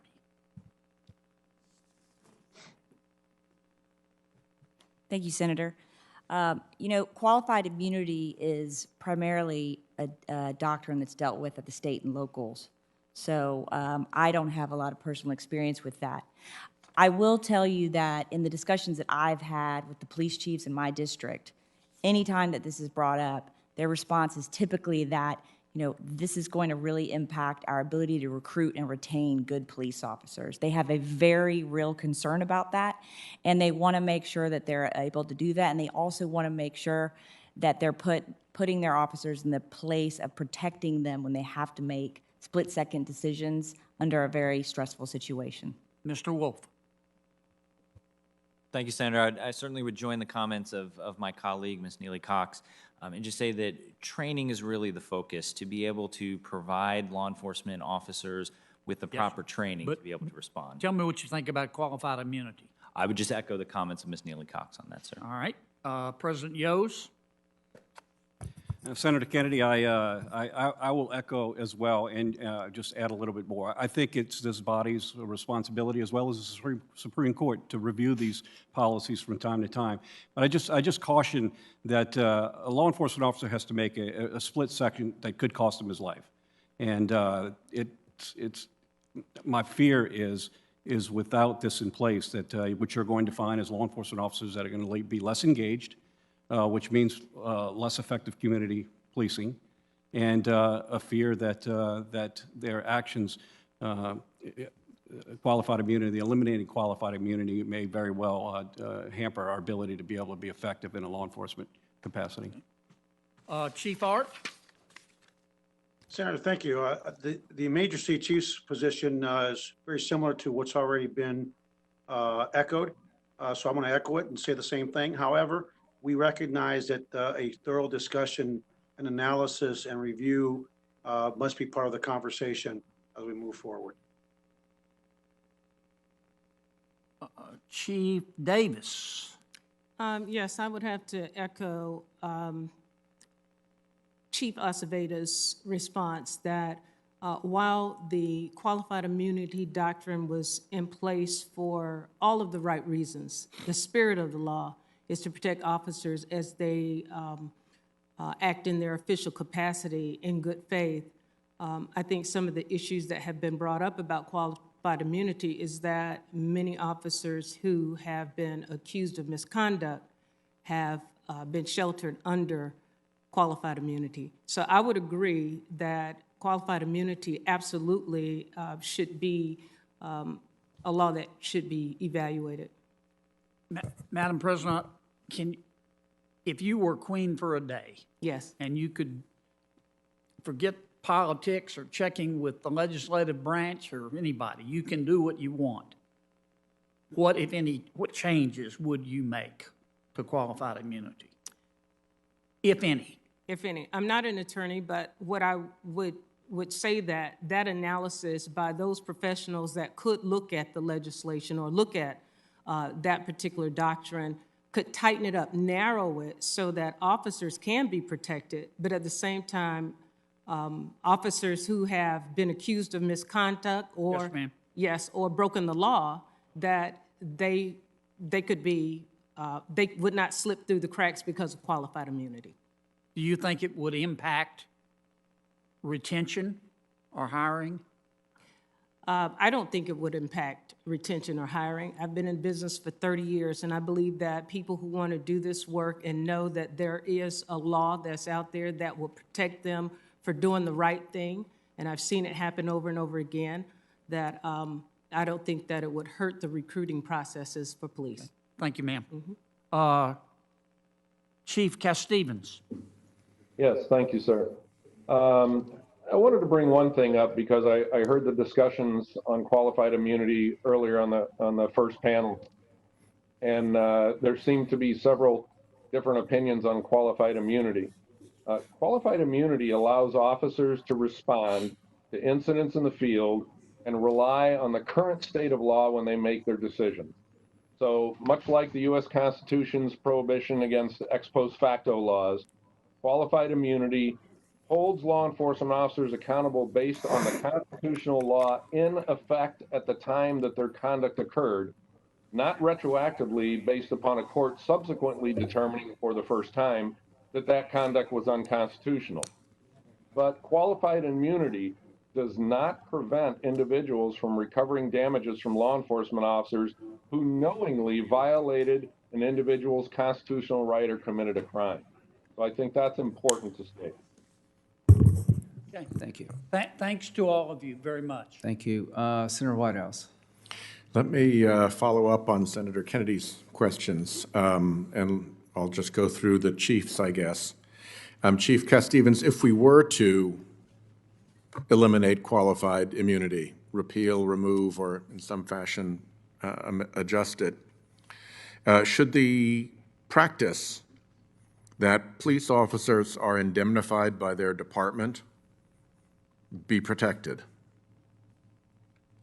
Well, I think if first of all, if qualified immunity were eliminated, I think that would be dangerous to our profession, because... That wasn't my question. I don't have much time. Please answer the question that I asked. I'm sorry. So do you think if it's eliminated, then should the department indemnify their officers? At the moment, officers are indemnified when they're found guilty or found liable under Section 1983 if the qualified immunity rules are changed. Should the indemnification that is now the common practice be protected for your officers? I think as long as an officer didn't commit a crime or violate somebody's constitutional rights, then they should be protected. If they in fact committed a crime, or if they violated the constitutional rights of someone, then they're on their own. Chief Davis, may I ask you the same question? Presume that qualified immunity is to be stripped away. Would you then recommend that your officers continue to enjoy the indemnification that they are now protected under in, we've said, 99% or virtually every case? No, I believe, as my colleague said, Chief Cass-Stevens, that if an officer is found to be wrong or criminally in the wrong, that they shouldn't be protected by the department. Section 1983 is not a criminal statute. It's a civil liability. And these days, nearly every single officer who's found liable under that does get indemnification everywhere in the country. Are you saying that that is wrong? What I am saying is that they should not be protected under civil liability if they were in fact wrong in the actions that they committed. And Chief Acevedo, let me ask you about Texas. First, could you let me know whether you think there should be indemnification for police officers if they are found civilly liable in a Section 1983 case? And second, I've heard that under Texas law, there's a rule that actually prevents indemnification if somebody's found to have committed a constitutional violation. Yeah, Senator, my recollection of the Texas law is if in fact an officer is outside of the scope of their employment and actually have acted in an egregious, willful manner in violation of constitutional law, that there is a provision, but again, I'm not a lawyer, that prohibits or precludes indemnification by the state. Or by Gotcha. And outside the scope of employment is a traditional employment law doctrine that covers essentially every employer and every employee in the United States, correct? I would assume that, and if you commit a crime, we're soldiers of the law. We're here to enforce the law, not violate the law. So that would be one of the instances in which this may apply. And President Yo's, I understand that your membership now, as a practical matter, is protected by indemnification in civil 1983 cases in virtually every case that has come up. Would you want to see that protection continued if we adjust the boundaries of qualified immunity? I feel I'll echo the same concerns that if a law enforcement officer is operating in good faith with the information that they have, then there should be some protections for that officer to make that split-second decision. However, if the officer's operating outside of the law, then there's some concerns and consequences with that too. And qualified immunity does not cover in my opinion, someone who's completely outside of what's the norm. And the system does review that. It reviews them, and if I'm not positive of the percentage, but I believe about 43% of the time, the officers are recognized as having qualified immunity. So the system does work, and it is evaluated, and that evaluation determines whether or not they're going to receive that immunity.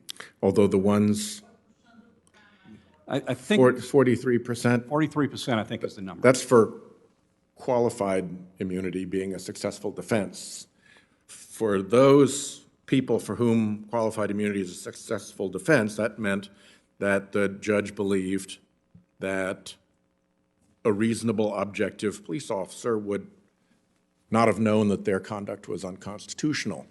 For those who were found liable, it means that the judge found that a reasonable officer would have known that his or her conduct was unconstitutional, and even in those cases, still in virtually every case, the department has the officer's back and provides indemnification for the officer's conduct.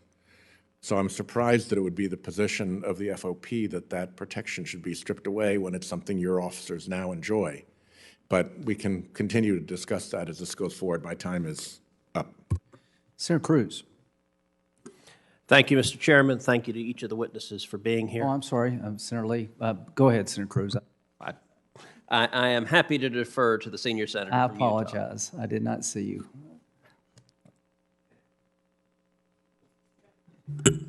Thank you very much.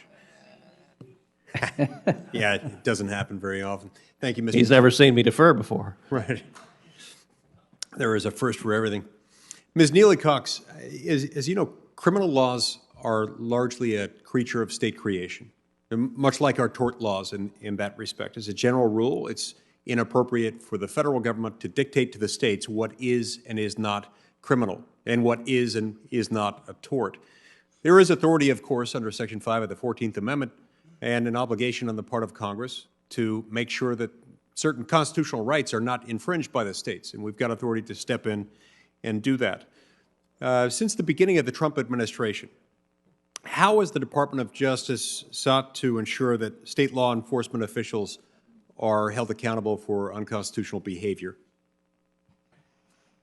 Well, I'm not sure that I know the answer to your question, Senator Lee. I mean, I know that we certainly have many cases that we look at with our Civil Rights Division, and I assume that you're talking about state officials acting in their official capacity. Yes. So we have two tools through that. We have both the criminal enforcement tools under 242 and 241, and we have the civil enforcement tools of the pattern and practice cases that were discussed earlier today.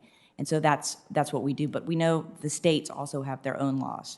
Exactly, and those state laws end up creating an environment in which qualified immunity creates sort of a floor rather than a ceiling when it comes to states allowing for their own separate causes of action to proceed. In other words, the Civil Rights Act of 1871 created a federal cause of action for civil rights complaints against state actors who are acting under color of state law in order to deprive someone of their constitutional rights.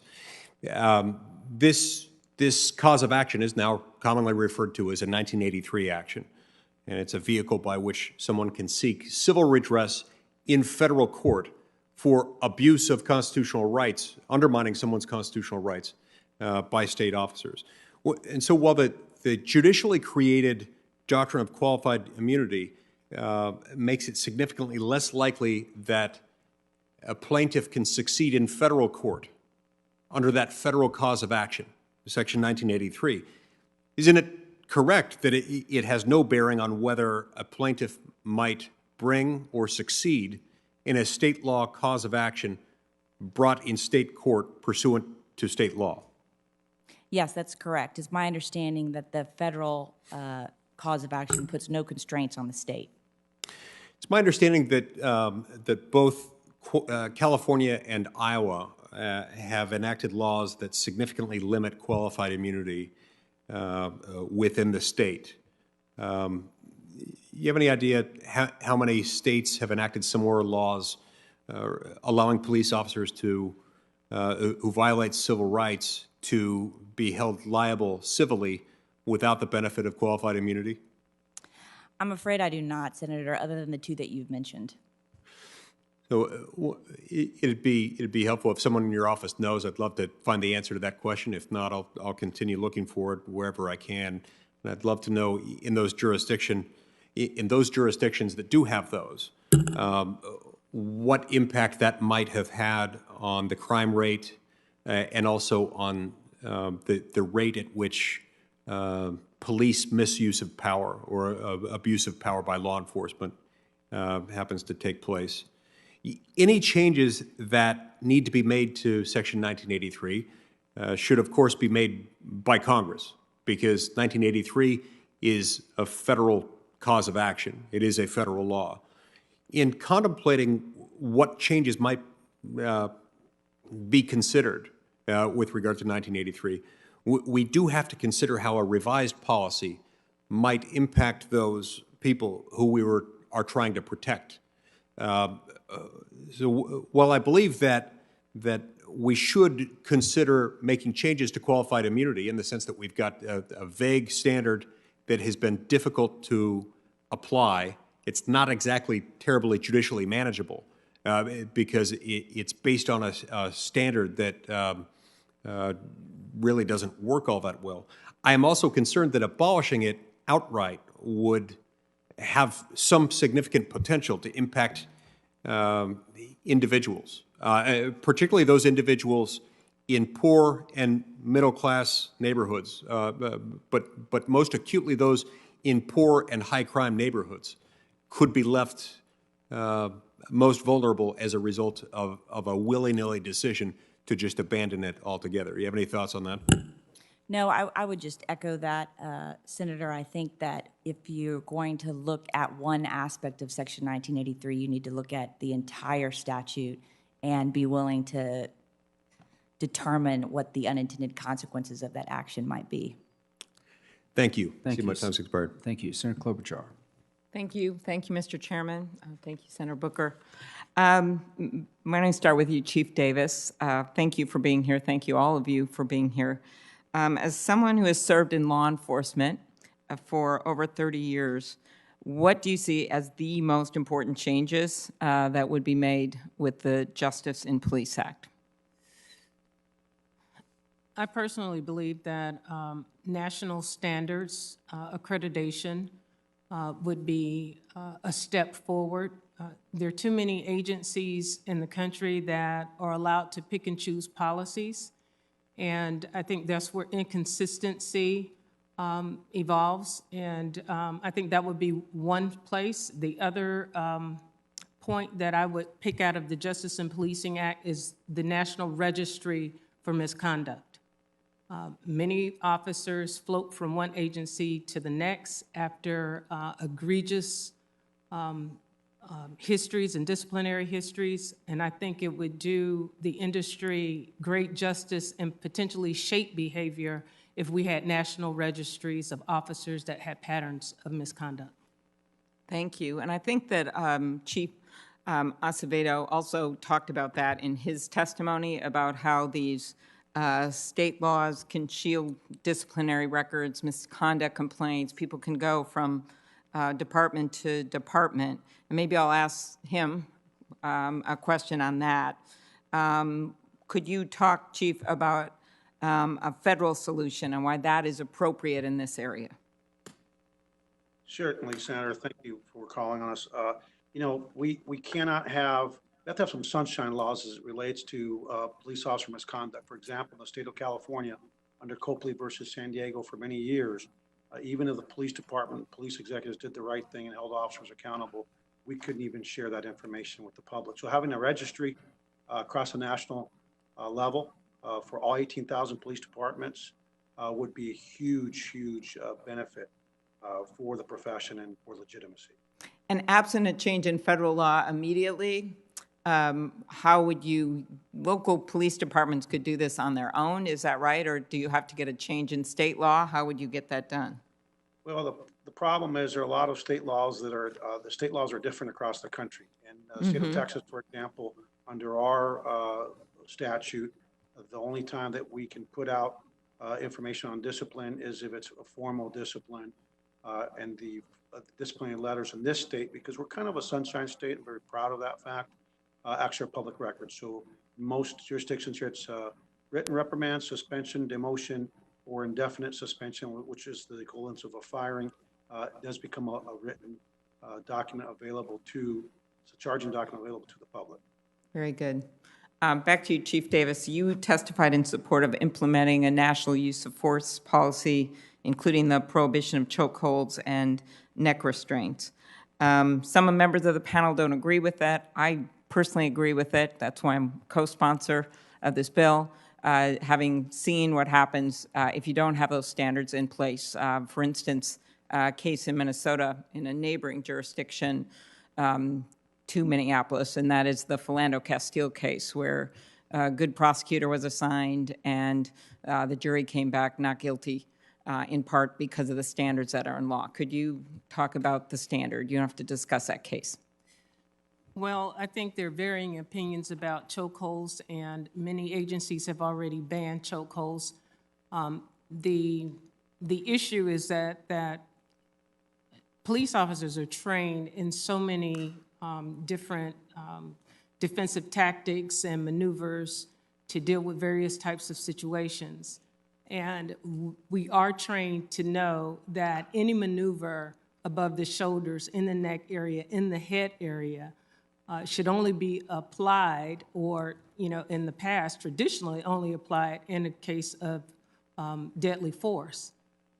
Too many times, and we've seen it recently, there is not enough attention placed on that area of the body to not cause serious harm. George Floyd, just a casual pinning an individual down to the ground. There are many other ways to restrain an individual without placing a knee on the neck or any type of object on the neck to cause a fatal injury, right, as we've seen. Yeah, Senator Gillibrand and Senator Smith and I have worked on that piece of the legislation to the total ban, but also to try to tie this, that if states don't make this change, then there's a change to their federal funding. And then you also would like to see a national standard of force in general, is that right? Yes. Okay. The last thing I'll ask you, Omar Jimenez, he is a CNN reporter who was reporting on the protests in Minnesota. I don't know if you saw this, but he was detained even though videos show that he was complying with the rules. In the days that followed, there were a number of journalists that got arrested or got hurt. My dad was a newspaper reporter, so I care about this a lot. And in our case, the governor apologized to him, and they did an interview, and I talked to him myself. How can local police departments, while you are working on peacekeeping, how can they ensure that journalists have full access to report on protests? Well, I think communication is really important between the police department and the media, so that, number one, we can identify who those officials are that are actually working in a communications capacity. I think that prior communication is really important, but just good judgment sometimes. Even just communicating, utilizing the same type of de-escalation tactics that we've been communicating about. How serious is it to make an arrest sometimes? I have to admit that in the city of Durham, we have had many protesters, but few arrests, just allowing people to have space sometimes. So I think the officers and their approach has a lot to do with the outcome. Mm-hmm. Just one last quick question. Very quick. Okay. Of you, Mr. Yo's just 30-second answer. In an op-ed you published on June 5th, you wrote that you were heartened that the investigation and prosecution of the police officers will be led by our Attorney General, Keith Ellison. Why do you think it's important to have an independent investigation? And do you support independent investigations of all police-involved deaths? Well, first, let me say that you know, as a 36-year law enforcement officer, I've struggled watching that video. And if you recall, we were probably the first labor organization to come out and take such a position against this. So I feel very strongly that when we see an injustice, we need to point it out and find a correction for it. I'm heartened that this case is going to get a full review, and it is going to be reviewed, and I have every confidence that the criminal justice system is going to provide justice for the family. Thank you very much. Thank you. Thank you. Senator Blackburn. Thank you, Mr. Chairman, and thank you all.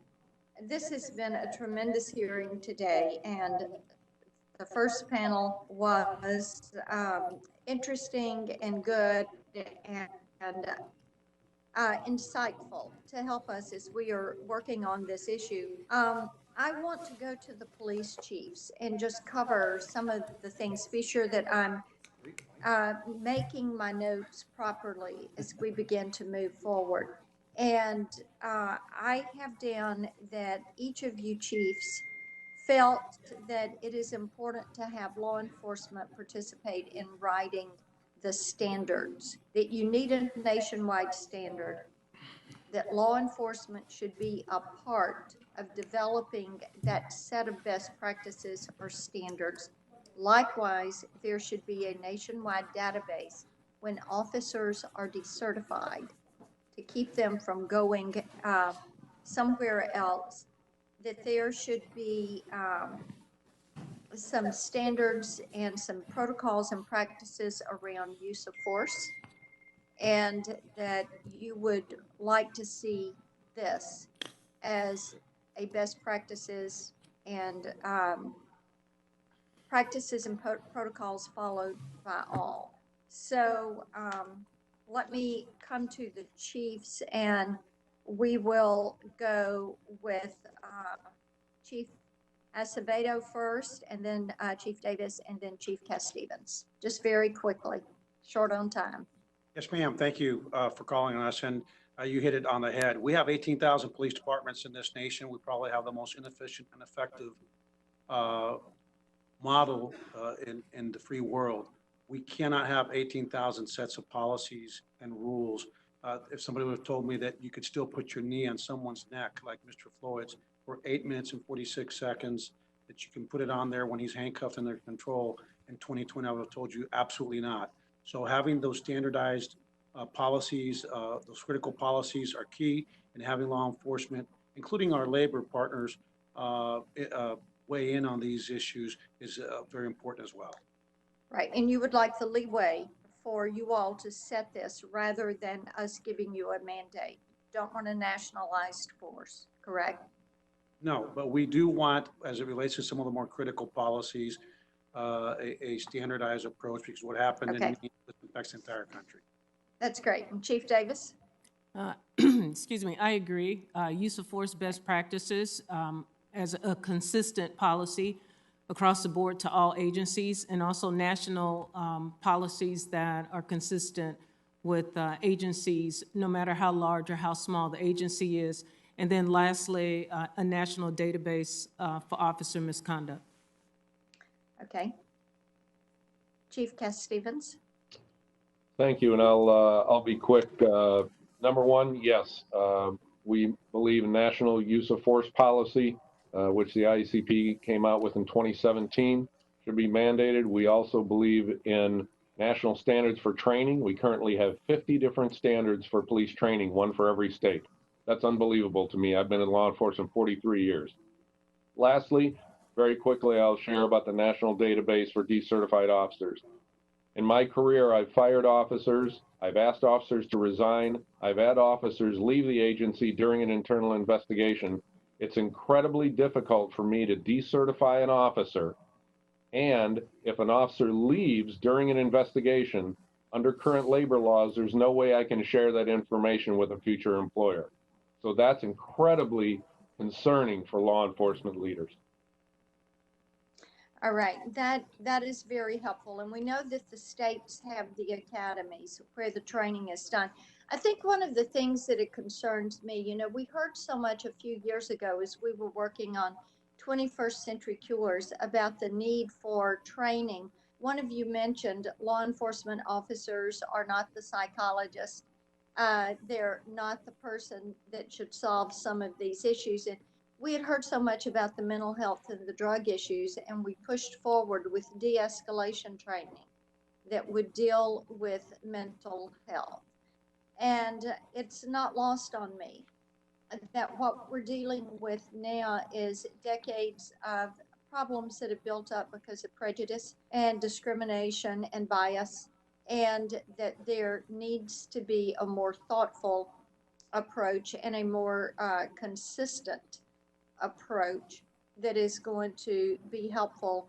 As you said, Chief, you know, you've got 50 different ways of training. You've got 18,000 different police forces, but there needs to be some considered best practices, just like there is in licensure and other areas and sectors that are considered used and reciprocal in different agreements. I've got some other questions that I want to talk about with best practices and lessons learned from the broken windows policy and from some of the concerns that I have that we are seeing with these autonomous zones. The one in Seattle, they have tried one in Nashville unsuccessfully, thankfully, but the problems that developed there. But in the interest of time, I'm going to submit those to you all. And Mr. Chairman, thank you so much for the time. I appreciate it. Thank you as always, Senator Blackburn. I appreciate your questions.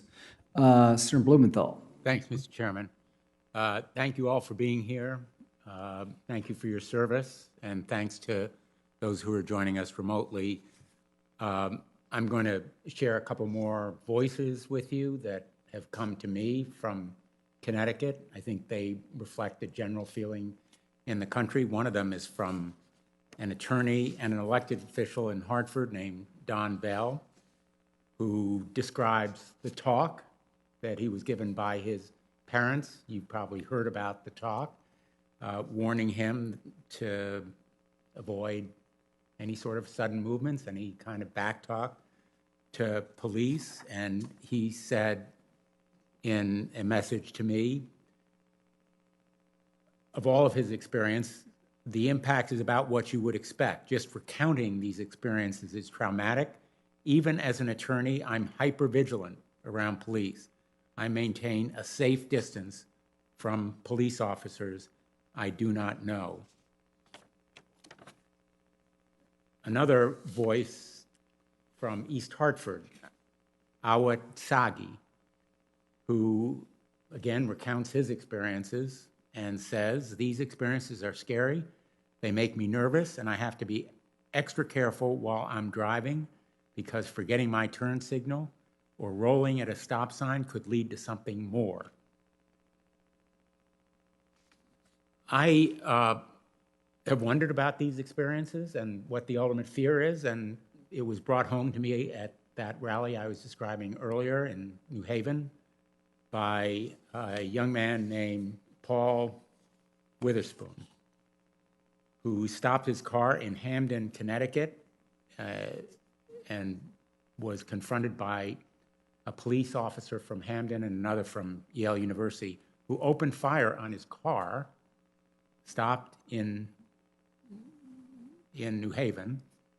He was 21. He was with a 22-year-old black woman, Stephanie Washington, who was severely injured.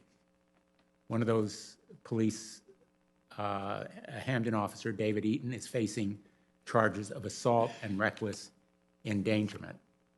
So I know you can't tell me whether David Eaton is under investigation under Section 242, but I know you have testified, Ms. Neely Cox and Mr. Wolf, that from fiscal years 2017 to 2019, the Department of Justice has brought 140 cases charging 198 law enforcement officials for willful violations of civil rights under color law and related conduct. How many of them resulted in conviction? I don't have that information with me, Senator, but I'd be happy to get back to you with it. Well, I hope you would, because obviously one of the main issues here is Section 242 and making it effective. I understand all the reluctance to change the standards of qualified immunity, but wouldn't you agree that changing the standard on willfulness, as has been suggested by the Justice in Policing Act, would make a 242 section prosecution more likely to succeed? And you would bring more of those prosecutions? Well, I will get that information to you, Senator, because I do think it would be instructive, and I do think it's important to understand how often that we're able to succeed in these cases. I will also add that when I took a look at the Section 242 cases that the Civil Rights Division had brought in conjunction with several of my U.S. attorney colleagues, in 2019, they had actually filed more 242 cases than in the prior 10 years. So I know that there's been a robust enforcement of that, and we'll have to get back to you on how many of those have completed. How many cases did the Department of Justice decline? I'm not aware of that figure, Senator. How many were referred? I'm not aware of that one either. Well, I would appreciate that information, and I want to say, with all due respect, because I was U.S. Attorney, and I mean this to you with all due respect, there are others in the department who should be testifying here. Number one, Attorney General Barr. There is no more important topic, I don't know whether the chairman agrees with me, but there is no more important topic that we will hear in this committee than this one. And having been United States Attorney, if I had been sent here to testify for the Attorney General of the United States on a topic of this importance, without the kind of preparation you really deserve, I would be angry. And I would appreciate that information, because this committee has an obligation to consider what we can do to make federal enforcement more effective as a deterrent and as a punishment. And I said before, I don't know whether you were here, there is nothing like a potential federal felony conviction to concentrate the mind and to make anyone, including a police officer, or maybe especially a police officer, more mindful of respecting constitutional rights. So we can debate back and forth about qualified immunity, and I happen to believe it should be reformed. And by the way, I happen to believe that maybe municipalities, Chief Davis, should bear the financial and the legal responsibility if a police officer violates rights. I don't know what you think about that. Well, I think you have to work for a city that can afford that. But Well, right now they have to indemnify the police officer anyway. Absolutely. And I think that's why in my comments during my testimony that not being an attorney, but really understanding that there does not seem to be very much success in the qualified immunity laws, the way that it is written for victims to actually be able to sue. And we just feel like that this is a good time as we reconstruct, reform, and look at some of these laws that could potentially help shape officer behavior. Thank you. Thank you. Thanks, Mr. Chairman. Thank you. Senator Cruz. Thank you, Mr. Chairman. Thank you to each of the witnesses for being here today. Thank you for your service, keeping our communities safe. I want to start by focusing on there are some who are advancing as a political agenda what they are calling defunding the police or abolishing the police. And I want to ask each of the witnesses here, do you think that's a good idea, number one? And number two, what would the consequences be for public safety if we did defund the police? And Ms. Cox, we'll start with you. Thank you, Senator. I have heard those suggestions, and in my experience in my district, I think that would be very dangerous. For example, in Dallas, we're dealing with hundreds fewer patrol officers than we have had in years past for a variety of reasons, somewhat having to do with the pension fund. And what I have heard through my work on the PSN project is that they need more officers, they need more resources. And we, through virtue of our PSN program, have been able to bring that to them. And they have worked with us to great success, I think, in the neighborhood that we've worked with in bringing resources to that neighborhood. I mean, before we heard stories of just being able to having to go from call to call without being able to do any of the proactive work that we're doing in the neighborhood, and certainly without having the time to do the community engagement work that we've been doing in the neighborhood. So my fear is that if you defund police departments, the very work that we think matters most is the work that's not going to get done. Thank you. Mr. Wolf? Thank you, Senator. I would just echo the comments of Ms. Neely Cox and say that I think that what I've heard from this panel and that I would agree with, and from the first panel, is that we should be investing more money into training law enforcement and providing them with the tools and resources that they need.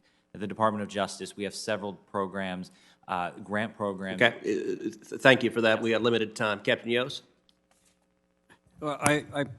There's no doubt that there are some things that we can do in law enforcement that would be beneficial. I spoke about it earlier, about social services that could be added with co-responders to incidents. I can tell you from my own experience the frustration of dealing with people who desperately needed services and not being able to provide them. So there's definitely room for growth.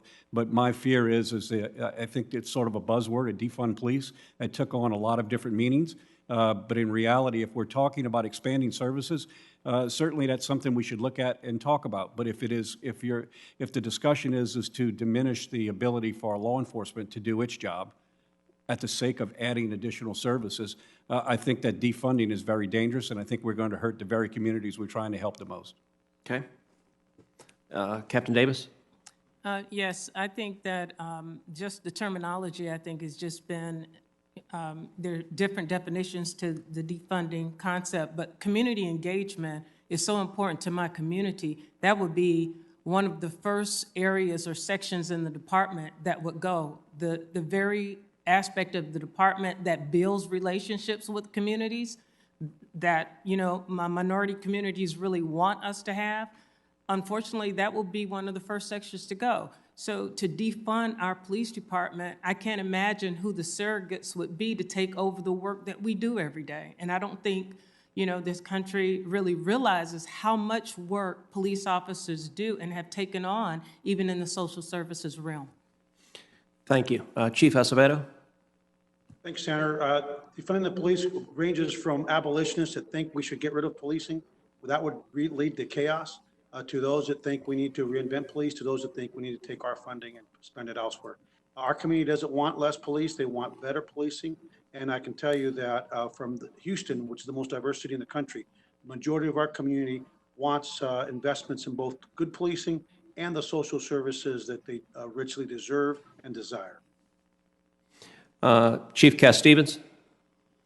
Thank you, sir. I'll try to be quick. But in the 70s and 80s, our country and our government defunded social services. They defunded all the services that help people with mental health, homelessness, drug addiction, and all of those issues were dumped on the doorstep of law enforcement. And we wonder why law enforcement is struggling to deal with these issues.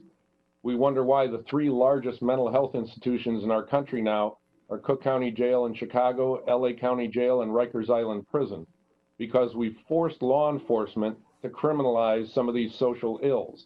And so I would say defunding police is dangerous, but I would also say reinvesting in these social services is absolutely mandatory. Now, I believe defunding the police would result in more crime, more murders, more rapes, more assaults, more burglaries. Very briefly, do each of you agree with that would be the consequence of defunding the police? Yes. I do. I believe the crime rate would go up. Yes, Senator. Absolutely. Absolutely. Absolutely. Yes. Okay, final question.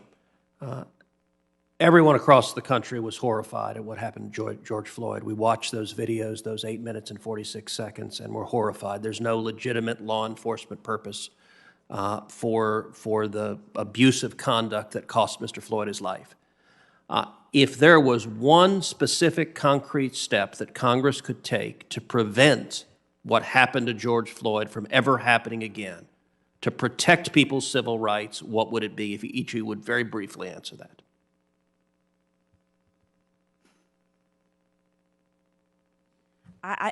I think that, you know, what we're doing with our swift action on that case, I mean, how they're prosecuting it very quickly and civil rights is looking into that. I think what we really need to think about is how we're engaging in our community and forming the relationships with our community through our police departments. So if Congress could give more grant money to work with those police departments to train and to engage in those communities, to form relationships so that they don't have interactions like that, I think that would be very helpful. I would concur with my colleague that investing more in community policing tactics and community engagement for law enforcement.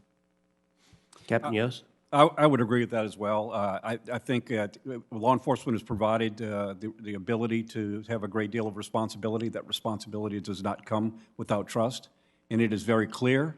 It is obviously clear and painfully clear that we have lost trust, and I think anything we invest back into the community to rebuild that trust is what's going to make a difference at the end of the day. I would also like to add that you talk about one thing to do. There's no one thing that's going to fix any of this, but I think one thing that was discussed extensively today was a need for some type of standardization on a policy, and I would submit that there is in fact a policy that was put together by 11 organizations, collective agreement with the law enforcement organizations for use of power, use of force, and the training that would go with it would go a great way in having some standardization as well. And with the indulgence of the chairman, I just want to read a line from your written testimony. A chokehold should never, and that's in your written testimony, never be used against a subject who is restrained or in restraints, and should only be used when deadly force is authorized or justified. And yes, I agree with that.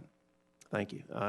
Chief Davis? Yes, I believe that my colleagues have talked about training. Training is very important for officers, but in the George Floyd case, I think something was very apparent to the world, that there was a disconnect between the human being and the officer, and those individuals that wore uniforms. The duty to intervene was a miserable failure. The culture of policing has to change. Chief Acevedo? Yeah, I agree with everything that's been said, Senator, and the most important thing that we can do is actually more robust processes and laws to help us weed out the bad officers amongst us. Okay, and Chief Cass-Stevens? Thank you. First of all, only 40% of law enforcement agencies right now contribute use of force reporting to the FBI's use of force database. I think it should be mandatory for every law enforcement agency. But also, I think that every agency should have some type of early warning system. And if there was an early warning system, in this case in Minneapolis, I think that possibly this officer would have been flagged much earlier on prior citizen complaints, that we could have prevented something like this from happening. Okay, thank you. That was helpful. Thank you. Very good questions and good answers. And I'm going to ask one question, then Senator Booker is going to submit questions for the record. Thank you to the panel. To all the people in the law enforcement business, would losing a grant get your attention? Chief Davis? Yes, it would. It would absolutely get my attention. Captain Yost? I do believe it would, yes, sir. Art from Houston. Do you want positive attention or negative attention? Well, if we lose it won't make us happy. if you lost a grant because you weren't doing what we asked you to do, that would get your attention. Do you agree? Absolutely, absolutely. Okay. Chief Cass-Stevens? You would get my attention immediately, sir. Thank you. To the committee, thank you for the indulgence. I'm sorry it took so long, but it is a very important time in our nation's history, and I hope we rise to the occasion. I'll hold the record open for questions. And Senator Booker, thank you very much for allowing us to submit questions. I will submit for the record that Ted Cruz took my time. Okay. All right, thank you. The hearing's adjourned.